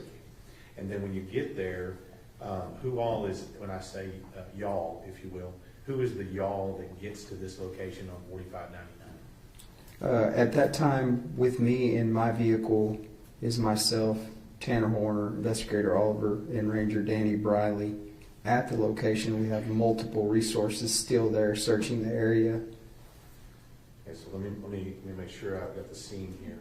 You guys have been at the jail for an hour or so, maybe more, maybe 2 hours doing this interview? Yes, sir. And you have resources that are out on 4599 doing search for Athena, is that correct? Yes, sir. And what kind of resources were being used out there at the bamboo? I still had all the resources. I didn't let anybody off the hook, so to speak. I still had air ops up. I still had our special operations group out. I had multiple rangers out. I had all the Wise County Sheriff's Office, all personnel there. Game wardens were still helping us. We had still K9. We had every resource that I had initially asked for still actively looking. So you get back out to the bamboo where Tanner Horner sent you the first time, and what are you asking Tanner Horner when you get back out there the second time? I'm again going back through, direct me, show me where she's at. What am I missing here? We're searching this area. Are we missing something? Are we missing the drive location? Are we missing something? Okay, if we drive it back, is it going to jog your memory? Again, let's bring Athena home. We need to give family closure. We need to bring her home. And what is his response to you asking those questions again? He continues to give me the same answers and responses as before. She's there. That's where I put her. That's where she's at. Same lies over and over. When we do overviews, it's the same things that I know to be lies. Now, in this particular area, what level of detail about where he put her body is he still providing you at this time? He's still providing the same details as before. Has anybody located any trace of her body out there at all? No, sir. And so with regard to that statement at that time, he's telling you again that she's out there. What do you know about that statement? I know that's a lie. Now, during this process, we had talked about some of your questioning of Tanner Horner. At some point, do you change tactics when you're out there at the bamboo and you're questioning Tanner Horner? Yes, I do. At that point in my investigation and throughout the course of the interviews with Mr. Horner, I knew that I was going to have to play his game. And I knew that I was going to have to address him as zero in order to find Athena. And let me just ask you, at some point, do you do that? I do. And let me ask you, when you do that, does he respond? Yes, sir, he does.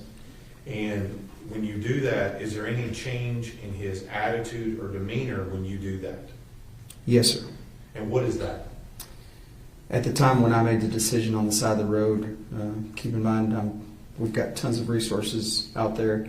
I make the decision to do this and make another attempt at getting some truth out of him.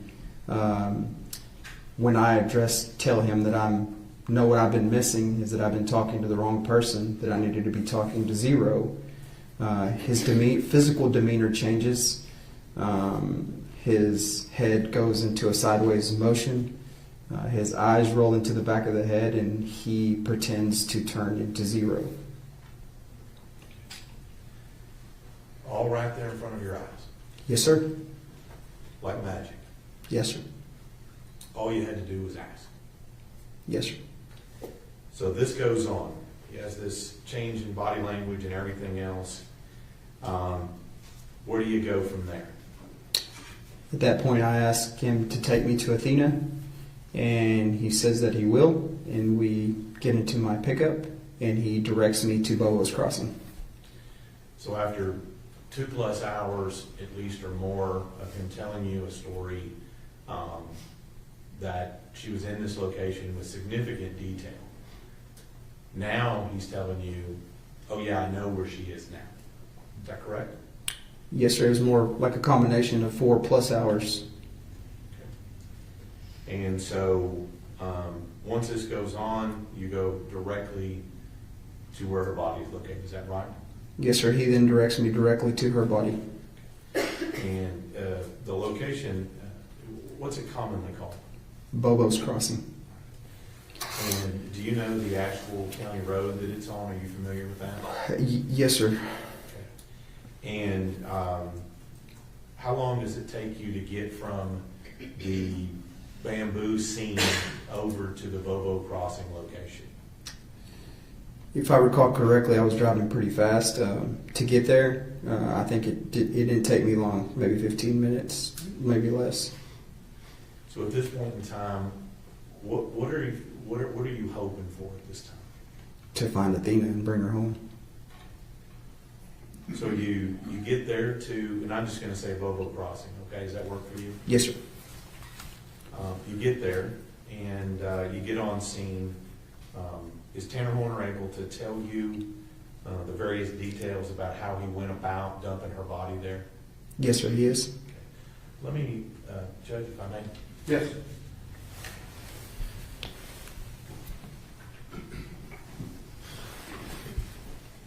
Ranger Espinosa, I'm going to show you what I've marked. This is State's Exhibit 39 and 40, a couple of maps there. Do you recognize that location? Yes, sir, I do. And is one of those kind of a 1,000-foot view, and then one of them's a little more zoomed in? Yes, sir. Okay. And is that the location you were talking about as where Tanner Horner directed you to where Athena's body was? Yes, sir, it is. County Road 4668. Okay. And by looking at that, are you going to be able to explain and tell the jury where he parked, where he dumped the body, and things of that nature? Absolutely. Judge Wiedhofer states 39 and 40.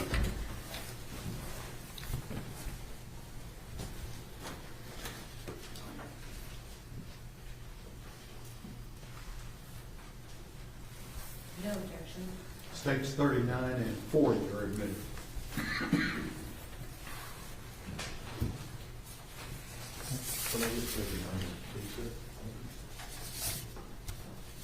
Well, Mr. Berry's working on it. I'm going to ask you a couple more questions. This location we're talking about, Bobo Crossing, what is the closest main thoroughfare to this location? As far as what the Highway, FM, what's the closest one to it? I think it's the road that goes back up north. I think that's still 51, I believe, back to the west. Okay. Well, we'll show you the map here. So in this particular map here, the road we see going through the middle, is that what you're referring to as the Bobo Crossing Road? Yes, sir. It goes east and west. Okay. And you get to that from another farm to market road, right? Yes, sir. And so as you get here, is this where Tanner Horner directed you to go? Yes, sir. Correct. And did Tanner Horner give you specific directions on turn by turn on how to get from where you were to this location? Yes, sir. From the bamboo location to there, he gave me directions on how to get there. Okay. And at some point, did he explain to you why he knew this was this location was here in this area? Yes, sir. He stated that he passed it every day on his way home. So in this particular map here from up above, we see what is looks to be a creek or a river there going north and south. Is that correct? Correct. Yes, sir. And do you know what that creek or river is? Yes, sir. It's a portion of the Trinity. Okay. And so we get here. I'm going to show you the zoomed in version here. And I just want to make sure where we are. Same as before, just zoomed in? Yes, Is sir. that correct? Yes, sir. And where did Tanner Horner tell you that he parked his truck at this location? If you look at your first 4668 marker there, if you go up, there's a rail that goes across. You can't hardly see it too much from the picture as it depicts, but there's a guardrail that goes essentially north and south. He told me he backed his truck there, and then from there he took Athena to the edge and put her in the river. Let me slow you down a little bit and ask you a couple of questions. Okay. The little dirt spot we see just on the north side of the highway, that's what you're talking about, right? Yes, sir. Correct. And then as we see, and if we were to walk down through there, and I think we'll see a little bit of it on your video, but as we walk down through there, you said there's some form of barrier that one would have to cross to get from the parking spot there to the actual river. Is that correct? Correct. It's like a guardrail to keep vehicles from going further down. Makes sense. And so at this point, did Tanner Horner say that he pulled in straight towards that guardrail or backed in, or how did he say that he parked his vehicle? I believe the initial statement was that he backed in. So he told you he backed in there, and then what did he tell you he did in order to retrieve Athena's body from the back of the truck? What did he do? He told me he grabbed her and dragged her down to the creek. And let me ask you a couple of questions. This vehicle on the back of it, does it have a door that we would open, like a back of a van door, or does it have some form of roll-up door? On that particular truck, it's a roll-up door. And so he told you he would have rolled up the door and removed her body from the back of the truck. Is that correct? Yes, sir. Now let's talk about what he told you about how he got her specifically from that area over to where the water is. I think you used the term drag. Is that correct? Yes, sir. Okay. Okay. How did he tell you that he drug her body from the back of the truck over to where the water was? The exact statement that he made, obviously we're going to see here in a little bit, but it was in fact that he drug her body to the creek. Okay. Now, let me ask you just a little bit here. I notice on this, there appears to be a little clearing here on the other side of the guardrail towards the water. Is that correct? Yes, sir. And it looks to be there are a couple of trails and other things that go around that. Yes, sir. Where did Tanner say that he went to put her body in the water? To the left of that flat white spot that you see there on the north side of the road, right off the river, right to the left side of that, there's a drop down into the river. And this is what I would believe, I guess people would fish from there or something else. Is that right? Correct, yeah. You could just access it by walking down, which would make the river accessible to you for whatever recreation you were taking part in. So the distance between where he started dragging her body on one side of that barrier, all the way down the trail, down the side, and down to the water, how far is that? I can't give you an exact measurement, but it's got to be at least 30 yards or more. Okay, so 100 feet or more? Yes, sir. And then down to the water? Yes, sir. Okay. And this terrain that's there, is it smooth and flat like a sidewalk? No, sir. It's rocky, rough. As you're walking in, it was muddy at that particular time. So it was not easily accessible, especially not at night. And so his statement is that did he tell you if he drug her by her feet or by her arms, or how did he drag her? I don't remember the exact statement. I'd have to reflect back to the video. Okay. And then we get down to the water. He's now drugged her down to the water, and what does he tell you that he did once he got her to the edge of the water? He told me he dropped her right there over the edge. Okay. Let me ask you, so you get there, you're there in your truck now. Mm-hmm. Ranger Briley is there with you. Investigator Oliver is there with you. Tanner Horner is there with you. Correct. Does he give you directions to go down where it was? Do you go with him? What is the process by which you got down to where he dumped her body? We get to that location at Bubba's Crossing, to the guardrail portion of that location, and I pull him out of the truck, and he physically directs me down to where he put her body. So he takes you all the way down to there? Yes, sir. When you get down there, tell me a little bit about the water conditions and the depth of the water when you get down there. Obviously, that portion of the creek, the water goes approximately 1 foot and gradually increases to the middle of the creek. So it goes from shallow to deep. The water's very murky. At that time, it was stagnant, so it was hard to see. And let me ask you, when you got down there, Ranger Espinoza, did you find Athena? Did. Tell me about, was she in the water? Yes, sir. How deep was the water that she was in? I'd say approximately 30 feet where she was at. Were you able to see her clearly walking up on him? I wasn't initially, so when I first walked up to the edge of the creek, he told me she's right there. That's where I put her. And based on the water visibility, it was dark.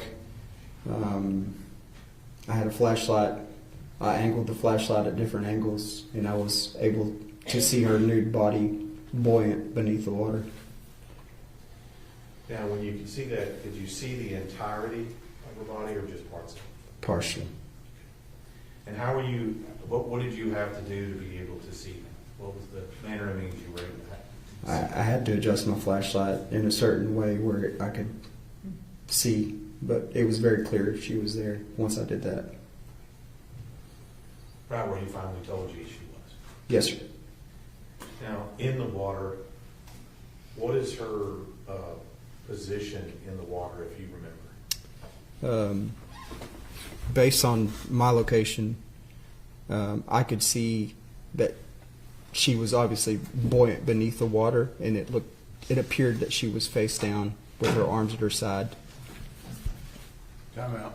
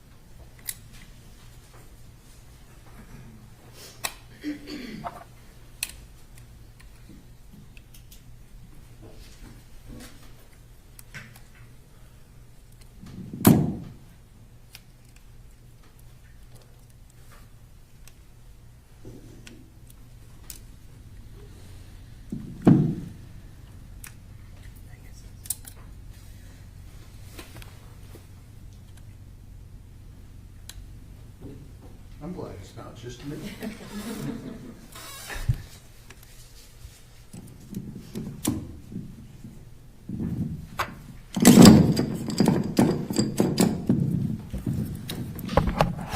Thank you, sir. Go ahead, Mr. Shea. Thank you, Judge.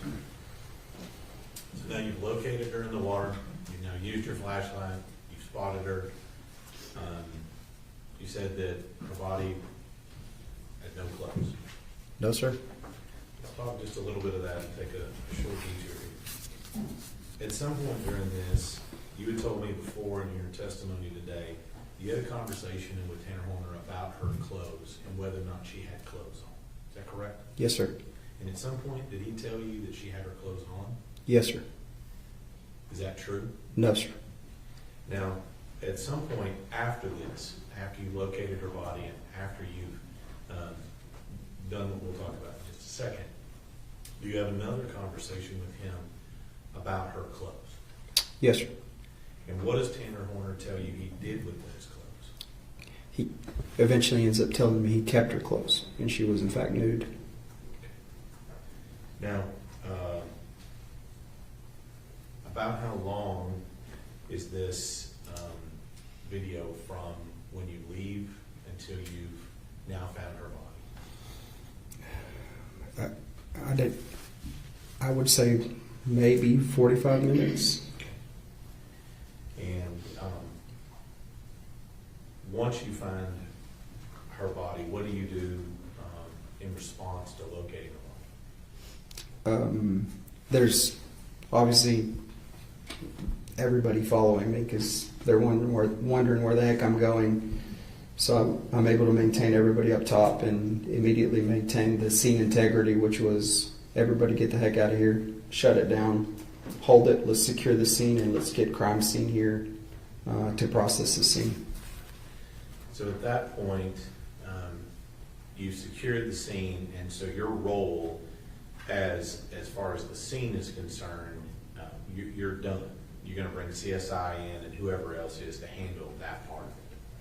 Correct. Yeah, it's part of some of the resources I already had on standby, which was the Texas Rangers crime scene team, Wise County crime scene, and FBI ERT, which is their crime scene team.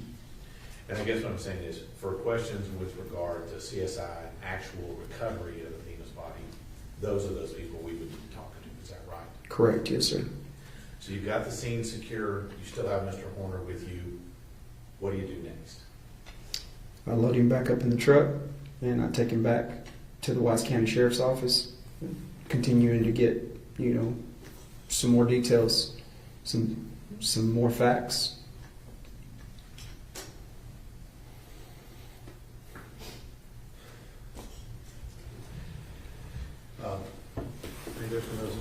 Yes, sir. Let me show you State's Exhibit 37.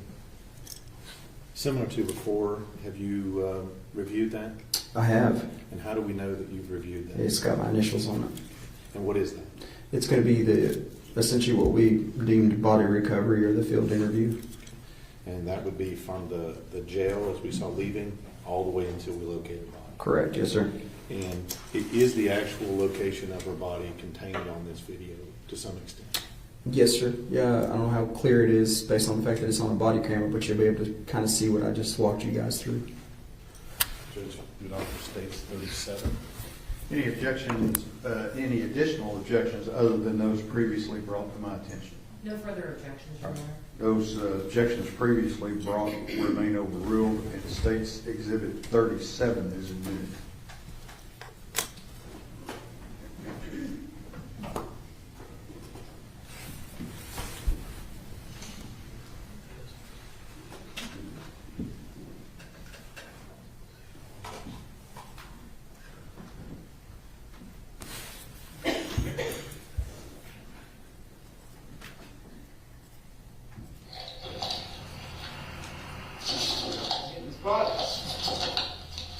I bet.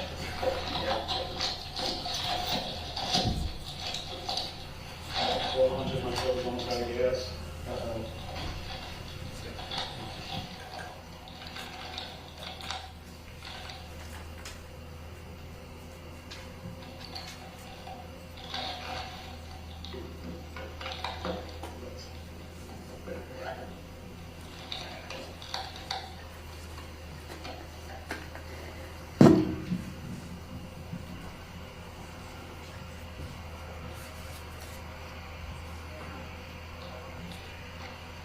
There she is. Huh? There's the girl in the pants.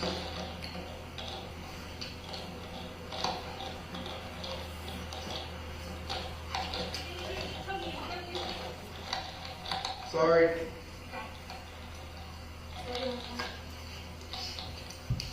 Oh, thank you. You're welcome. That's it. Well, just want to finish, or if you have to get out and do it.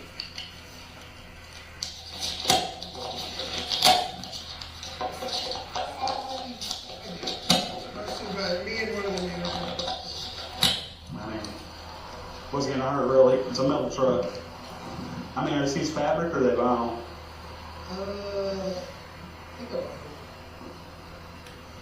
think I was vaping there for a little bit, but then I got sick with COVID like 2 weeks ago, and I switched back to smoking because I didn't need all the fluid on my lungs, because a friend of mine had like serious lung damage because he was vaping while he was sick. Yeah. That kind of stuck with me, so I kind of...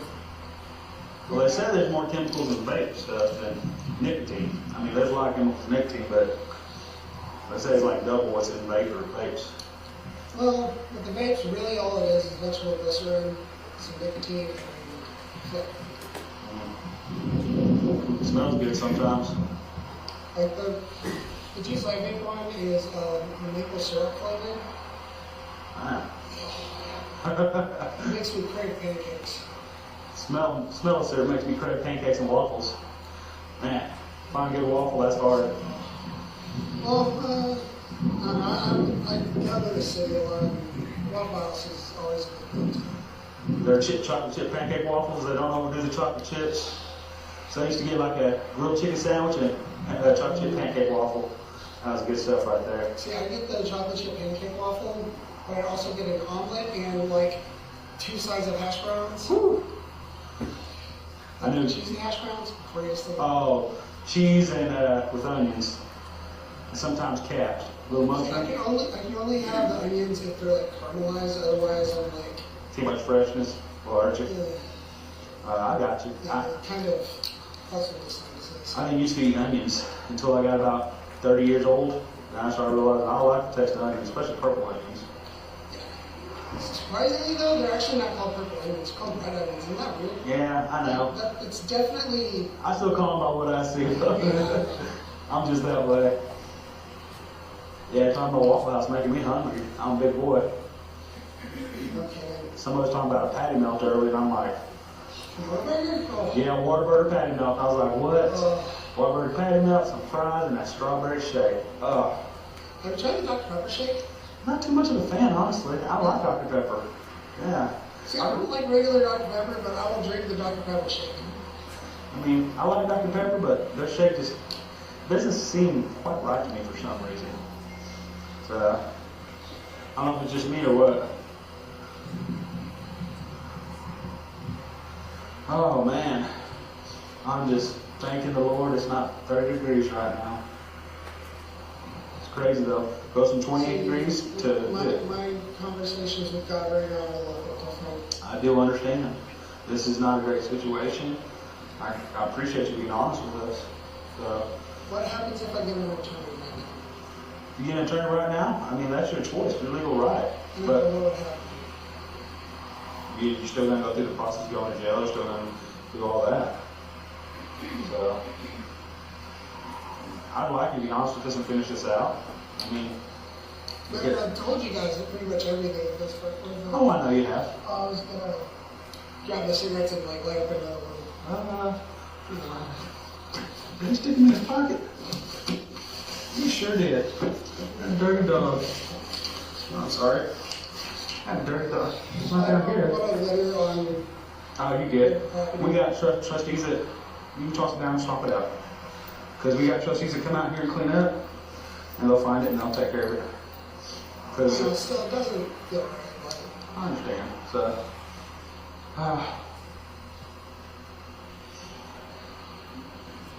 you know, last time I was in handcuffs was like 4 years ago. First suicide, that was what'd you do to attempt suicide? trying to handle myself. What happened? I didn't tie a knot, I just kind of tied it around my neck and yeah. And Did you hang it from a door? The door opened a little bit after I went unconscious and Okay. Yeah, I've actually seen that. yeah, I woke up with a big old fucking knot on my head when I hit the floor. Sure, a big headache too. I had like a I'm like halfway convinced I had a tumor in my brain. I mean, people happen sometimes, man. You ever get it checked out? No, I'm the kind of person where I don't go to the hospital until the very last second, which, you know, that's probably not the best thing in the world. Like, I have, like, random heart palpitations and stuff because I drink a lot of energy drinks. Like, I even had a mild heart attack, like, a year ago. Like, that's...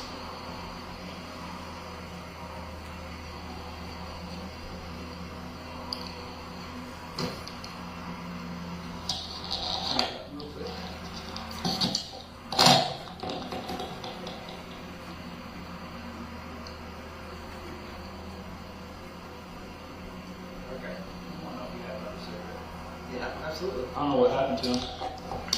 Yeah, those two. Did he take them? Good.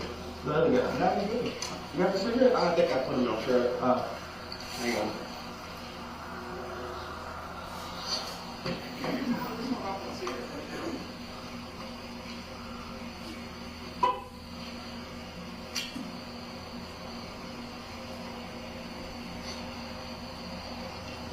Hey Joe, taking your truck out?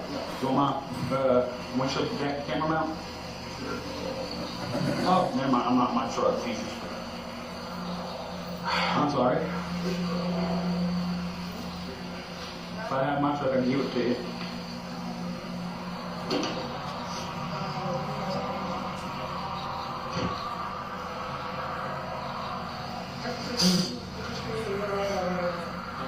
Yeah. 5-star review, remember that, 5-star review. I had 6, effectively got 6 stars there. It's free too. Yeah. Free. How was my driving? Not as bad as the cops report were. Come on in. What do you take that there, man?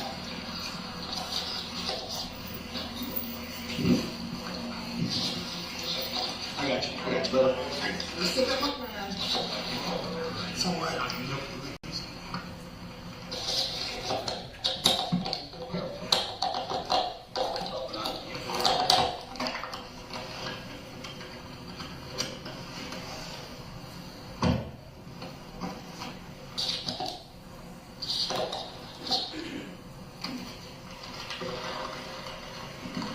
Nice truck. Oh, it's alright. It gets from point A to point B. Slide back. I got plenty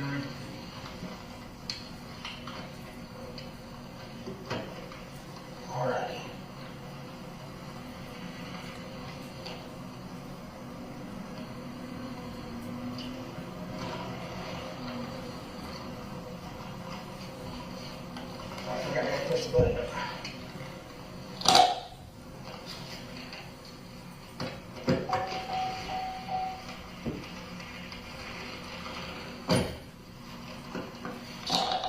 Thank you.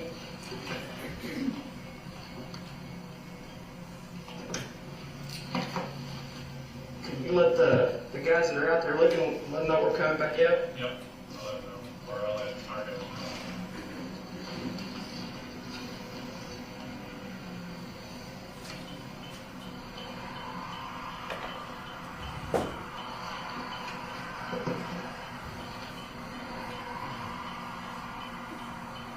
Oliver, did you do the same? Because I think Owen was the one asking.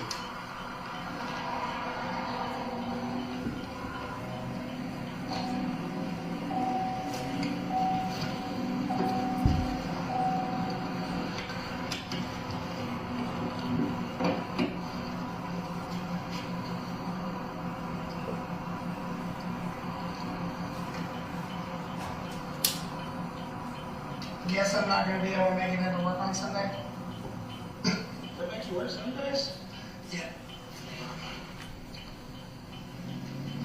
Right now we're going through peak season, which, to be honest, it's kind of a pain in the butt.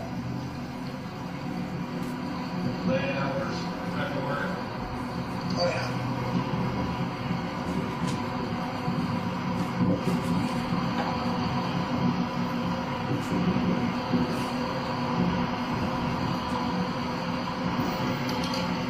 Roll that up? Oh, here you go. Oh, I was going to roll that up for you. I was rolling it up for him. I don't mind the cold. Oh, yeah. Is it cold out there? It's a little nippy.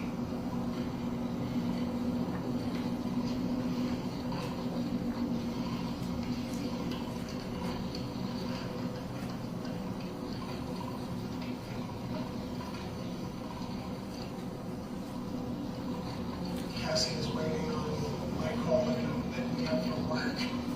Yeah, what's the latest you usually call? About an hour ago. Okay. Well, let's just get this kind of thing behind us and then we'll go from there, okay?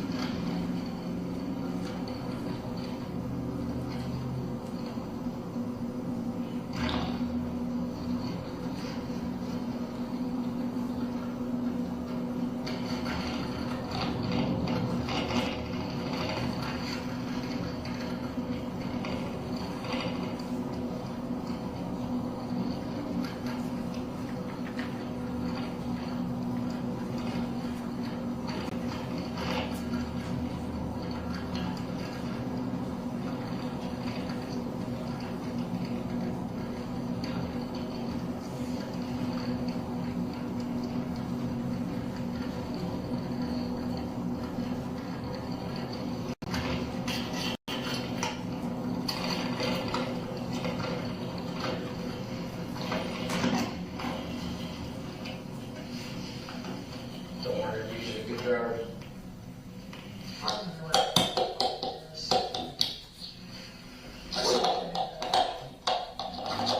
Technically, I'm still employed with him. We're not.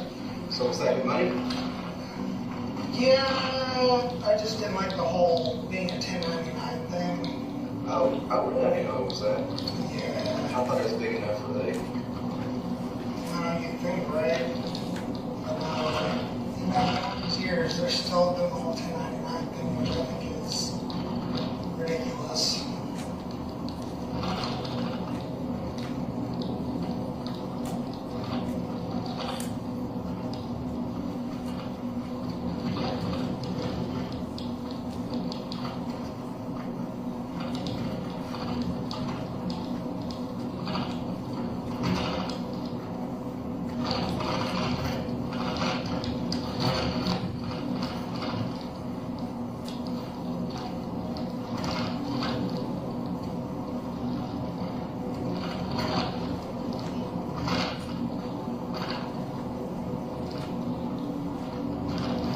Familiar where we're at now? It's not hop on 51 south.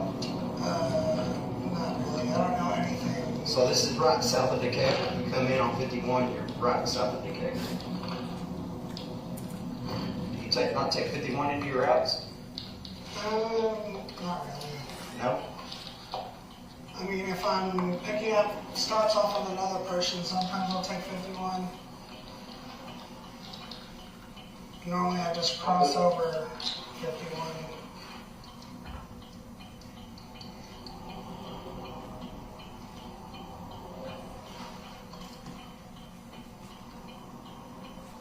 The thing about 51 too is it's very busy.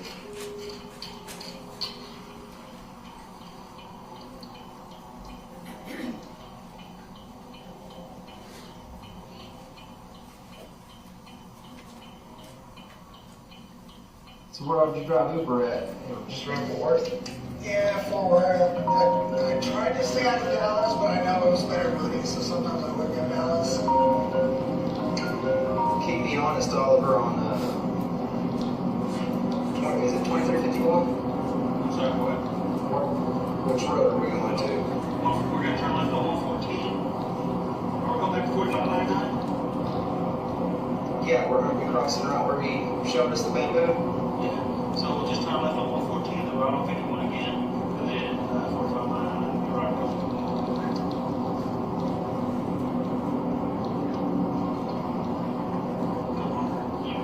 What is it? You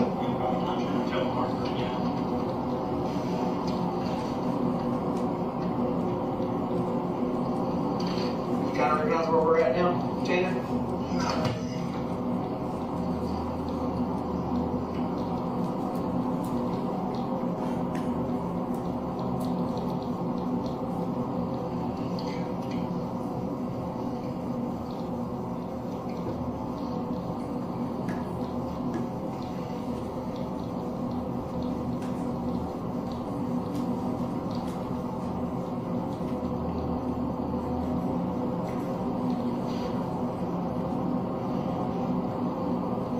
Hey, DB, can you pull up your maps?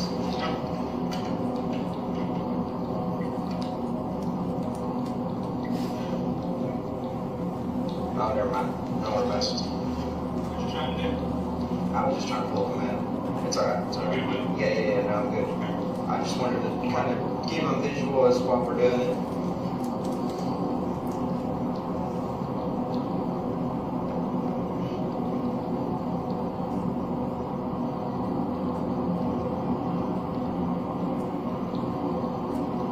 Another secret too when we get out here. Roll the windows down, let you smoke. Does that sound good? Yes, sir.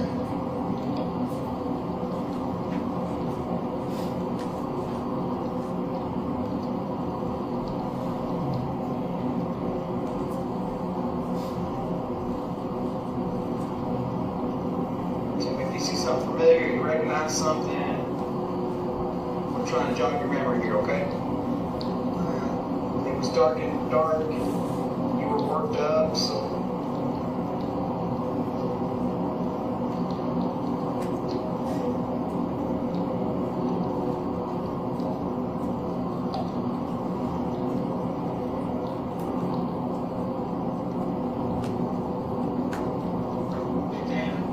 Was it dark when you tossed her in there?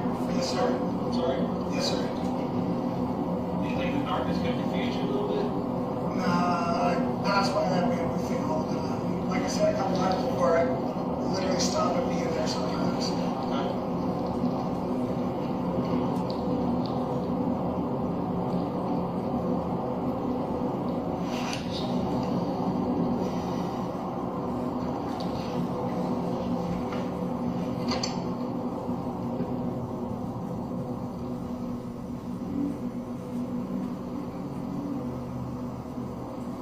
Traffic's pretty backed up.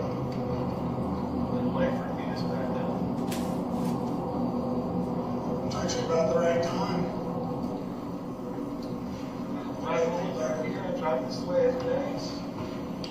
They're done by now. 14 is a different story.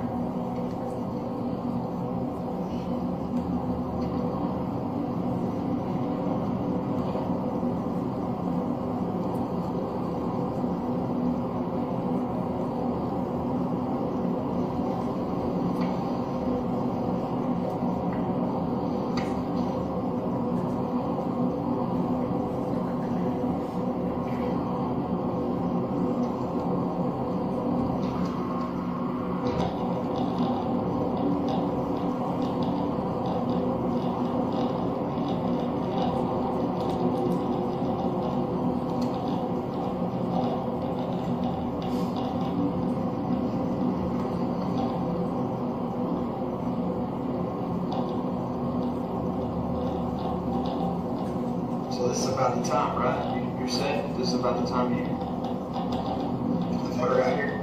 I think so, yeah.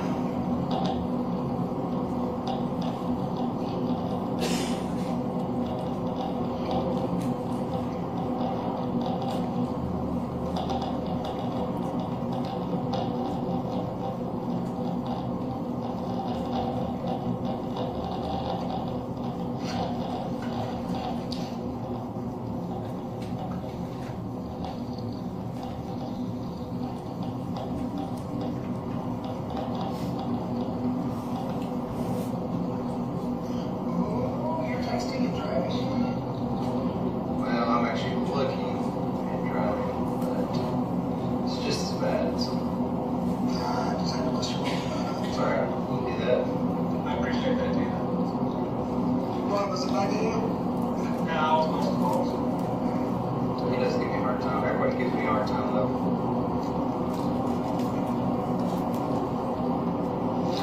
Okay, so we're getting pretty close to 114, obviously. Is this jogging your memory at all? Crossing the bridge, we're approaching 114. We're going to take a left on 114. Are we aiming at 14? Right here, like, we're less than a mile and a half from it. It just, you run across this railroad crossing, and then it's 114.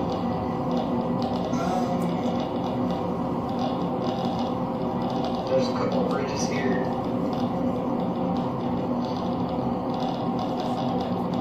I really don't know this area that well. You just know that back way where they go. Yeah.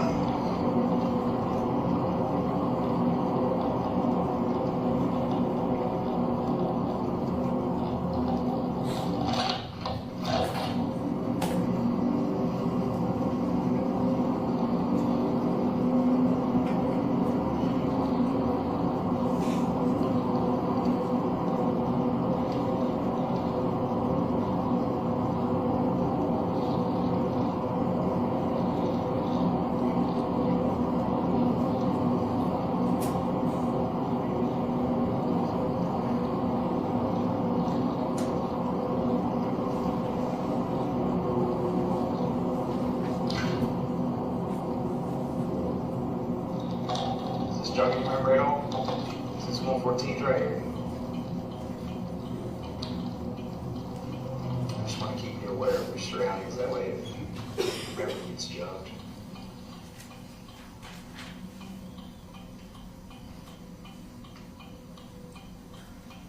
I think I know this area. I think I've delivered here a couple times. Is 51 that way? 51's this way. No. Yeah, oh yeah, I'm sorry. You go around and then it turns into 51 south, around that little bridge. So 51 south and then 114. Is that what you meant? Yeah. I didn't even know there, like 51 went past the bridge. Okay, so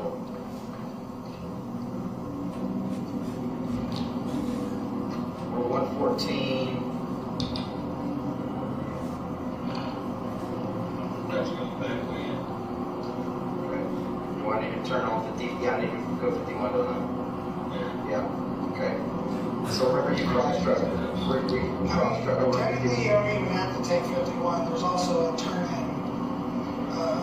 Yeah, off 114, but we want to retrace your steps, so we're going to cut off on 51 and go that way. Okay.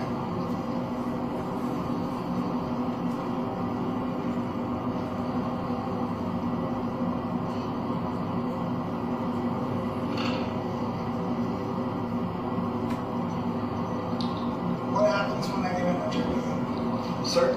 What happens when I get in a turn?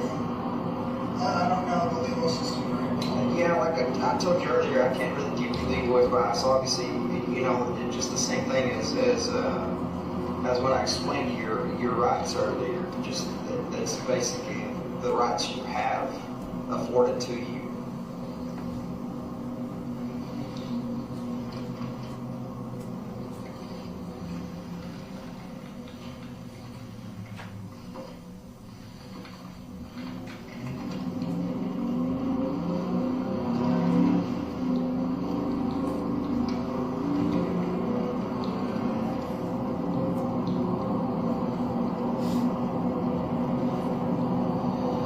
Okay, we are like, right at a mile from that road. Is there anything, John, you remember? I mean, I didn't go on this part of the road. Okay, yeah. That's passed over 51. Okay. But you usually do that on a regular basis, right? Yeah.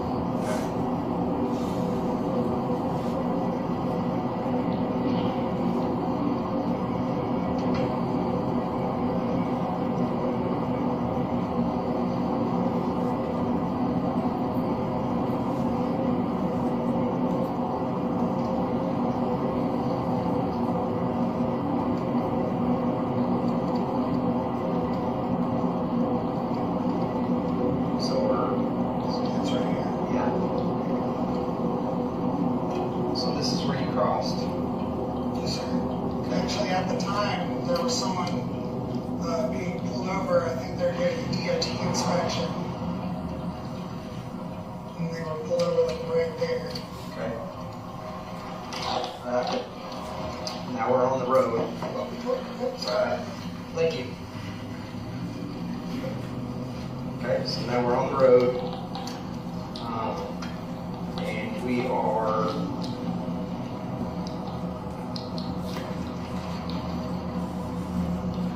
I'm going to slow down a little bit just in case something comes back to you, okay? So you're going normal speed, I guess, and anything out of the norm, or you... I guess that truck has monitors and stuff in it that keeps your speed regulated, right? I mean, I don't know. I think if you go over speed limits, it like might ding something, but we never get told anything about it. Okay, so now we're approaching here, right?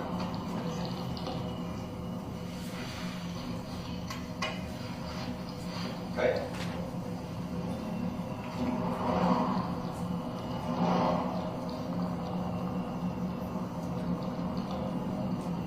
Anything?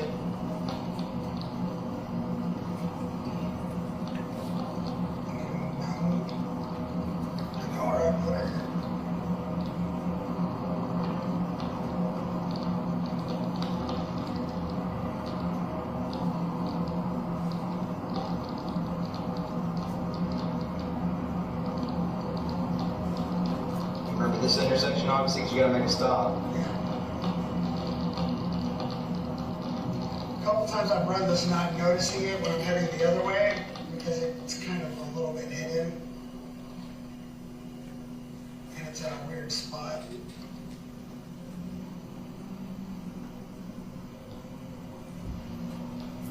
Okay.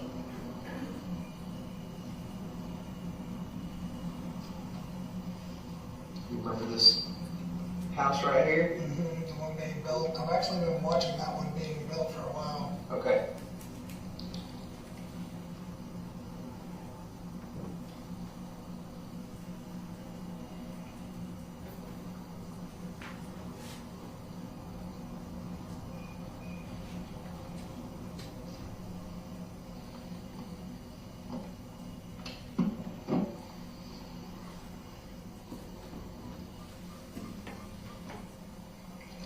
Sounds like Cassie's dog.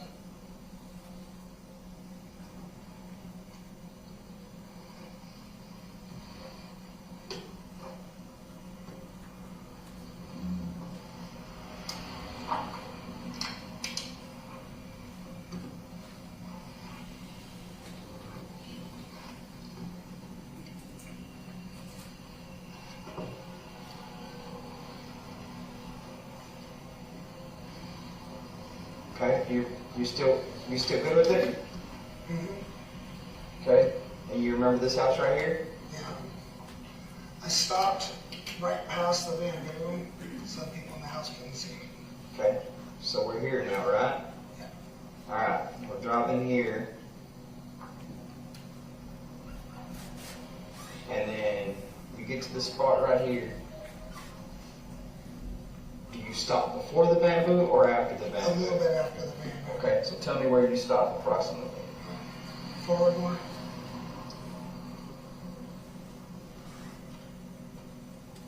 We're gonna rewalk your steps, okay?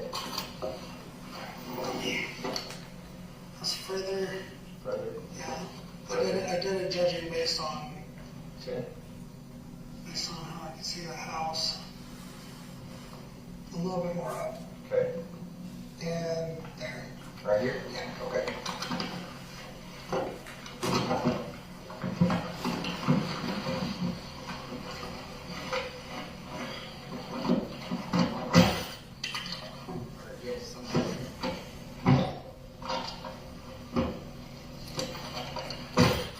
So you don't have to hug me.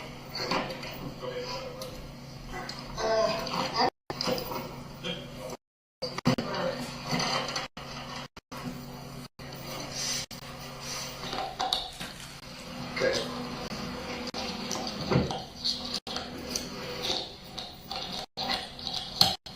Let's walk your steps first, okay? Okay, can you kind of reenact that? Show me. I was looking back to the mirror.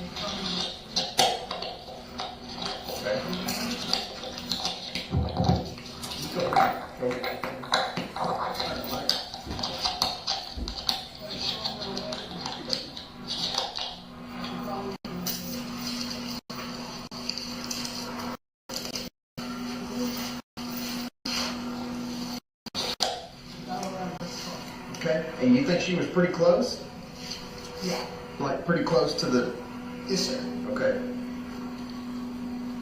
Walk in about how close you think she was.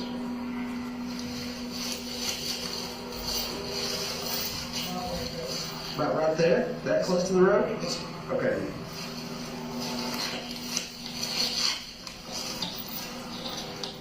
Okay. Are you sure it wasn't this side, or Yes, sir. you're 100% positive? Okay. All right, let's put some light on it now. Now it's kind of dark. Now shine it. Okay, and now shine it. And you think it was right? Yes, sir.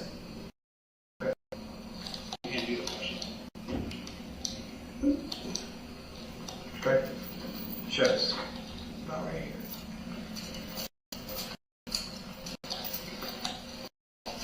What were you thinking when you saw it?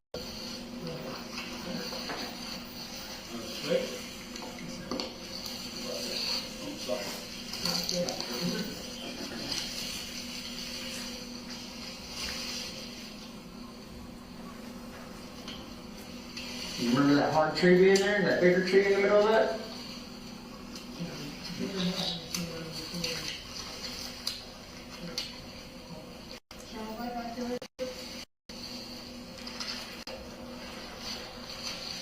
You see in this spot. This spot?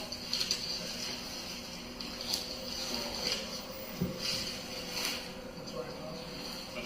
That's my understanding.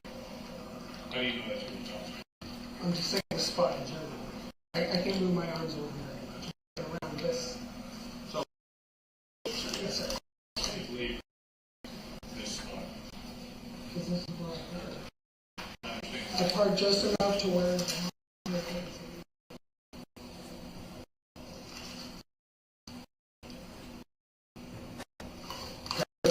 Let's go in the truck, smoke a cigarette real quick.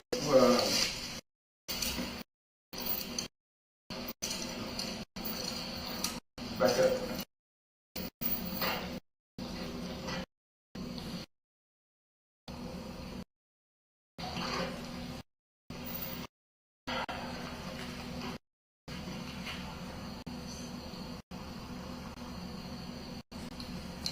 Is there any way you could be used? No, sir. Now, if we go to your house and look or anything like that, is that going to change anything? No, sir. My fiance lives with me. Okay, so But there's you no way in hell. so you wouldn't take her back.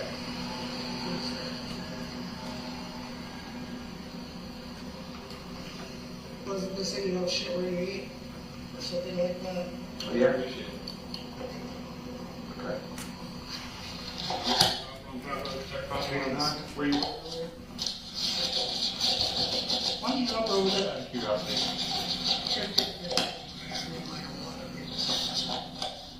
Like 3 or 4 cars, like in a row, went out. And I think that would have been way too obvious versus on an open road like this. Gotcha. that's kind of a dead end down there? Like, people are gonna remember FedEx truck parked on a private road. I got you. Something like this, people will just think, oh, they're just trying to get their next package home. Yeah, that makes sense. Makes complete sense. I'm smarter than a lot of people think I'm. A lot of people think I'm dumb. Some people are pretty judgmental, man. So,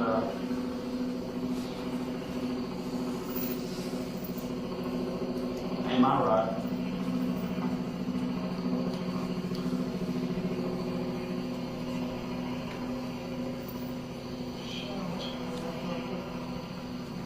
I just want to go over one time. It's too expensive though.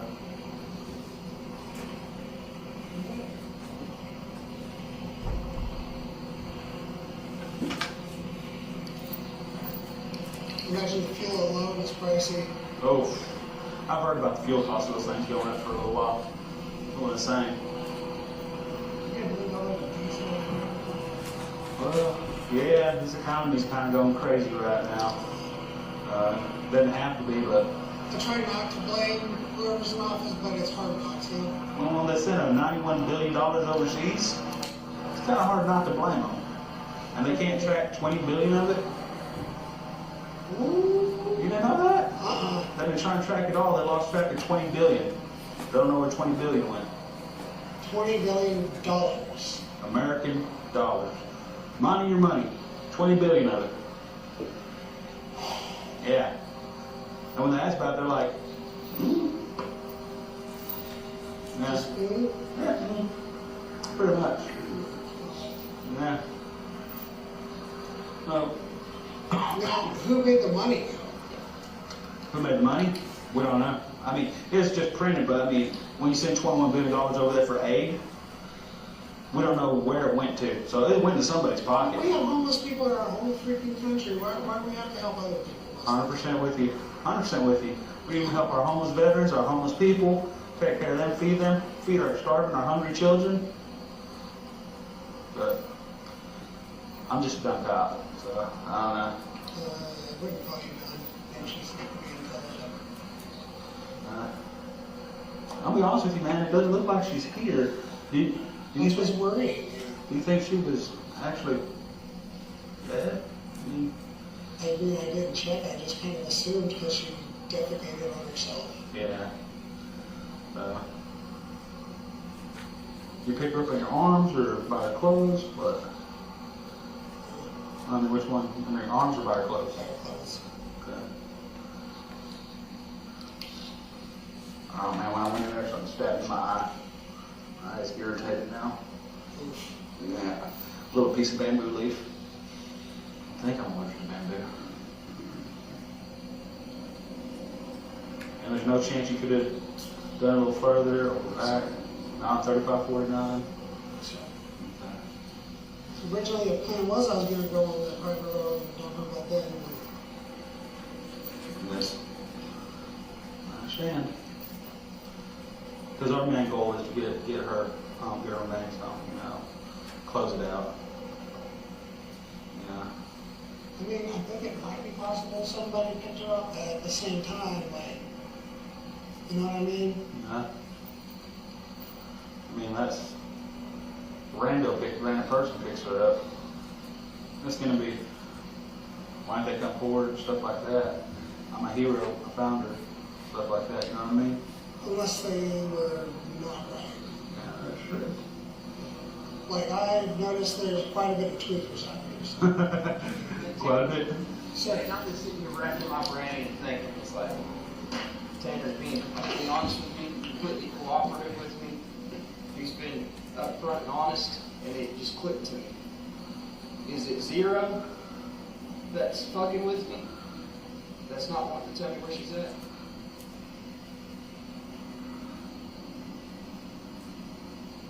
Zero, tell me where she's at.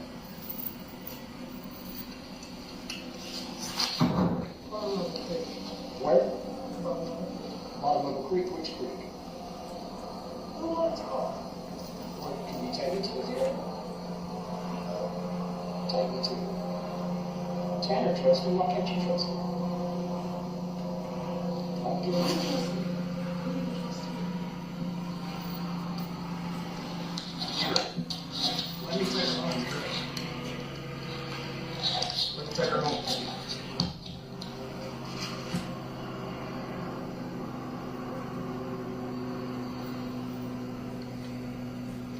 Look. You want me to get in the truck?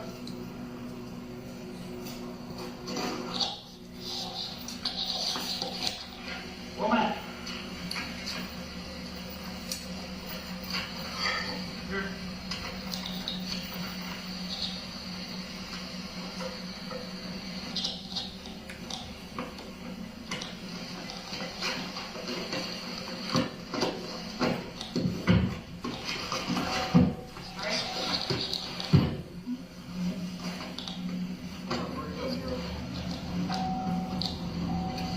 Until they get to 7:30. Take them right around 7:30. Okay. Running a little bit of trust me the entire time. I apologize, bro. I wasn't aware you were willing to talk to me. I'm not gonna let you around for that. Could you get out there and tell them to move, please?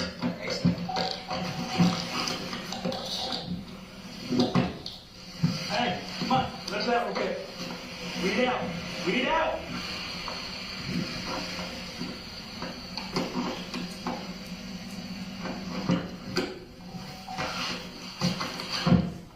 So do I just keep going this way?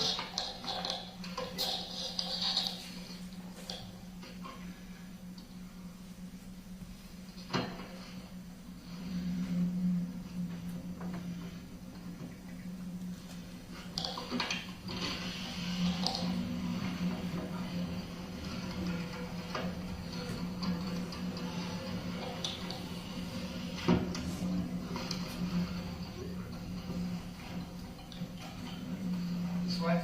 Yes.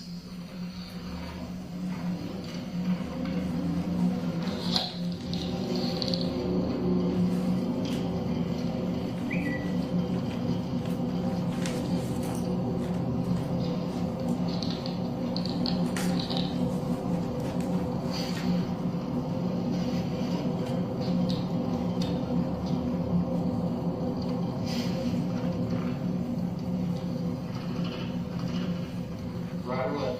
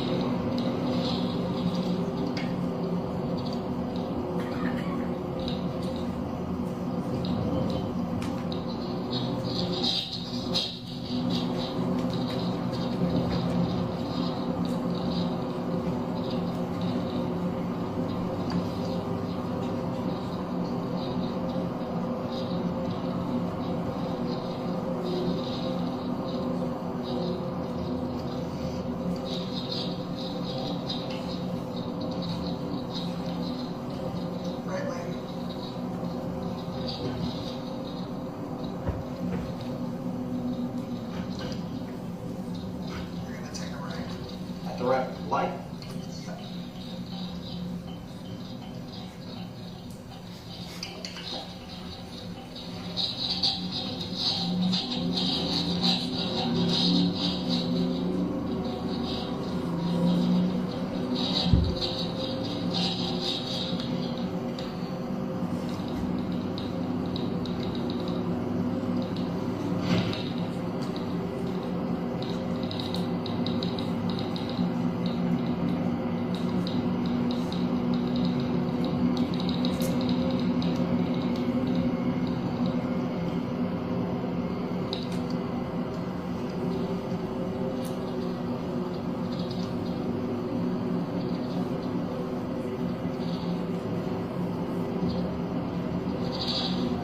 Do you want to go slower and things are getting closer or further down?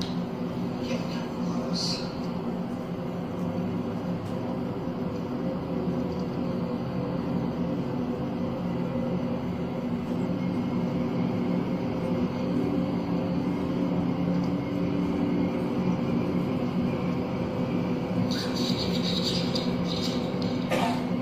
Want me to slow down?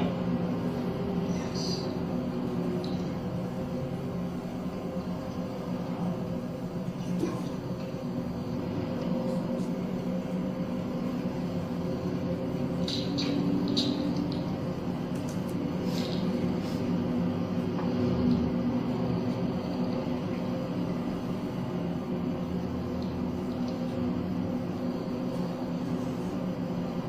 See where all those cars are? Take a left.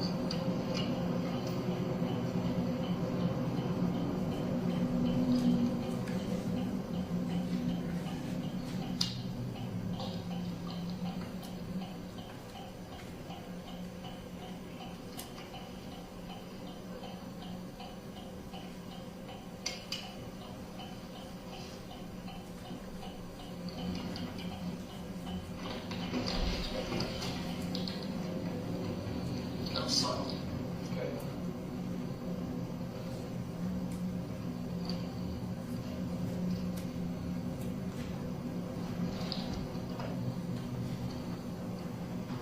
There we go. Where those trucks are? Those trucks are at? Yes. Where did you park? Right here. Okay. Where'd you put her? I'll show you.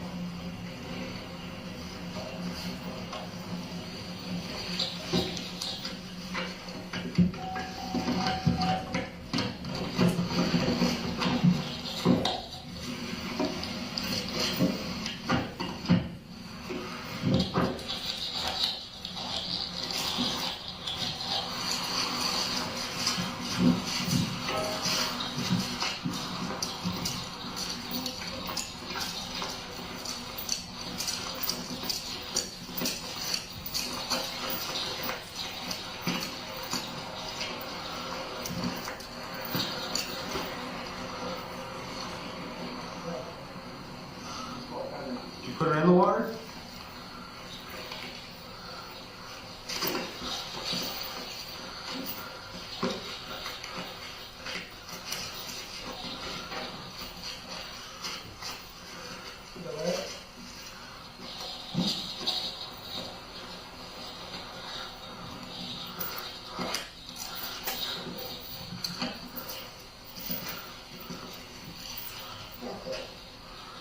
You got her in the water? Zero. How far in there? Tossed her in, got back in the truck, started driving off. Well, let Tanner back in. When you No, no wiser. zero, when you threw her in, were you down there? Were you closer to the... I got you. I'm trying to slip. I got you good. Hold me up.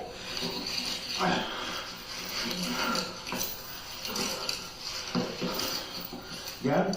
Yes. Were you this far down, or did you step a little? Right there. You tossed her in right there? Did she sink? Did something? Did you tie something to her? Go left. Right there. Right there. Oh, yeah. She's there. There she is. Okay. Let's go. Thank you, Zero.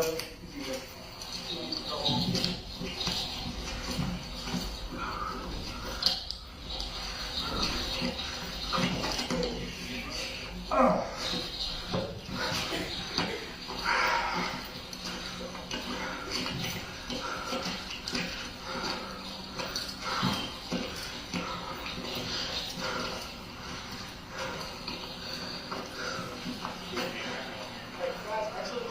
Stand by, stand by. I'll walk you down there. Hold on, hold on.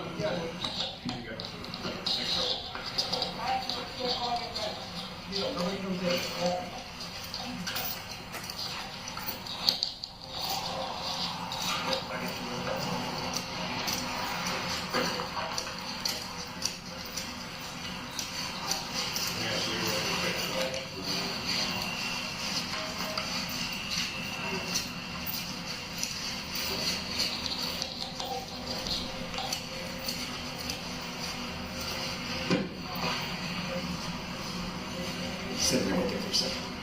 Okay. Wait, yeah, stop, right? Hey, nobody goes past that. Nobody.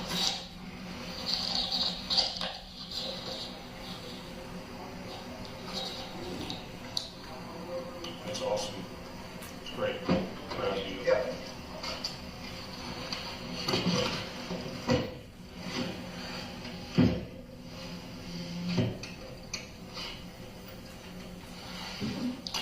Zero, thank you for getting me here. But I've got a question, Zero. Hold on. What happened? Am I talking to Tanner now? No. What's... I need Zero. I need to ask Zero one more question. Zero, can you come out?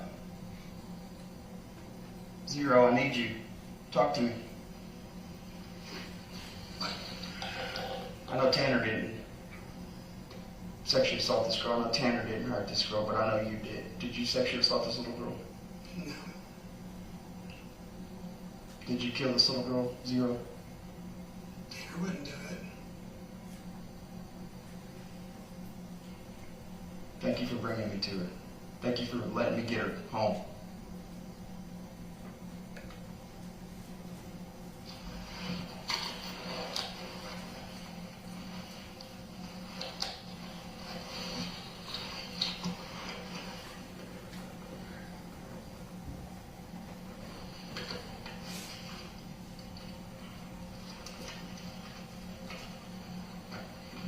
I'm gonna have to back up.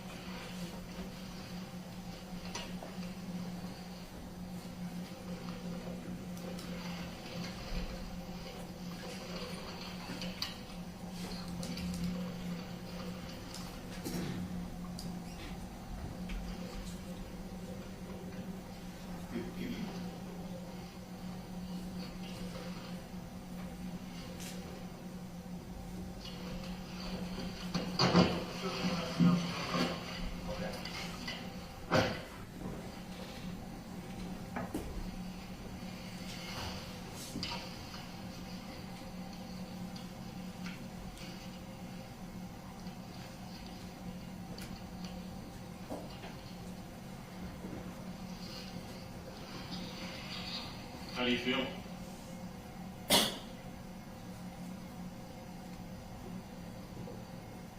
I want to hurt Tanner. Why do you want to hurt Tanner? Because he's a coward.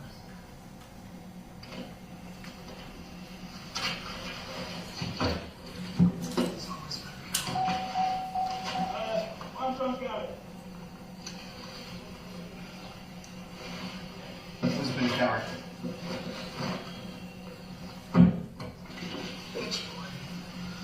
Is that what you, back up. is that what you call him? He's kind of a bitch. What, you say that?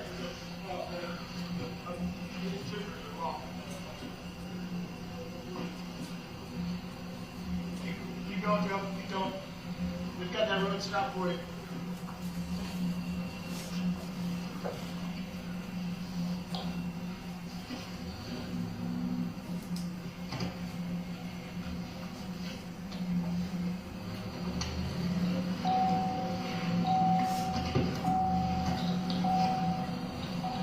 Zero, why do you call him Tanner a bitch boy? Because he made me come out. He made me tell you. Will not leave me alone. He's mad at me.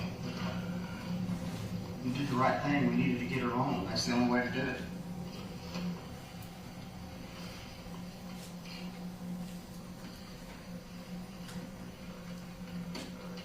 We needed to get her home.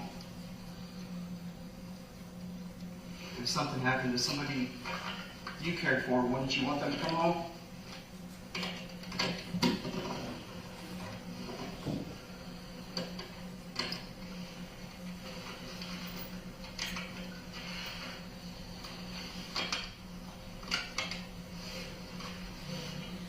Zero, how long have you been with Tanner?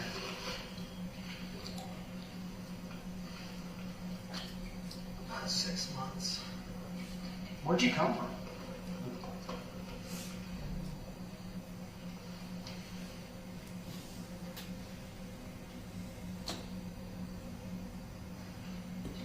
I don't know. What made you come to Tanner? It's vulnerable. Where did you find him? What do you mean, where did I find one? Where'd you find him? What was the location you found him at?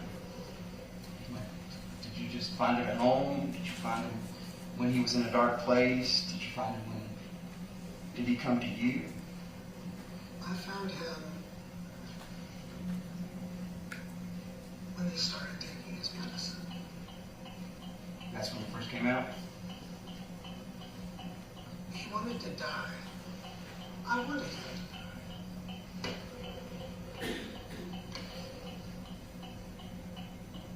He seems to be more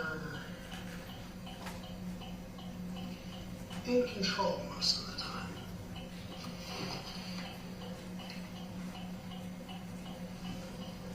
Why do you want to talk to me? Zero, you've been more helpful than Tanner right now. Tanner was really honest, but you helped me, so I want to know why you took advantage of Tanner. Tanner was honest, and he was really helpful, but you wouldn't let Tanner tell me where she was at. I had to talk to you to get the truth. Tanner didn't know. Last thing I let him remember was leaving her in the bamboo. Did you go back to the bamboo, India? No. You didn't go back to the bamboo and get her and then bring her here? Immediately after she was put in the bamboo, Immediately? So you, Tanner couldn't handle this reality. So I took over. what was his reality?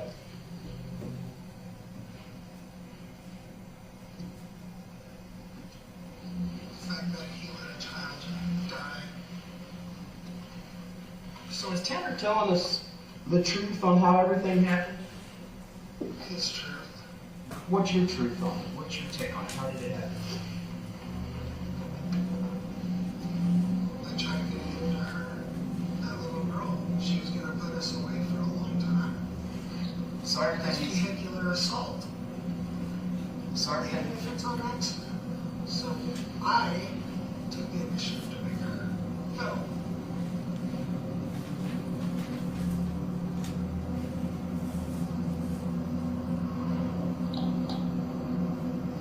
but everything that he told us is correct other than where you put her.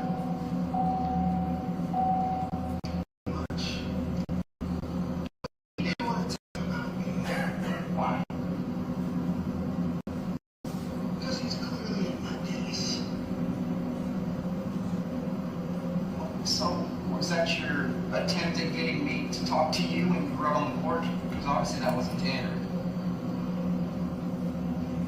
Or was that Tanner warning me about you? That was his warning.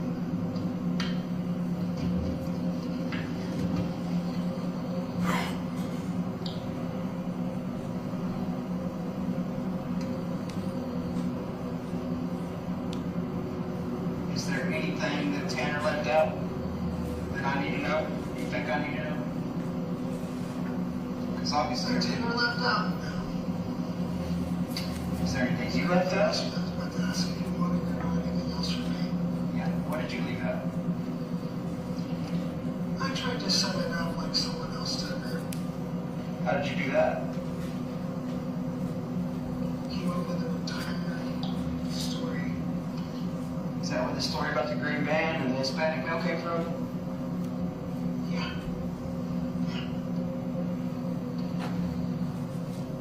Is that what you told those agents? I talked to them. He was too scared.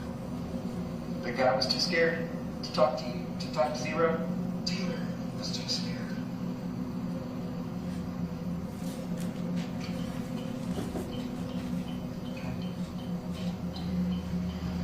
Zero. Is there anything else I need to know? Did you do anything else to that little girl? No.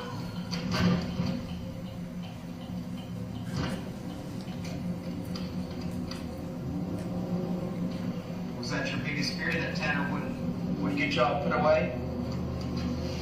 They're trying to stop me. Constantly. What was he saying to you? Please don't hurt me. Fuck him.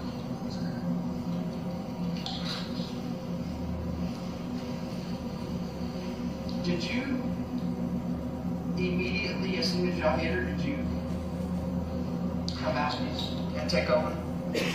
Were in fear that maybe Tanner would get y'all put away, or did it take some time? Tanner was worried about little shit.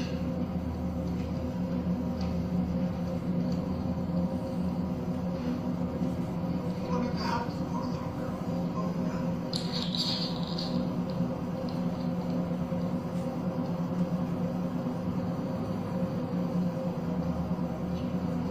Why didn't you want to help her? Do you like to help anybody? No. Other than myself.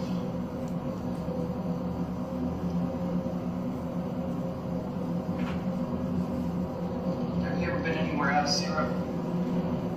Have you ever done this before? No. Is this your first time? Of course. Well, let me out most of the time. I'm not what you got. Right now, he just doesn't want to deal with anything. Just trapped in his psyche, talking in his ear.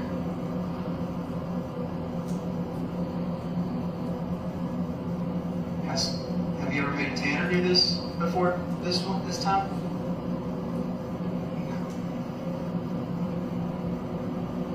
There's never been a situation like this.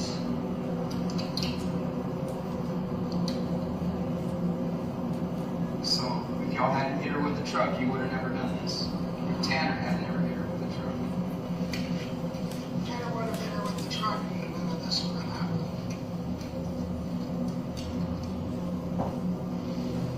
Right now, we'd be getting ready to go out to the bar and celebrate our brand new car we got.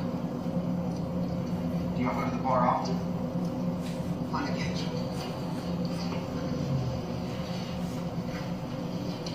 Tanner and Cassie like karaoke.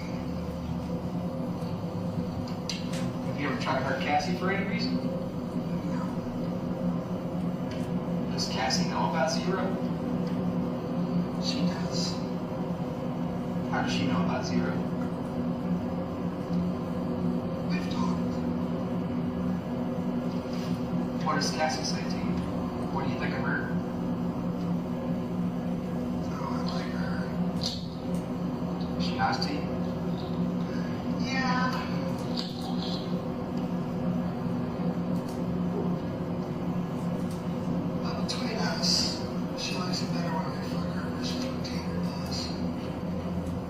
Why is that? She likes it rough. But now Tanner has to take over. Tanner has to take over when? All the fucking time.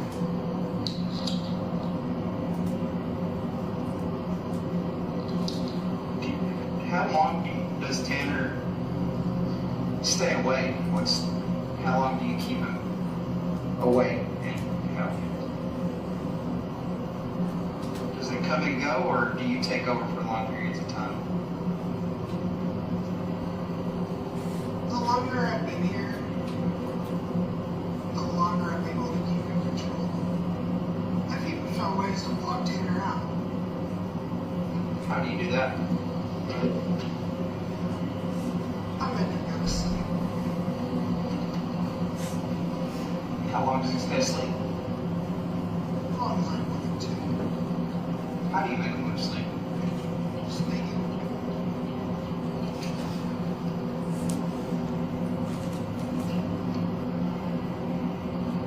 So, when you killed that little girl, was Tanner trying to stop you? Was he trying to come out, or did you put him to sleep? He was trying to come out. Just leave me to explain it. What did you tell him? I told him if he didn't stop trying to stop me, he would be next. What was his response to that? He gave up and let me put him to sleep.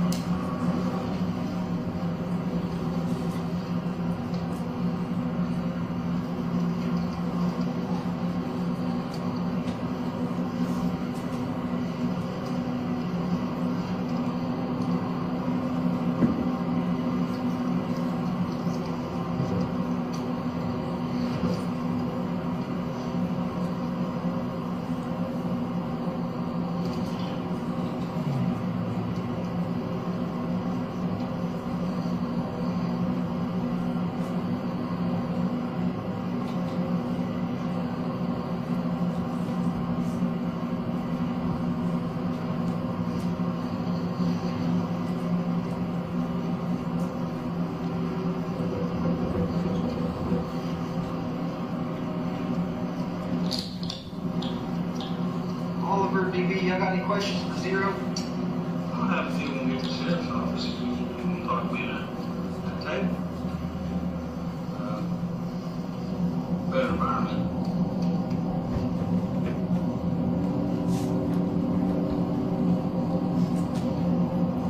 Zero said you only been here 6 months.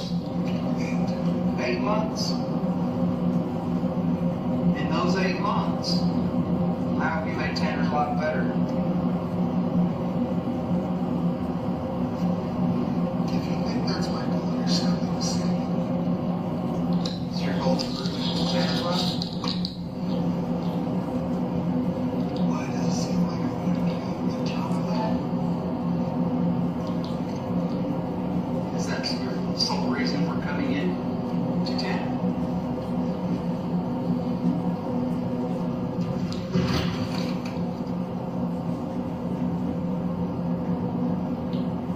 He doesn't have a way to kill.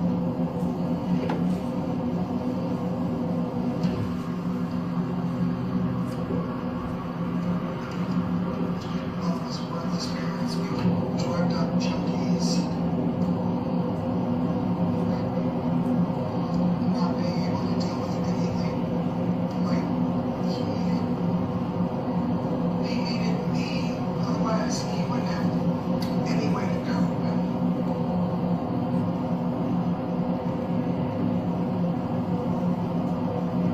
Did you come in at a time in Tanner's life where he was having trouble coping with everything?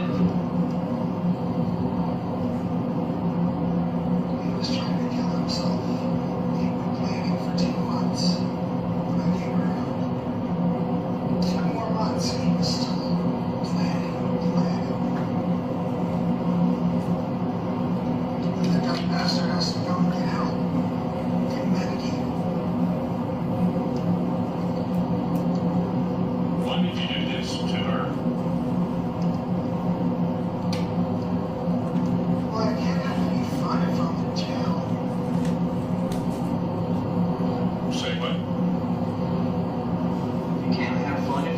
jail? I can't have fun if I'm in jail. What's your ideal fun?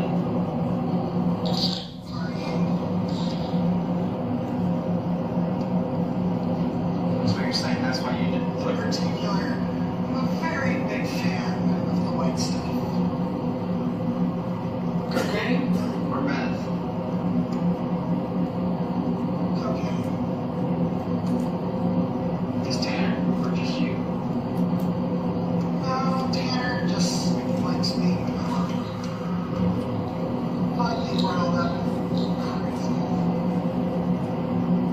More fun that way, he just wants to relax.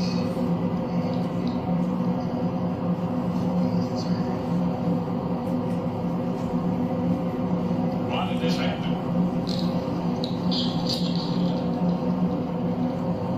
Why did this happen to her? Because Tanner hit her.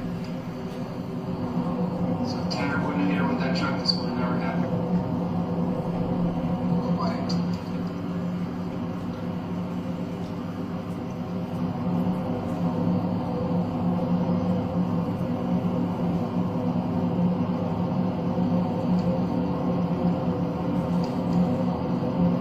Why her and not someone else?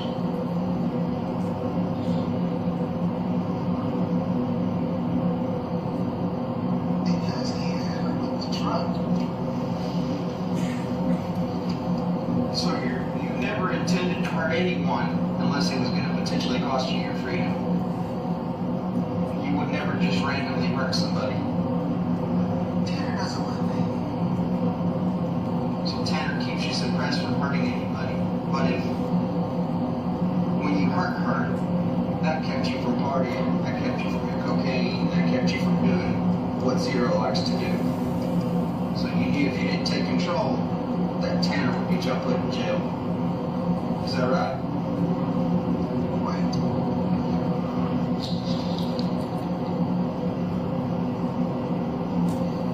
But you knew if you didn't take complete control and take care of business, Tanner wouldn't.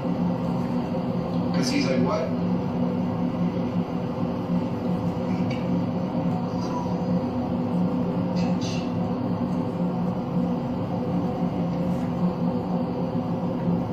And Zero is who?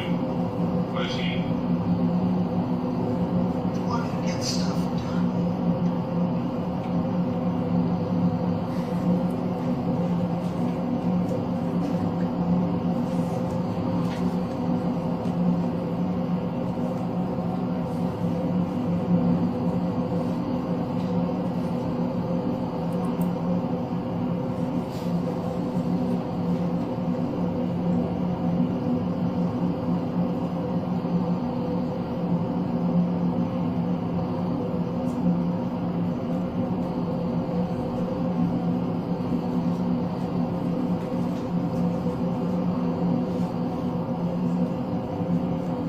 What's your main goal, Zero? Is it just to party and live and slowly push Tanner out? I wouldn't be able to push Tanner out even if I wanted to. Why is that? Tanner much longer than I am. Is it hard to push somebody out when they've been around that long? Just past the right there. It is. I find it to be completely impossible to get rid of it completely. Yeah. But this is the first time you've been in anybody?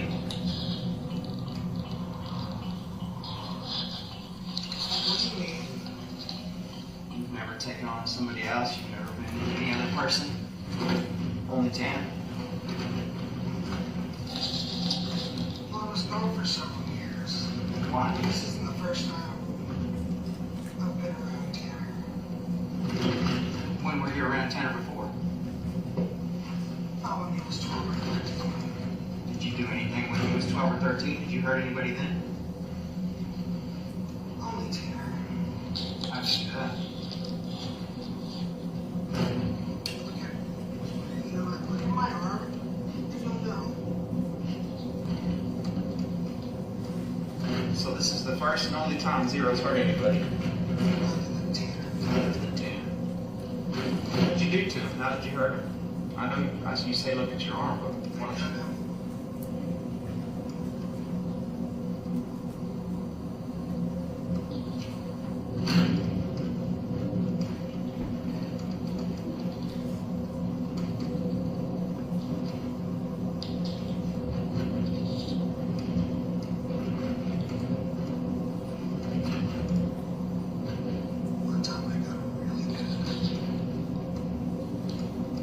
What'd you do? Tell me about it. Took a box cutter. Slashed as hard as I could. On where? His wrist? Yeah. You could have killed him. That was the goal. But then what happens when he dies?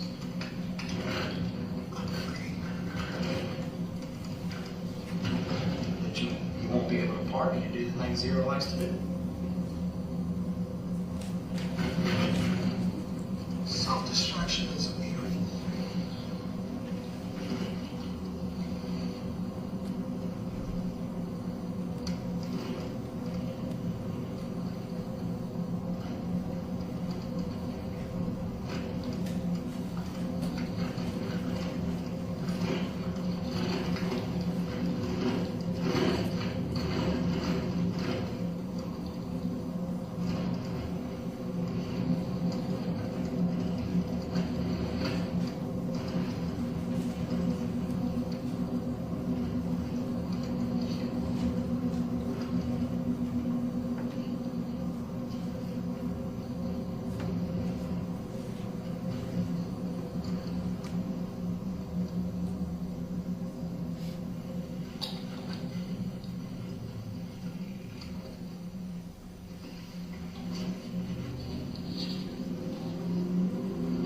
Zero, how did you choose that spot?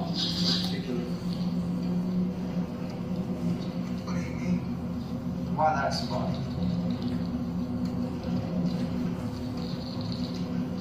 What spot? The spot where you took her body.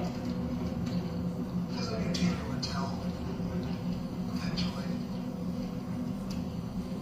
So that was a spot where she might not be found. Did you wrap anything around her? Did you do anything to weigh her down? Like what? Like anything? Rocks, anything tied to her, anything like that? No. Did you turn your phone off, Zero? Yes. When did you turn your phone off? When I took over, What did you do that for? so nobody would know.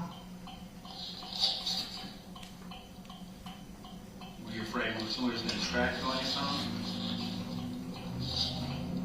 Did you say somebody would know? Where'd you get that idea from? TV. All the crime shows and stuff, I'm sure? You saying yes?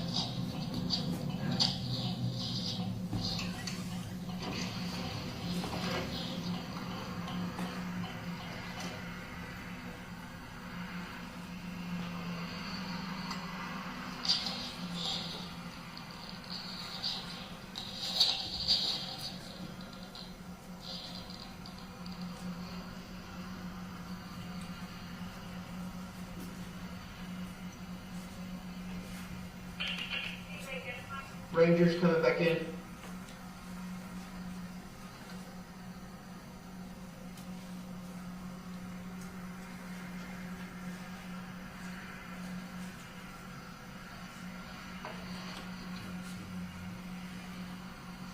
Espinosa with the Rangers coming back in.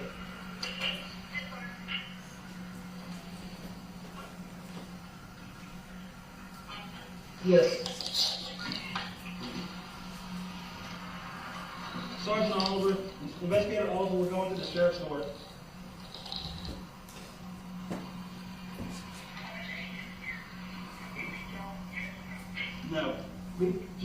38.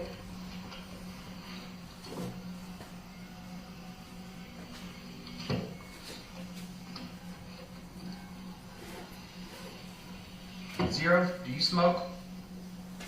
Let's get you another smoke. Give it that.